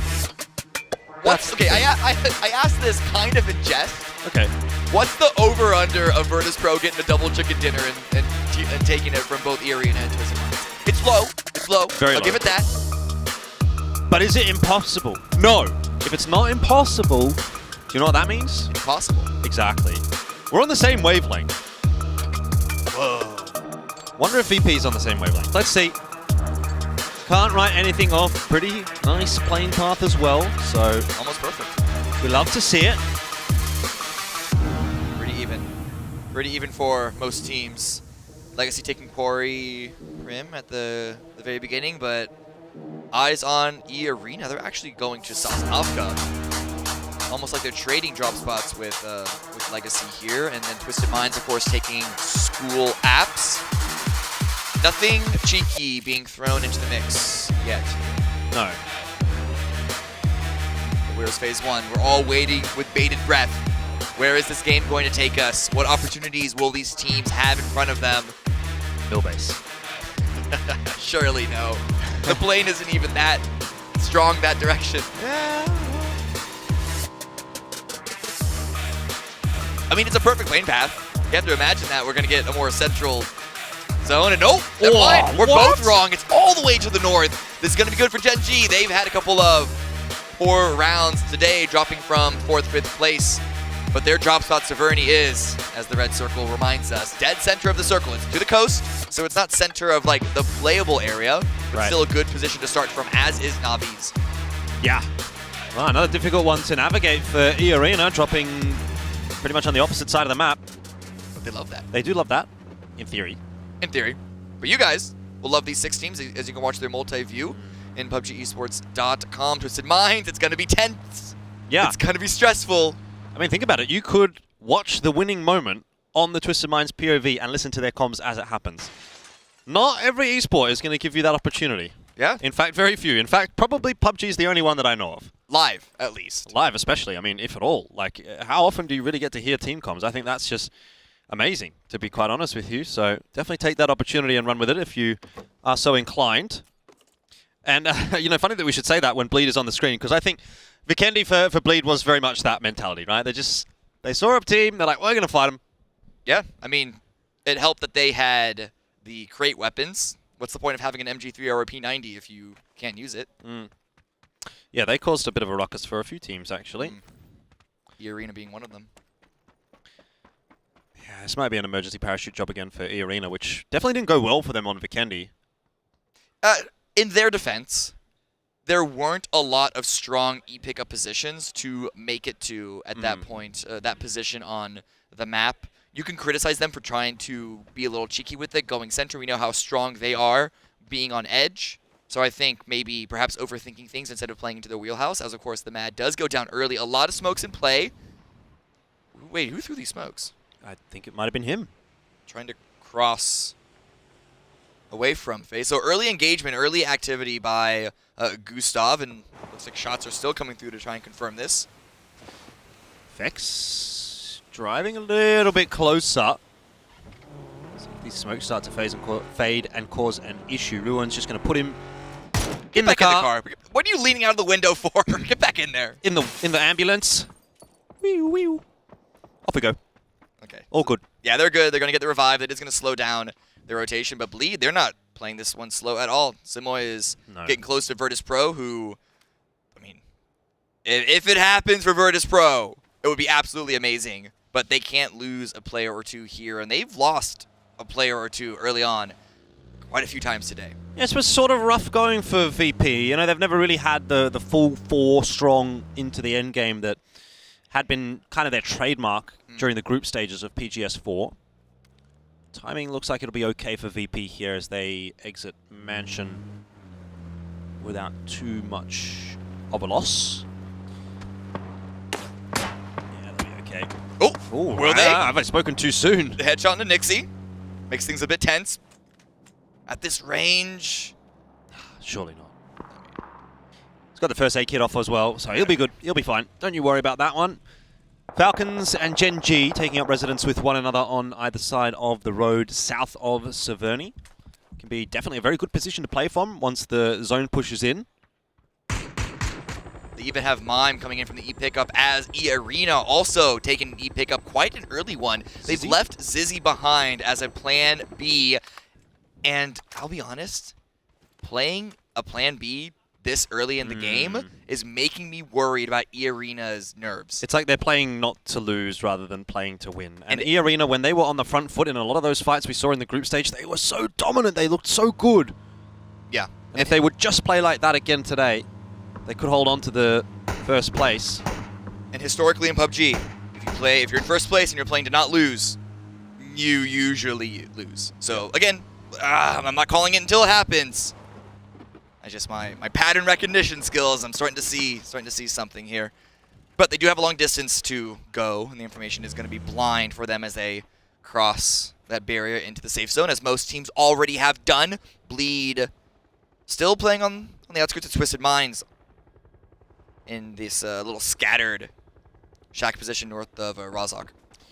Yeah, I mean, obviously we're talking a lot about E-Arena and how they can potentially play this game out, but it also comes into play how Twisted Minds go. I mean, it can be a net positive for both teams, net negative, or if one goes up and the other goes down, then that's where things get a little bit more awkward. Summer's waiting for the free kill onto Unique, which he might find a little more difficult because of the positioning of the vehicle, but the taps are true anyway. Unique is Dunzo. Ming coming across in the buggy for some vehicular warfare. First goal of the round. Someone's going to take that one. Latte was almost able to answer back with a knock of their own, and E-Arena, rather, they're finally getting into this zone. They sent it all the way to Severny, all the way on the north side. A lot of cover for them to land into. Genji wasn't able to deter that drop too much because Falcons have been facing off against them this whole time, and Mime is even able to get a knock against Rex. Here goes Zizzy. The great rotate, we'll call this. Is he going to make it? I mean, are you going to make it all the way to Severny as a solo? The thing is, at least E-Arena have managed to make it pretty safely into Severny. We'll see what options they have if it pulls away from it. I don't know if Genji might have grabbed all those vehicles on the north side that usually spawn around there, but Petrichor Road still going for more. Example, holding point. Solo player, seemingly the entirety of Petrichor Road. Eyes on this position, but Example could get one kill. The second doesn't come so free. Well, Nade, yeah, I mean, this should be a point on the board for Twisted Minds. Chewy's been able to crawl away from the nade. And the second one's gone way too far, but Batulans is coming across as well. The rest of Twisted Minds on their way in. Pero don't want to let Chewy go down for free, but Twisted Minds, this is tense times for them. I don't know that they'd like to necessarily be taking such an early fight, but a point is a point, and that is going to be the equalizing one, and then maybe even one that gets them ahead of E-Arena. It's disaster for E-Arena, and celebration for Twisted Minds as they start to work their way through this Pero roster. This is such a good approach, such a good surround by Twisted Minds. Everything is coming up their way. Not a single point of damage has been dealt from Petrichor Road left. Whoa. He's left 25 HP, the nade through from Perfectix, and Twisted Minds with a clean wipe on Petrichor Road. 4 more points on the board for Twisted Minds, has them 3 clear of E-Arena, and they're in first place for the first time in the final stage. But Lou goes down! Cerberus looking around, circling this area, and then instant confirm onto Lou is a sudden bring back down, pull back down to earth for the mentality of Twisted Minds. Yeah. They're in first place now by 3 points. Do you take that trade if you're given the choice? Do you take the 4 points for the 1 player here if you're Twisted Minds? That's a tough one. That is a tough one. Because it's only phase 1. You don't know if your position that you just fought over was a good one. So, I don't know. But Legacy, RBN, game leader of the squad, did some good damage. Zero confirms that kill, but New Happy, they are forced further towards the north. Lots go down, definitely, and out. New Happy, it's not really been their day. It certainly hasn't been their final stage, actually. Such a decorated squad, but 73 points. The best that they can really hope for now is maybe just squeaking their way into a top 8. But it will probably have to come off of the next game rather than off of this one, given they're down on numbers now. Zone shift in 5 seconds is going to tell us a lot. Twisted Minds are already on the move. They'll be ready to go, and the pull is going to go right over the top of Hal, VP. It's still an awkward zone to play. Yep, this is what I was worried about with E-Arena specifically. No one's on the south of the river, and I don't know how many teams are incentivized to go that direction because it is still kind of unfavored. And that's only going to, I think, collate a lot of the teams onto the north, where we have VP crashing into Howl. Howl is trying to defend this position. Zizzy might just die to bleed here as well. Like, if they hear him on Starber Hill, they might just decide to take that fight. That's kind of been the bleed way over the last couple of games. Twisted Minds definitely on the move. They want to get out in front of most, and they have done so. Do they just set up inside of this house and try to keep their heads down? Looks pretty clean. Batulans will be calming that over to the team as well.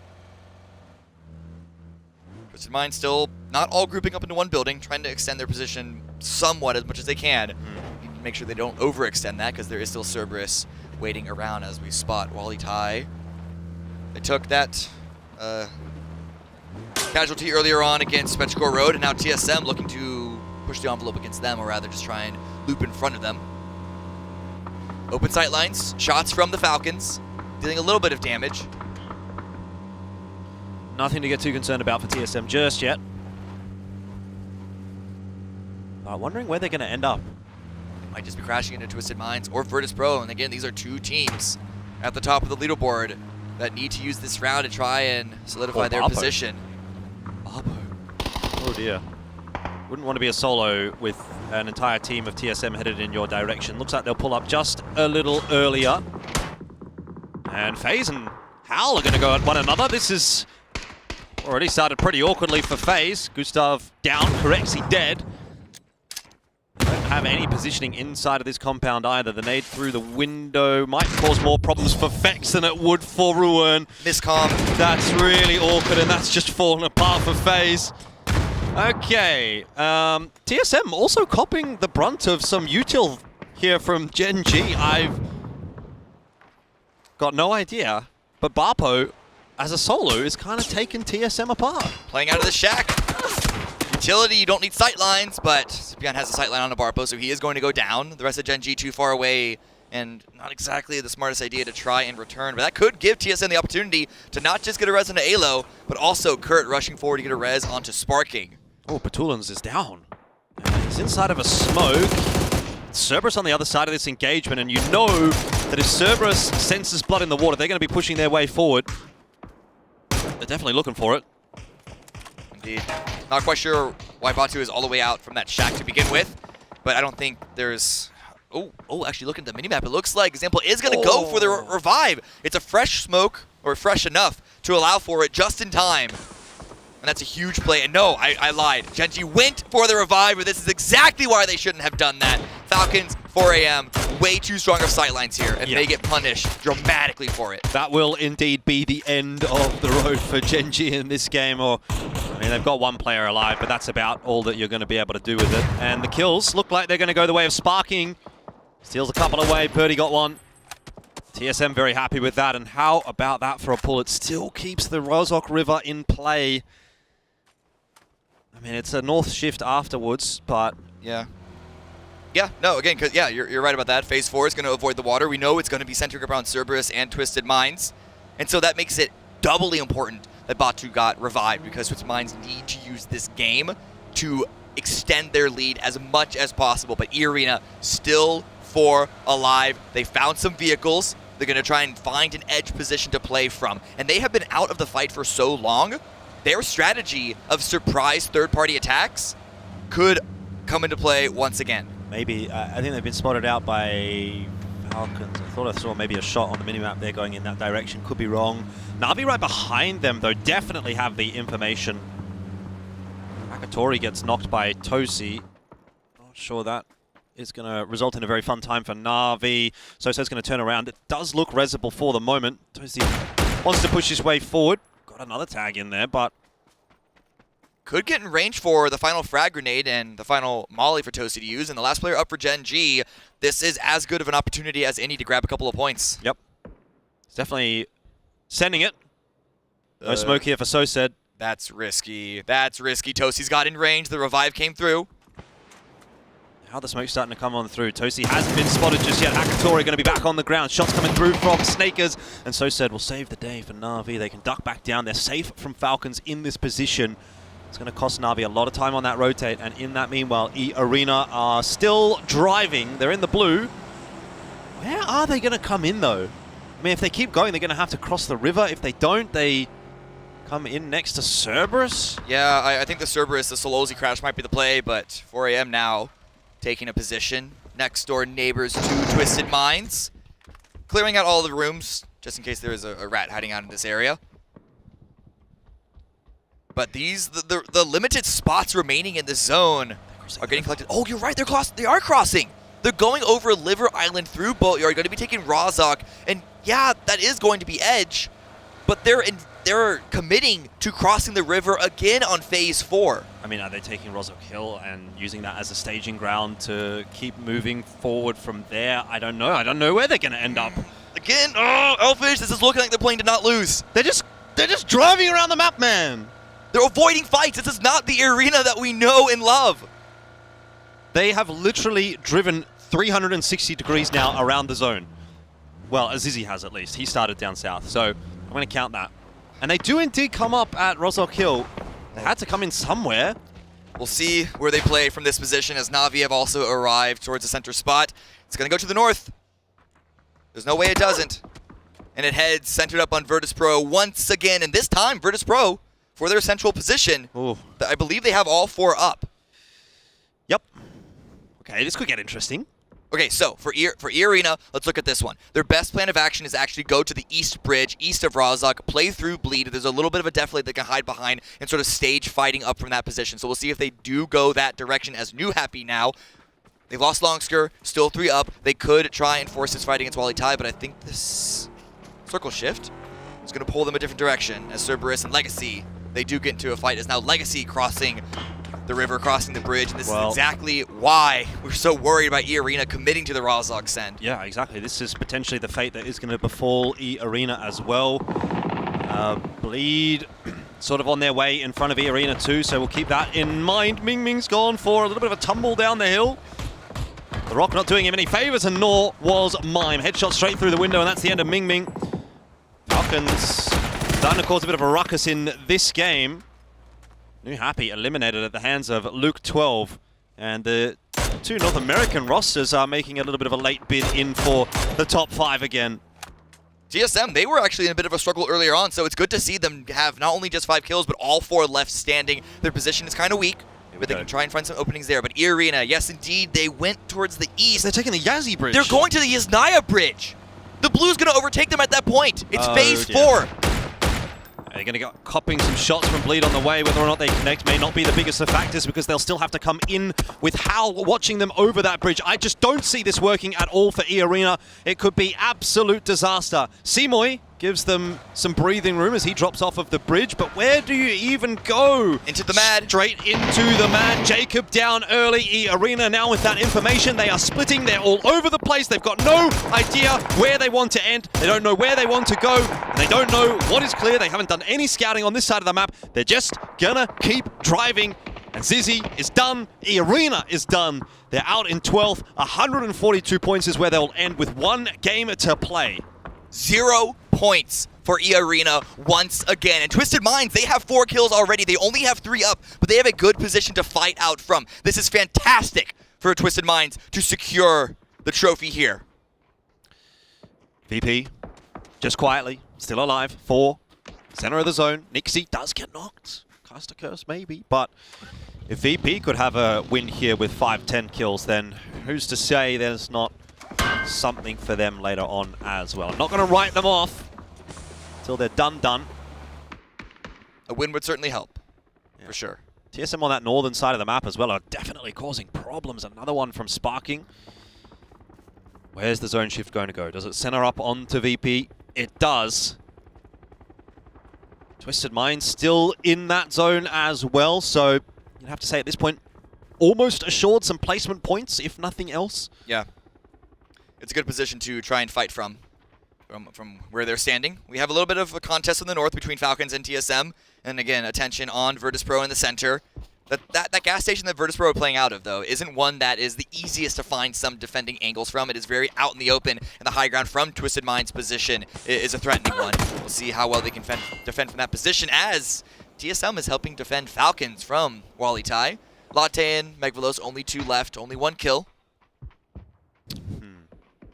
I'm still interested to see where Cerberus is going to go from here because they are the kind of team that would just take a fight. And Twisted Minds is the closest team to them. Bleed and Legacy, a little bit of a back and forth with some grenades involved. A lot of utility. Boy is also on the move here. He's going to try and maybe get into Hawkran's position to help him out. RBN pushing forward to try to confirm that kill. Will get it, but gives up his life as an exchange. Zone is switching both teams. Bleed getting some help now actually from 4AM who have come across from the ridge and they are just absolutely mincing Legacy apart. They've walked into a blender. Bleed survive with 3 for the moment. But yeah, for how long? 4AM are not done with this. They have the exact same threatening sightline on the Legacy. Should go extend further over to Bleed. Navi still holding down. Wally Tai down to 1. And then Cerberus. They're pushing towards Twisted Minds, but also towards the north. With the open space here, the high side peak, if they wanted to extend that direction, could net them a good number of kill points. It's going to start with Latte. He's cooked. He's going to hide in the bush, hopefully behind Na'Vi. Maybe could get an extra kill onto one of the Na'Vi players, but was in the end spotted out and finished off by Snakers. And now Na'Vi starting to have some problems. So too Falcons. TSM also copping a couple of shots. It's all happening on the northern side of the map right now. Nobody seems to be safe. Except for maybe VP and Twisted Minds, the teams inside of the compounds. It's one big, giant open area. It might be on a slant, but it is virtually a field that Na'Vi are trying to hold out in. Hakatori's been confirmed, but still the other 3 remaining are still standing. And with Falcons a bit weakened on the north side, this does give them an opportunity to push up against Cerberus. The spray comes out, the damage comes out. Himas does go down. He's going to get rezzed quickly, or at least that's the idea from Cerberus. Himas might not be quite so lucky though. TSM are getting some shots in onto Na'Vi though, which will help Cerberus out. Blue zone nade. Cerberus gonna lose Himas. Definitely be losing Sololzi as well. He's outside in the blue, bleeding out pretty quick. Isaki's on the run to try to help him out. Taikon, he's got the job of trying to hold on against Twisted Minds. It's a 3-on-1. Isaki has to turn around to help him out. There's no other option. Twisted Minds, they recognize more points on offer. Nade from Perfectix onto Taikon. That's at least 1 more. And Cerberus are down at the hands of Twisted Minds. Another 2 points and another couple of placements in there as well. Twisted Minds are charging their way forwards. I love this play by Twisted Minds. They saw the opportunity. They left the compound. They didn't allow Cerberus to get any sort of revives, any heals in play. They closed the door on that team, contesting them from this angle. There is 4AM that is collapsing in onto this. The revive came in. Still 3 standing for Twisted Minds. 4AM took the compound. Yeah, took the building. Gets a bit harder now for Twisted Minds, doesn't it? 4AM standing in their way of safe rotation in. And if they get on the roof as well, is there going to be enough elevation to find an angle onto Twisted Minds from this position for Godv? Well, he's not really looking for it at the moment. The answer's not really. I don't know where Twisted Minds go, though. I mean, Zone's kind of pulled over in their direction at the very least. That is actually quite a saving grace. Yeah. On one hand, on the other, you would think that a Northern Shift Northeast could force or incentivize 4AM to leave that direction, but regardless, Twisted Minds, they have to play the game that's given to them at the moment, and Alo, 9 kills for TSM, somehow being able to hold on from this position, trying to send those long-range shots to get some opening, get any more kill points that they can, because that run from the north is going to be difficult, especially with the blue closing in and not too far away from them. 4AM attention to Virtus Pro, but again, their main focus right now is Twisted Minds. TSM's done. No doubt about that one. Sparky might just be giving these points up to the blue at this point in time. And so TSM eliminated. You know, that extra 1 or 2 points for Falcons could have been instrumental if Snakers might have been able to steal those away, but 105 points for both of those teams. Hal not too far away either. It's going to be a real jostle for the final 5th position inside that top 5. But the race for first is currently being won by Twisted Minds, and they are turning this fight onto 4AM back around. 4AM didn't even have the man advantage. Zipyan didn't have a long-range angle. It was 3 versus 3. They run into Twisted Minds. The crosshairs come true for the European team. Bobo is now the last one left. So suddenly 4AM essentially just gave the space back. Not a single knock. 8 kills for Twisted now. It's finally coming together for Twisted Minds. Although Bobo hasn't been spotted. Okay.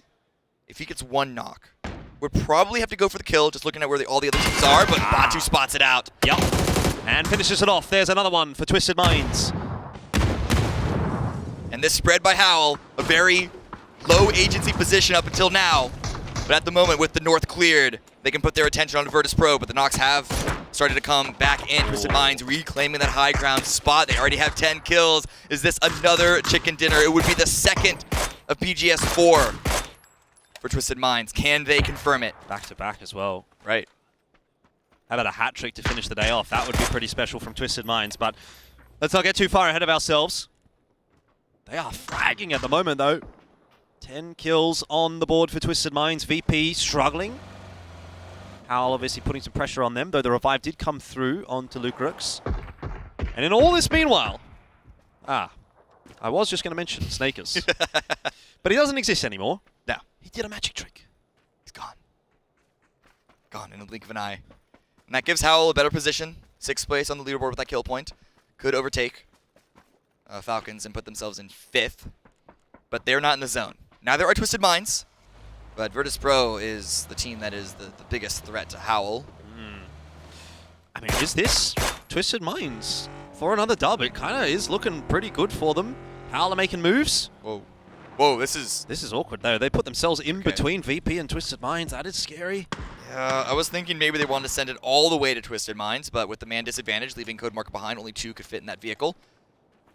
They're not going to full commit that direction.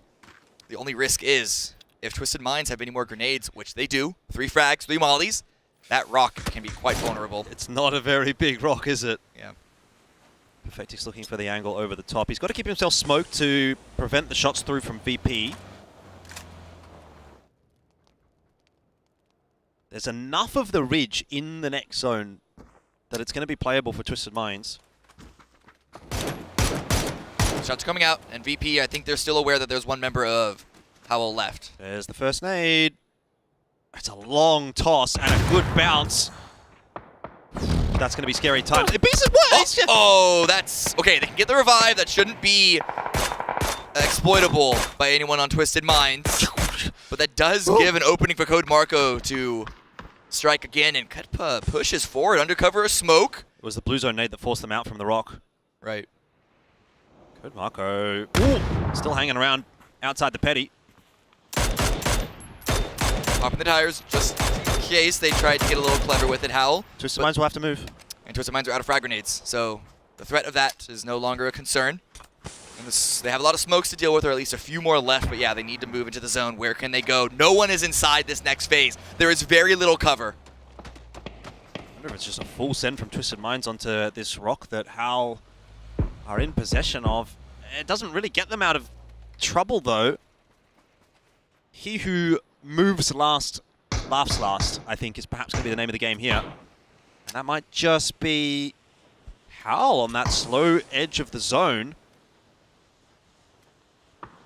I don't know who I favor in this. Virtus Pro do still have 4 up. I certainly don't favor Howl, especially with that knock against the Mad. No. But could be there for the revive. But now Twisted Minds off the back of that knock, they're going to take advantage of it. They are going to be trying to go for that rock. It should be it. Nixie is going to chime in with some support. Yeah, you got to pull up here and heal, though. And they're going to steal a couple of points away here, Twisted Minds, because those were knocks that at least were assisted by Virtus Pro. Example and Perfectix will get them. Twisted Minds, 3 on 4 up against VP, hoping for maybe Code Marco to have an impact. He was spotted, though. Quizzy will get that one done. Lucarex has been knocked back down by Code Marco, though. It is 3 on 3 right now. This is the time to make the difference for Twisted Minds. Batulin's copying a headshot will mean he can't push his way forward, but Perfectix at least has taken the opportunity to cross in that Dacia up to the petrol station. He's got to hold the fort and give time, for example, and for Batulins to get out of dodge. He knows they have Virtus Pro cornered. Code Marco on the north. He's taken care of now, but until this point, he was keeping Virtus Pro trapped inside the gas station. And even with the man disadvantage, the crossfire for Twisted Minds is going to be difficult to break out of. And the timing of the blue pushing at Virtus Pro's back, this could easily be a Twisted Minds victory. But the man advantage, you cannot discount that. Well, it's all down to Perfectix. If he can find 1 or 2, that'll be enough to seal the deal. He's got the molly in hand. He's looking for it. It's not going to be lined up correctly. Example. Spammed through that smoke. It's just smokes everywhere. Virtus Pro have no idea what is going on. Perfectix continues to creep his way forward. He is going to be the difference maker behind that wall. Will come up with the big play in just a moment. Nixie might have an idea, might have heard something. Nade's going to get tossed on out, but I think it's going to go too far. Here we go. Perfectix lines up 2. It's Lucarex. Quizzy down, but Tulin's got 1. And it's Twisted Minds back to back. The relief that you can see, the celebration that you can see on Twisted Minds. We still have 1 round left, but with E-Arena, got nothing. Again, Twisted Minds with the win, this time with even more kills, 15, if my memory serves me correctly. Their lead is now looking very strong to confirm PGS 4. Yeah, almost unassailable, certainly unassailable for VP. The only team in the conversation would be E-Arena, but they would have to have a really, really big game. I think Twisted Minds might have done it, but as you say, there is still 1 game to go. You can't count your chickens before they hatch, even if they have turned into a chicken dinner twice in a row for Twisted Minds. They've got to make sure they don't get ahead of themselves. You know, you can't have a 0-point game and leave it up to fate. Exactly. In fact, do they even start to consider alternative drop spots just to avoid any and all risk?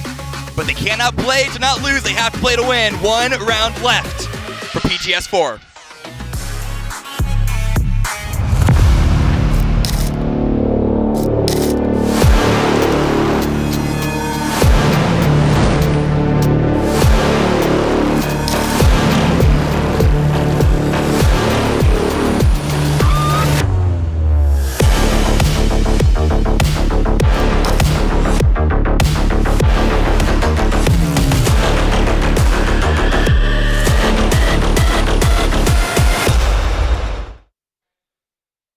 Twisted Minds plays the Perfectix game and makes an example of this lobby. They waited till the late game to get their chicken dinners. They do it back to back and set the stage for their big, finally, no longer second, taking a major and holding that trophy high. This is big news for them and their fans, Masho. Strategy, positioning, firepower. That game was just so clean on so many different levels coming up from Twisted Mind.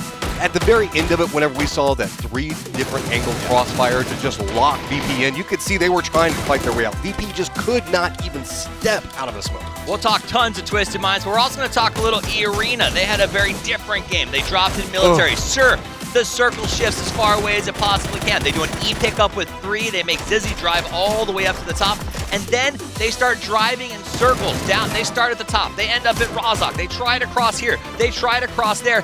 But I don't like it. They pulled the David Moyes. They yanked the strikers. They got hard on the defense, and they are not playing their game. If they had played their game in any way, shape, or form, maybe they pick up points here. That's the thing. We always talk about don't just play for the lead. Don't play safe. You have to make sure you're taking control of the game. Especially not when you're up by 1. When that rotation, you could tell they were like, okay, well, we just have to hope that Twisted Minds goes out before we do. And Twisted Minds isn't a squad that's going to play it that way. They will never play it that way. And they have done something wonderful. Twisted Minds comes out with 2 back-to-back. Look at those faces, the vindication, the passion. Here in town for 27 days, exhausted. They put it together. Even in the group stages, they were struggling to put it together. And then here at the end, they make the big moments. Consistency is king with this team, and they show why. And this is why we talk about the mental game in PUBG so much. You had to be on the chase, on the hunt for so long. And finally, Twisted Minds, you can see a bit of relief. It's not over yet. Right. It's not over yet, but at least it feels like it's done. But that's what we were talking about, that spot right there. That's a live shot, by the way. We talked about where their support staff is. It was a very different vibe less than an hour ago as everyone was quiet, silently watching. Now everyone hyped up, excited for this team to finally do what they did.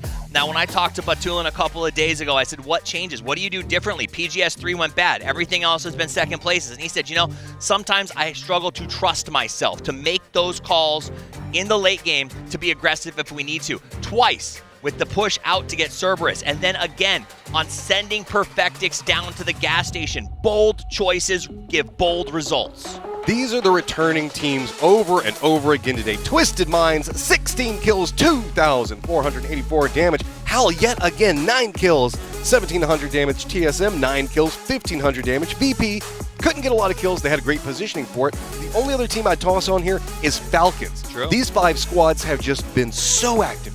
When we got through that first day of play, the second day, first day, I said, I don't know if TSM gets back into this. Second day, I don't know if Falcons get back into this. Now both are back in the hunt for the top 5, but these guys have been hunting for a championship for far too long. They finally made a roster change at the end of last year because what they were doing wasn't quite working. This roster is a champion roster. Look at those damage numbers across the board. So much work that's put in, except for Luke. That's okay, Luke. But, I mean, 800, 900, and 666 for Batulins. Just coming up, making sure that they can say, no, okay, we want to close this. We want to make sure that we are in authority position for the very last game. The man of the match, Perfectix, and he earned that title in that last push. When he went down, he sacked himself behind the gas station. He got that backstab, and there was just nothing that Virtus Pro could do, but it came off the back of the Howl push. They knew they had to stair-step that push, and they executed it perfectly. And this is a guy that is having trouble speaking because his throat is sort of burnt out from hell. Like, he just doesn't feel good. You can see every single time you look at him, he's got the hoodie on, everything else like that. He is not letting it stop. He feels good now. He feels good now as they look at 26 points on that game. E-Arena, nothing. And that means that for E-Arena to get back into this, they have to have the game of the tournament. But they got here off of their consistency, and their consistency has failed them. Now E-Arena has got to have their explosive game at the same time. Hal, TSM, BP are all having big games. I mean, hell, we've even got Cerberus and 4AM that are making some very big moves of their own on the leaderboards today. Let's take a look at total leaderboard. Twisted Minds takes the lead in a resounding fashion, 167 points, 142 for EA. Cameron and I sort of talked at the start of the day, and we said, well, it's 170, 180. That's where the cutoff's going to be. Twisted Minds can play this safe. They can jump to an off location. They can avoid conflict and still pull that 170. But there's still so much on the table on the left side of the leaderboard. Right. It was like, I think, what was it, 110, 106, 105, 105? All of this for PGC points, prize pool, Twire rankings, all of this is still so important, and so much of it is coming down to this very last game. Especially even that second place chase, because E-Arena left that door open that a big banging game from VP, for instance, could put them up there into contention. VP has been turning it on. Absolutely. For second. yeah, but I mean, it's a big mountain that they had to climb, and they're slowly getting there. They are. It's an E-Arena shaped mountain, but it is not as big of a mountain as we thought it was when today started. Na'Vi, another team that has been absolutely phenomenal to watch today. The future is bright for these young guns. Will they lift the trophy today? No. Will they in the future? I do not doubt it. Yeah, they're playing in what is a crazy tournament. Yep. And again, innovative. And I would say the Hackatory feels like probably one of the most stable fraggers that we have seen in a very long time. Every single game, he is just pumping out the game. That's it. You see the trophy and the two teams that are on the chase. Will Arena play it safe? Will they go full aggressive? Will Twisted Minds beware the attack of the hot drop and off leap? Who's to know? We're about to find out. It's time for the final match of PGS4 to crown a champion with Cammy D and Elfish Guy. One game to go, and it doesn't feel like it's going to be enough for E-Arena anymore. 25 points the gap now between first and second. You would need to have an absolute miracle of a game to pull that back. Twisted Minds will know it. E-Arena will know it. It's not off the table, but it's highly, highly likely that Twisted Minds have done it here at PGS4. As we see the legacy of world champions in front of us here, who will be the team that joins them this year at the end at PGC. And with a victory here, that's good up in the floodgates, as was said on the desk for Twisted Minds. If they can hold on, the gap looks good, but this plane path looks really, really bad for E-Arena. They drop out immediately. They go to North Georgia Pole to try and start their comeback run from there. Man, it's going to need to be a massive game. You would be hoping that Twisted Minds just get knocked out instantly, and then you need to put plus 25 points on the board.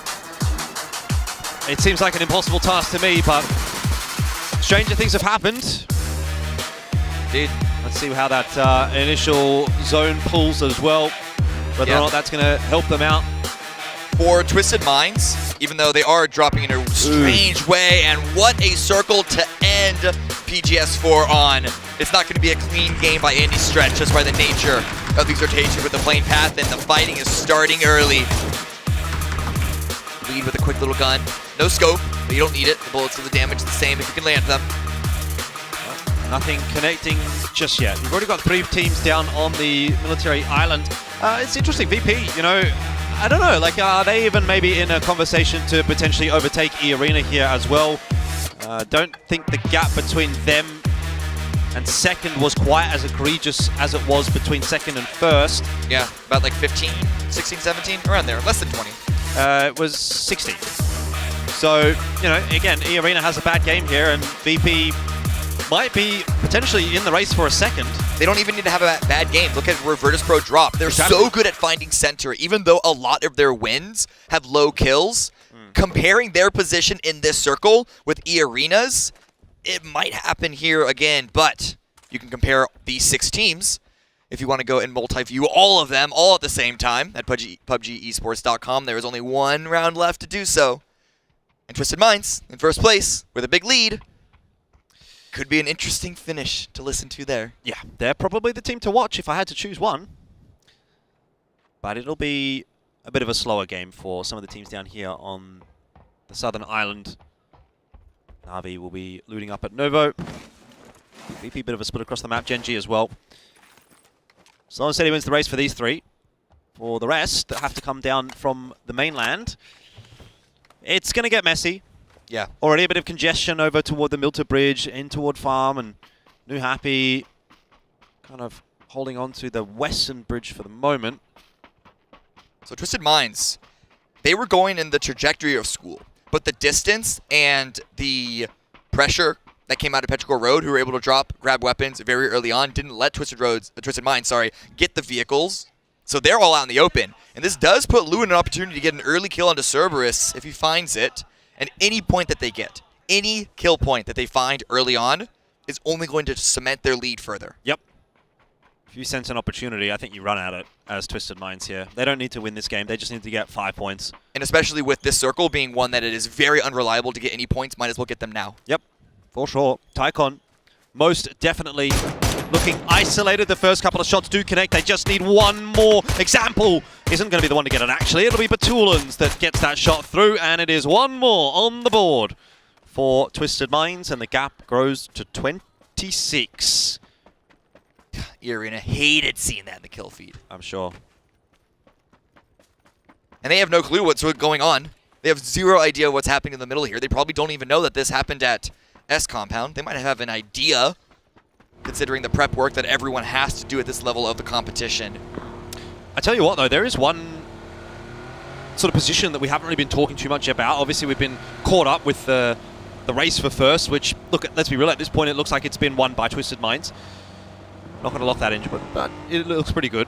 But the battle for fourth, battle for fifth is really raging. 110 points for Na'Vi, Falcons 106, HAL and TSM both on 105, and yeah, you know, that's not even bringing into play maybe a FaZe or a Pero with a big game here to finish things off, jumping up a couple of steps as well. So that middle of the pack, you know, we're talking about the peloton again, if we're bringing in the cycling references. They're not quite in the chase, definitely, for first or even for second, but there's a lot of moving and shaking that can be done between 4th and 8th or 9th. There are 5 events that give you points to qualify through global points to PGC. This is the second of them, so every single point counts, especially if you're not a team that can guarantee qualification to any of the ones in the future. So this game still matters for everyone that is on the board now. Yep. We know specifically Falcons have sort of highlighted a top 5 finish as being something that they are aiming for, and they're just holding on to that at the moment. It's been a bit of an up and down sort of run from Falcons, but if you finish strong, right, that's kind of what everybody remembers. Mostly. But yes, finishing in their position is going to be good, but suddenly it's all popping off as everyone is making their way over towards the south end of Sosnovka. It's closer to the center, and Bleeder coming out on top against Legacy so far. And that, I believe, we were just watching the 2 remaining members of Legacy come in super late, so a bit of a split arrival for the Latin American squad gets punished, and now the 2 remaining players are going to have to limp in and find something to hold on to here. Yeah, taking a boat. So they've just gotten on the shore on the southern side of Sosnovka Island. Probably not the biggest of talking points, really. Pero, on the other hand, were one to keep a bit of an eye on. They will have an uncontested cross of the bridge. Nobody doing any bridge camping. Yeah, I'm surprised by that. On the last round, might as well go for something aggressive. But teams just don't decide that that's not going to be the play. The teams on the bridge want to get into the island early and play more for a more reliable mid-game, as unreliable as it is by comparison to other parts of Erangel or any other map for that matter. Petrichor Road now arriving in. This compound can be strong if it stays into the zone, which feels like a John Madden statement now that it comes out. But you should know what I mean. It's very oppressive. It can be. So it's a good grab for them early on. Once again, E-Arena are true to form in that they are rotating extremely late, far, far behind everybody else. Yeah. Which, if they do go over that western bridge, maybe Pero comes into play. The strange thing about this rotation is that they left at like 7 minutes, 7.5 minutes, and they dropped out of the plane early. So you have to imagine that they have the most gear of everyone here. Now, the difference between having a vert grip versus an angled grip, having a red dot versus a 2x, doesn't usually mean much at this level of competition, but those small edges of being able to play in your most comfortable setups, I mean, it's going to need to be a big game for E-Arena, but that could give them the biggest chances. Well, yeah, it's going to have to get started pretty early. The benefit of playing edge is you do tend to find yourself in more fights than playing center, so if they're in those fights and they're winning those fights, yeah, maybe. But it's a pretty slim maybe. I don't want to lie to the people at home and say this is very much of a likelihood until I see 2 or 3 clean team wipes from E-Arena, and then I'll start to get excited. But yeah, right now it's definitely a long way to go. That is for sure. Kepis goes down to Himas, and E-Arena are nowhere near here to try and third party. More shots come through from Virtus Pro. The mat goes down. Howell coming into the center, trying to find a spot to play from, and they get locked out, losing 2. Well, what have we learned over the last couple of games? Don't be driving around in the center of the zone after everybody else has already rotated, because you are going to get farmed. Howell learning that this game. Arena learned that last game. Oh, that's how that happened. A bit of a replay here. Taking a glider over first and just dropping it out almost like it's a mini E-pickup, but didn't spot Bleed on the ground below them, and Legacy do get punished. Speaking of E-pickups, I believe 4AM have just landed from 1. Barpo holding point onto Gen G. A nice grenade, but Bobo with the trade. Yeah, nobody else from Gen G really in the vicinity to help out, so Barpo going to be down and out. It'll be good quick reses coming through for 4AM. No pressure coming through from elsewhere. I mean, Himas is kind of hanging around on the wall of the airfield, but not in a position to really cause any ruckus. Just thinking about it, though, it would be a very Himas play. Up north, Arena and TSM might run into one another, and that is a very unreasonable zone shift. Yeah, this is awful. This is probably one of the worst circles you can expect ever on Erangel. But for Arena, attention on them, eyes on them. They cannot wait for a third party to reveal itself. They need to push the fights now. And for their benefit, against TSM, this would be a pretty isolated, limited one. So they can take this one, just a direct 4 versus 4, get the initial knock, and go for the send. Look, if you've got any chance of winning this game, winning this lobby, I think you have to take that fight, right? Like, you just have to. But do they even know TSM is here? Maybe they've spotted the vehicles. Purdy's on the move. Oh, Talalzi's out of the bike and out of the game. That is the end of him for PGS 4. Cerberus having similar issues to what Hal did. They haven't really found anywhere that they can hole up. So there's no real options anymore. TSM on the move. And Arena, I would say, will be happy to see that because they know that they also have to get across this bridge. But if with TSM moving in front of them, they're going to be running into whichever teams are there, which we know is Petrichor Road, could be Falcons, could be Wally Tai, but Arena, they know that there are teams already in position. So if they come in behind them, it could be a traffic jam, and they see TSM camping or at least stalling at the end of the bridge. They turn around. Again, they don't want to push for the fight. They're going to be going to Ferry Pier, could be looking for a boat if one is left behind. But this isn't in the zone. Phase 2 has started to close in. I mean, is this not doomed at this point for Arena? Like, you have no agency in this game at all. They can't play on their own terms. They can't really play the game. They're just hoping, okay, maybe there's a boat, but like when we get the boat, where do we go in? Well, everyone's kind of found positions inside of that next zone, so just don't see the way forward for Arena. Certainly not to have, a 20 kill game, which is kind of what they need. Yeah. Now, the one thing that you need to be aware of in a circle like this, with all of this water in play, as we see Twisted Minds out in the blue, taking a bit of a boat-tate themselves. Oh, and one of them goes down. Batu immediately eliminated. Again, they just need to hold on. They just need to hold on. So this isn't the end of the world, but still quite unfortunate. But one thing about this zone, the fact that we have less than half of it being actual playable in Phase 2, is that fights are going to start quite early. So for Arena's benefit, they could be waiting for TSM to get into a fight, and then they collapse in with the third party. Maybe. They're already sort of pushing their way across the bridge, I can see on the minimap. FaZe are also in the blue. Few teams, Twisted Minds, Arena, and FaZe, copping some blue damage. Still a lot to play for FaZe. A couple of extra points in this one gets them up into 5th, maybe. Zizzy scouting his way forward. Alone. Mirrored by Luke 12 on the other side of the bridge. I think Zizzy might have spotted one of them. Could have heard them. Topping off the boost to give every single advantage in this fight. But the rest of Arena are on the opposite side of the bridge. They have yet to cross. They seem to be waiting for Zizzy to create some sort of opening. But this is just Zizzy walking into a 1 versus 3.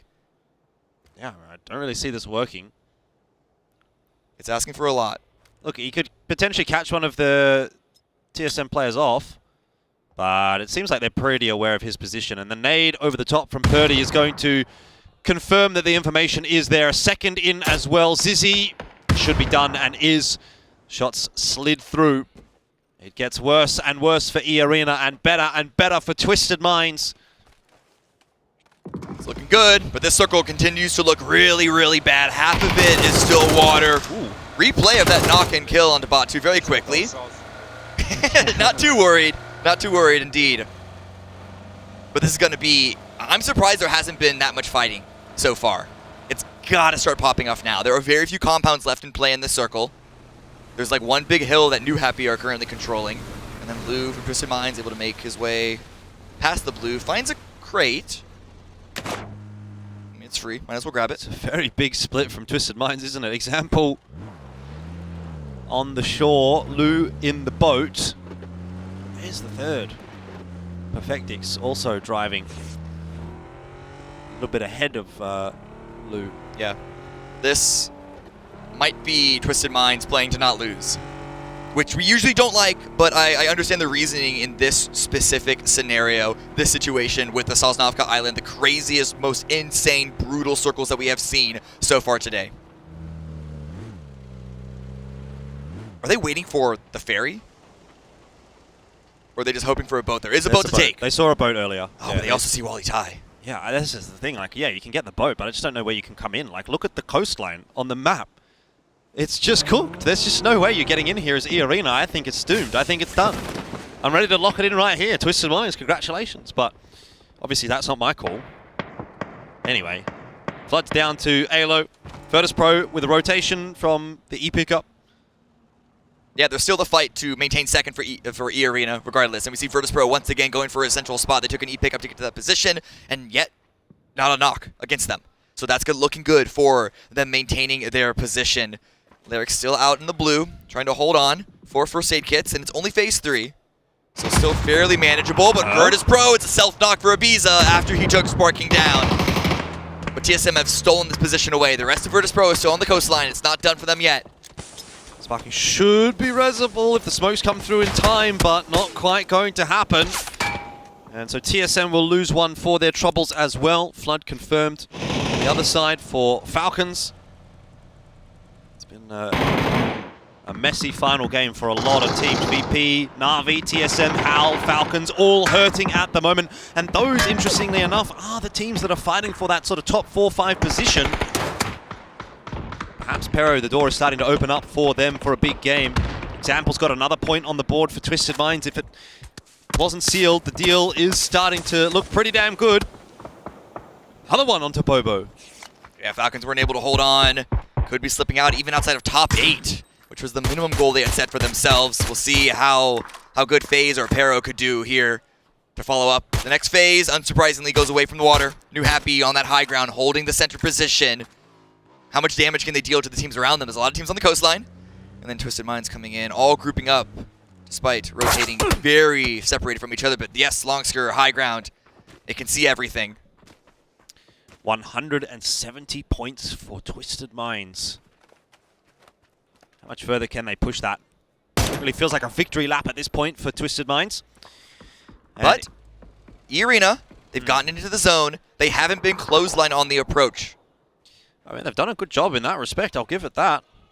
They might just be able to hold on to second as a result of it. Virtus Pro looking a little bit worse for wear themselves. I'm not sure that they're going to be able to bring back that kind of a deficit. And all things considered, a second place finish for E-Arena would be a result that they would have been happy with if you would have offered it to them at the start of this competition. Fashion in which maybe it's played out, perhaps not, but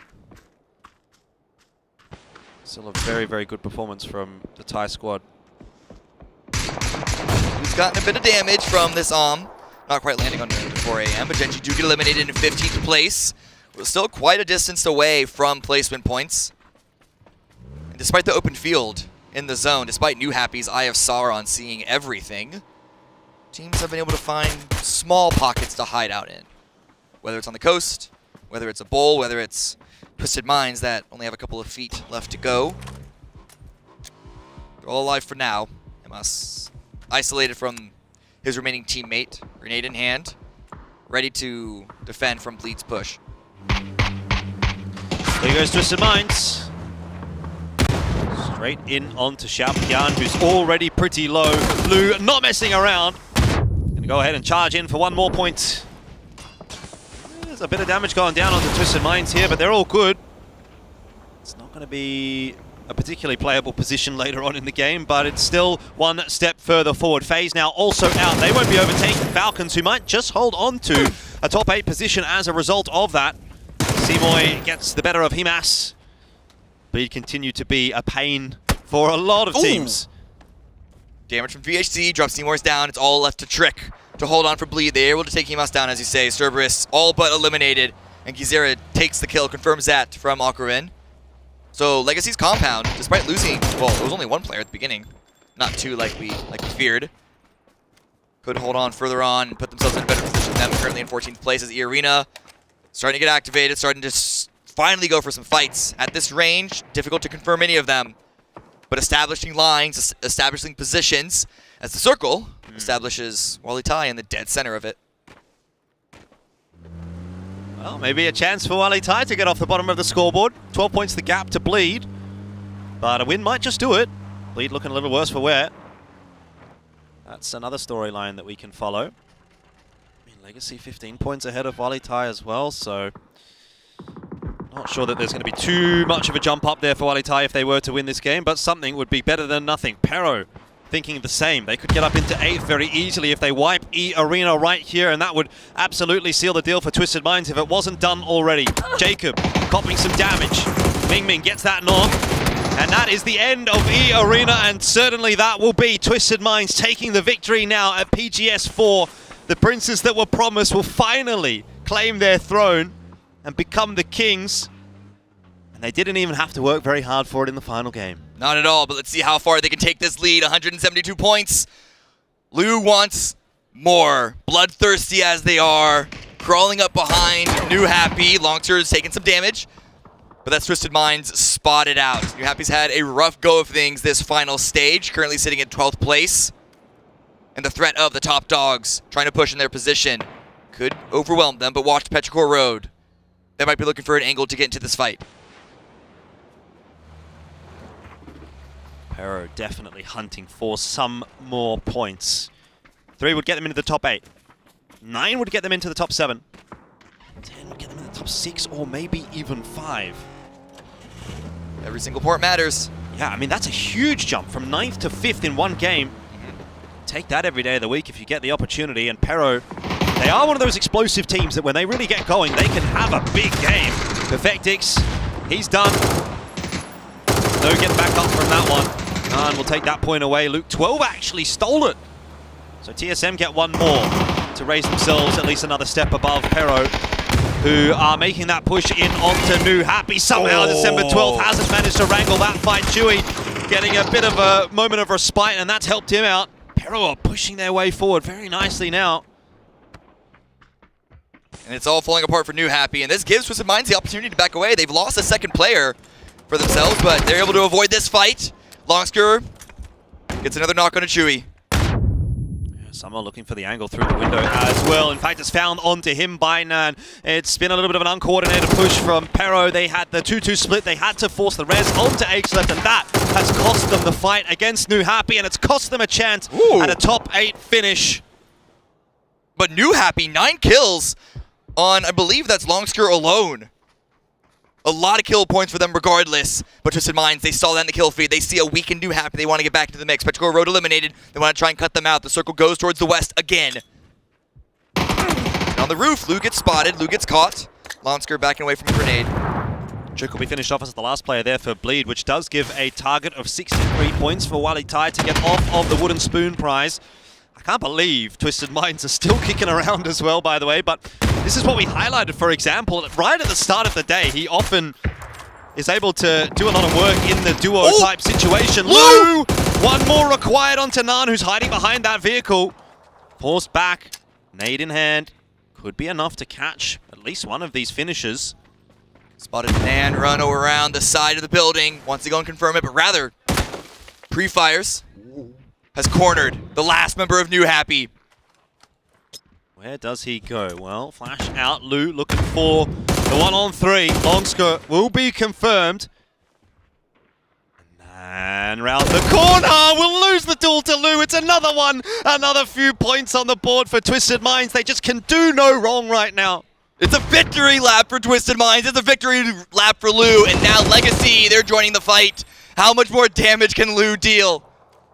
Surely not more than this. Nade's coming in over the top, and that will finally be the end of Twisted Minds, but they will be very happy at the end of PGS 4 as they claim their victory, 177 points. PGS4 champions, but let's look towards Virtus Pro. They are 9 points behind E-Arena, 3 of them still up. They're on the edge, and there aren't that many kills left to go around, but the placement points could push them above E-Arena, push them into second place. But Legacy now, RBN, 6 kills, 3 alive. Open sightline towards the north, towards that area. Yeah, think about TSM as well, looking to nab 1 more point, which they would almost certainly be getting from here on out. And taking 4th away from Na'Vi. Considering where TSM started on day 1, at the end of day 1 of the final stage, they were bottom 4. I think they might have got 20 points. They've had 2 phenomenal bounce-back days and a top 4 finish for TSM, well-deserved. It's been a good PGS4 from them. They won the group stages. Virtus Pro lurking indeed, looking for a second. Haven't been spotted out yet by Wally Tai. He's up front, looking for the opportunity, but needs to get a confirmed knock. Perhaps looking for more, because their position is not great for Virtus Pro to fight out of. They're just preparing for a blind spot. The vehicle sent comes in. Wizzy, I believe, was spotted at the last second, but now Virtus Pro have arrived. Yeah, nade's going to be their greeting from Wally Tai, but some will go back in the other direction. Stun grenade in from Nixie. Has been able to force them back away from that back room. At least it gives some more space for VP to play with. He's on 1 HP, but he's alive. And should be able to get that first aid kit off. Quizzy will be the sacrificial lamb in the end. There's just no way he's getting back up, but VP, 9 points the gap between them and E-Arena. I don't know if it's going to come together, but I like the fact that Nixie's been able to get on the roof. Roof play, it's everyone's favorite. They spot Legacy to the north. There's enough cover between these last 2 members of Virtus Pro to be able to focus that direction. Sarah's blue zone grenade confirms Quizzy that's not going to be revived, even if they were to consider it. Nixie needs the chance to pop a first aid kit here. Haisaki will go down. Top 4 now for VP, for TSM. It puts TSM into 4. VP now 8 points away from E-Arena. Wally Tai still 9 off of bleed. TSM have control of the zone. They have positioning there. Everyone else is fighting for kill points on the east side. Nixie with a nice drop. They need every single point if they want 3rd place. They need every single one. 9 points to guarantee it if they don't want to leave it up to tiebreakers. It's not going to be a very easy task for them, but Nixie absolutely books Purdy Curdy out of the server for half a second. I'm sure that'll be reasonable for TSM. Alo standing right next to him, but nice couple of shots. Zero's been picked back up. Legacy are going into the zone, trying to make a send towards the center. Good damage coming out. Nixie wasn't able to confirm any of those kills, but he hears the footsteps below. Purdy struggling. Nixie going to get some more points on the board here. Wally Tai, they're definitely not getting on the bottom of the scoreboard right now. Legacy have pushed it on TSM. Okie dokie. Where do we even go from here? VP, are they still on for another 6 points? I mean, this rooftop position is a very powerful one, but with the zone pushing in, it's going to be forced out in just a moment. I think they would have to get the chicken dinner. I think the only way, mathematically, for it to work for Virtus Pro, they would need to get the chicken dinner. Thankfully, Legacy dealt a lot of damage to TSM, but Kiss hiding in the room, hiding in the kitchen, catches Luke on the cross, and that's going to be it for Virtus Pro. The top 3 are now secure. Twisted Minds, E-Arena, Virtus Pro, and honestly, TSM, they're not going to make it to 3rd. So, in fact, our top 5 are locked in as well. Legacy, a 10 kill game to finish the day. Might not quite be enough to get off of 13th here anymore. But what a final game to end on, at the very least. They have to secure it, though. Luke 12 still alive, Kiss still alive. And if somehow Kiss could get this win, confirm this as a solo, we could see them overtake Bleed from 16th to 15th place. Yeah, it seems unlikely. I wonder if he's maybe got a grenade he could slide into the little cubby hole that Legacy are hiding in. That would really be the only angle. Luke 12 will be the first that has to move with the next zone. So he's trying to take this duel against Kiss, and he's doing a pretty good job of it. There is a portable shield in there as well, so no more connections from Luke 12. But no helmet for Kiss. True. Smoke's out. 2 more smokes left for Kiss to use. But no one's going to let him get anywhere near to the zone. America's bullying. They're teaming up together to make sure that Wally Tai can't get any more points here. Yeah, be an opportunity maybe for Luke to try to make a cross into the zone. Kiss is watching his angle and hoping the smokes are going to keep him safe from the Legacy angle. But Luke's got a few smokes to play with. Tossed them out. He's just going to try and make himself a wall of smokes to run through. A tunnel of smokes even. And Kiss has managed to make it to the care package, which is actually safe inside the zone for the moment, but the blue zone nades are going to push him away. And one final tick will put it over the line for Legacy as they get their 11th, and that is Wally Tai confirmed in 16th. Now it's the battle between Luke 12 and Legacy. A rough start for TSM after their group stage dominance. And a second place. Gonna end that a little bit, but still 4th place for TSM. A good win for Legacy. High kill count for them. But it needs to be said, Twisted Minds, your champions of PGS 4. Yeah, what a fantastic result for Twisted Minds. They've been hunting for it for so long. And finally, it has come together for them. And you can see what it means. We heard conversations around Batulans. He's been saying he believes in the system, and that belief has finally paid off.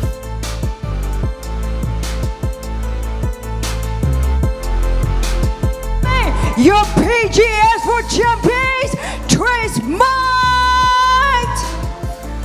Arena and Twisted Minds were neck and neck the whole way, but Twisted Minds pulled it out in the end. Congratulations!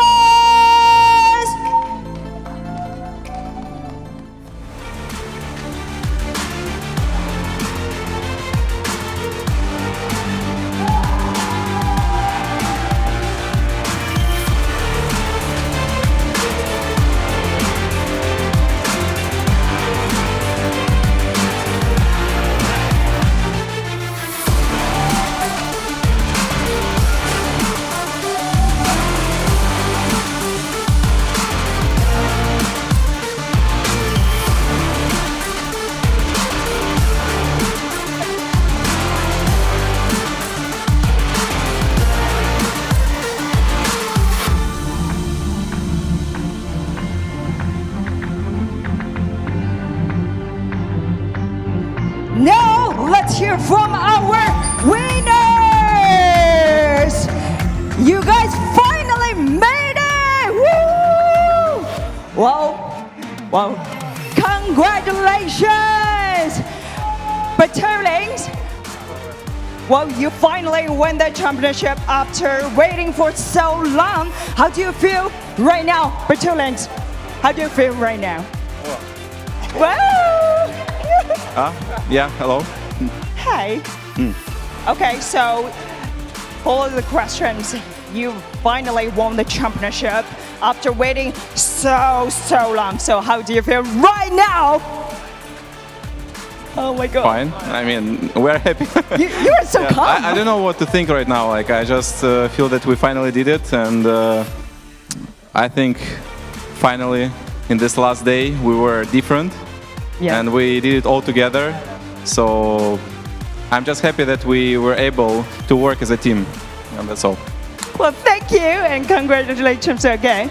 Well, Lu, hello. Well, your performance has been very consistent this year, but you were just short of the championship. What do you think made the difference this time? Я на эмоциях не понимаю, переведи, пожалуйста. Ты думаешь, я что-то понял? Я не говорю по-английски. Oh, we have translated there. Don't worry. Давай, Тём. Ты говоришь по-английски. Что говорить? Что говорить? Ничего происходит. What's the question? You are very happy forgot the question. Okay, well, this question is for Lu. Well, Lu, your performance has been very consistent this year, but you were just short of the championship. What do you think made the difference this time?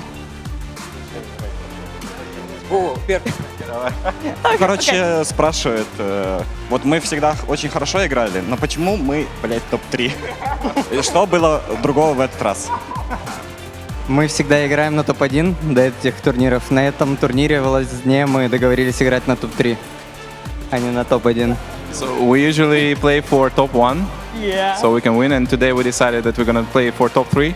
Ooh. And it happened, like, it's good, we won. They're so excited. Okay, so the next one for Perfectix.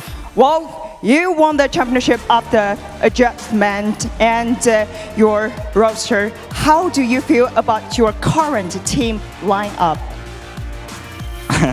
Our current team lineup, like, it's strongest lineup, I think. It can be. Can I say a few words? Okay, no problem, please. Окей. Я хотел бы передать привет моей маме, моему братику, моей любимой Ирочке. Вот. Привет тебе. Ира, привет. И я хотел бы также, не знаю, посвятить эту победу моему погибшему отцу, которого не стало 3 месяца назад. Жалко, что ты это не увидел, потому что он был моим большим фанатом. Вот. Спасибо. Well, our translate. Wait, translate. He just thanked all his family, his girlfriend, and his father. It's also hard for me to translate. Very touching. Yeah, everyone who should know, they know. So it's good. Yeah, we know. Before you guys, it's very tough. I mean, all the competitions. And the last question for example.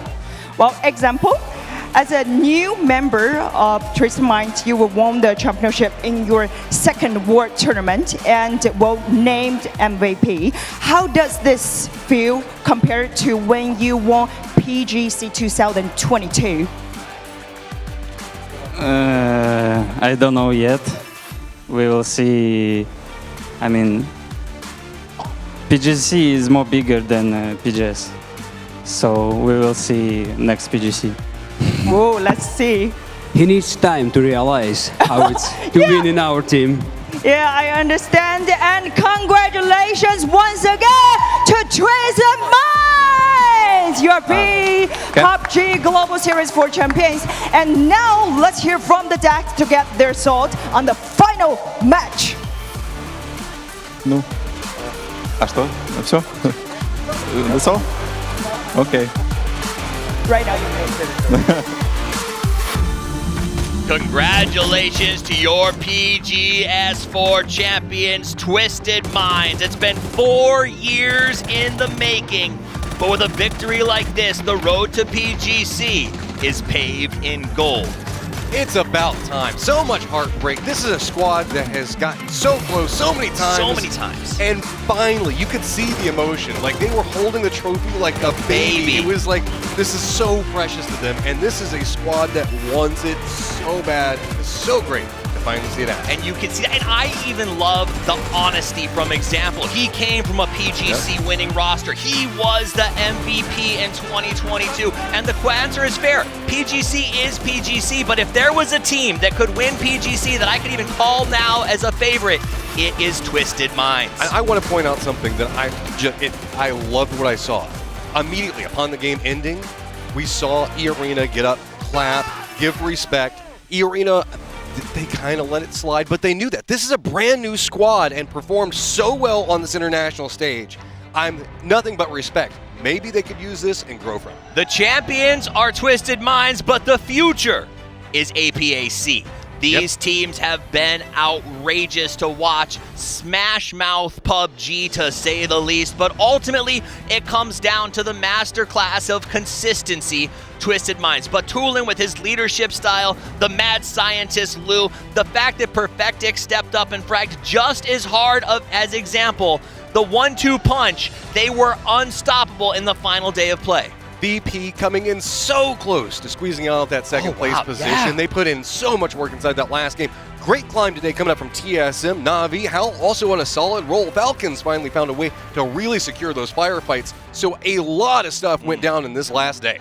Virtus, bro, you bring it up. They weren't even in the finals of PGS 3, and they make the climb all the way up there. But the MVP is going to be example, a position he is not unfamiliar with. I mean, this is just a stellar performance coming out from this guy. Over and over and over again, if you need to lean on somebody on Twisted Minds, it's going to be this guy. Imagine the boldness, the hubris, the brashness of naming yourself Example, and yet growing into the example for every young PUBG player of what a true fighter looks like. Twisted Minds, again, has waited so long for this moment. Example added to the roster and was the secret sauce that ultimately came to a victory here at PGS 4. Twisted Minds going to be walking away with $100,000. Finally getting that first place. E-Arena Stellar International Performance going to be walking away with 40,000. VP on that climb today going to rack themselves up 20. Let's not forget about TSM and Navi right back behind that, picking up some solid cash of their own. Absolutely. Big shout out to TSM. They also had a whopper of a day. Good group stages, rough opening of the finals, but they never gave up, never say die. That was the attitude of TSM.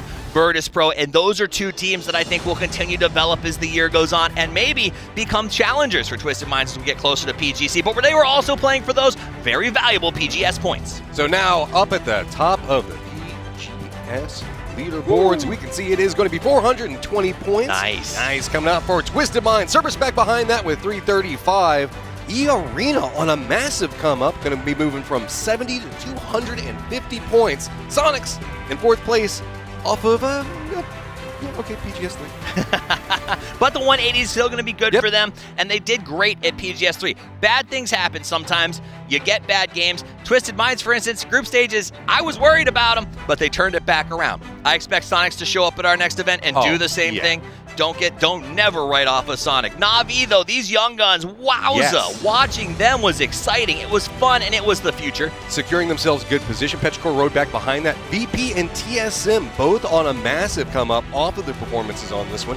Now positioning themselves very firmly on their path to PGC. Very excited. Also, Howl, 95 points. I love to see that. Falcons at 60. They did recover. They didn't make it to the finals of PGS 3, so this is going to set the stage for them. A lot of these teams worried about where's the Twire rankings going to show up. What does my future look like as the road to PGC continues? These guys are making that statement. Everyone who showed up here put their hearts on the field and gave everything that they had to here at PGS 4. I want to give a thank you to everyone who was here watching this event, co-hosted by Crafton and VSPO. I'd like to thank the official tournament gaming chair On to Seat for their amazing support of PGS 4.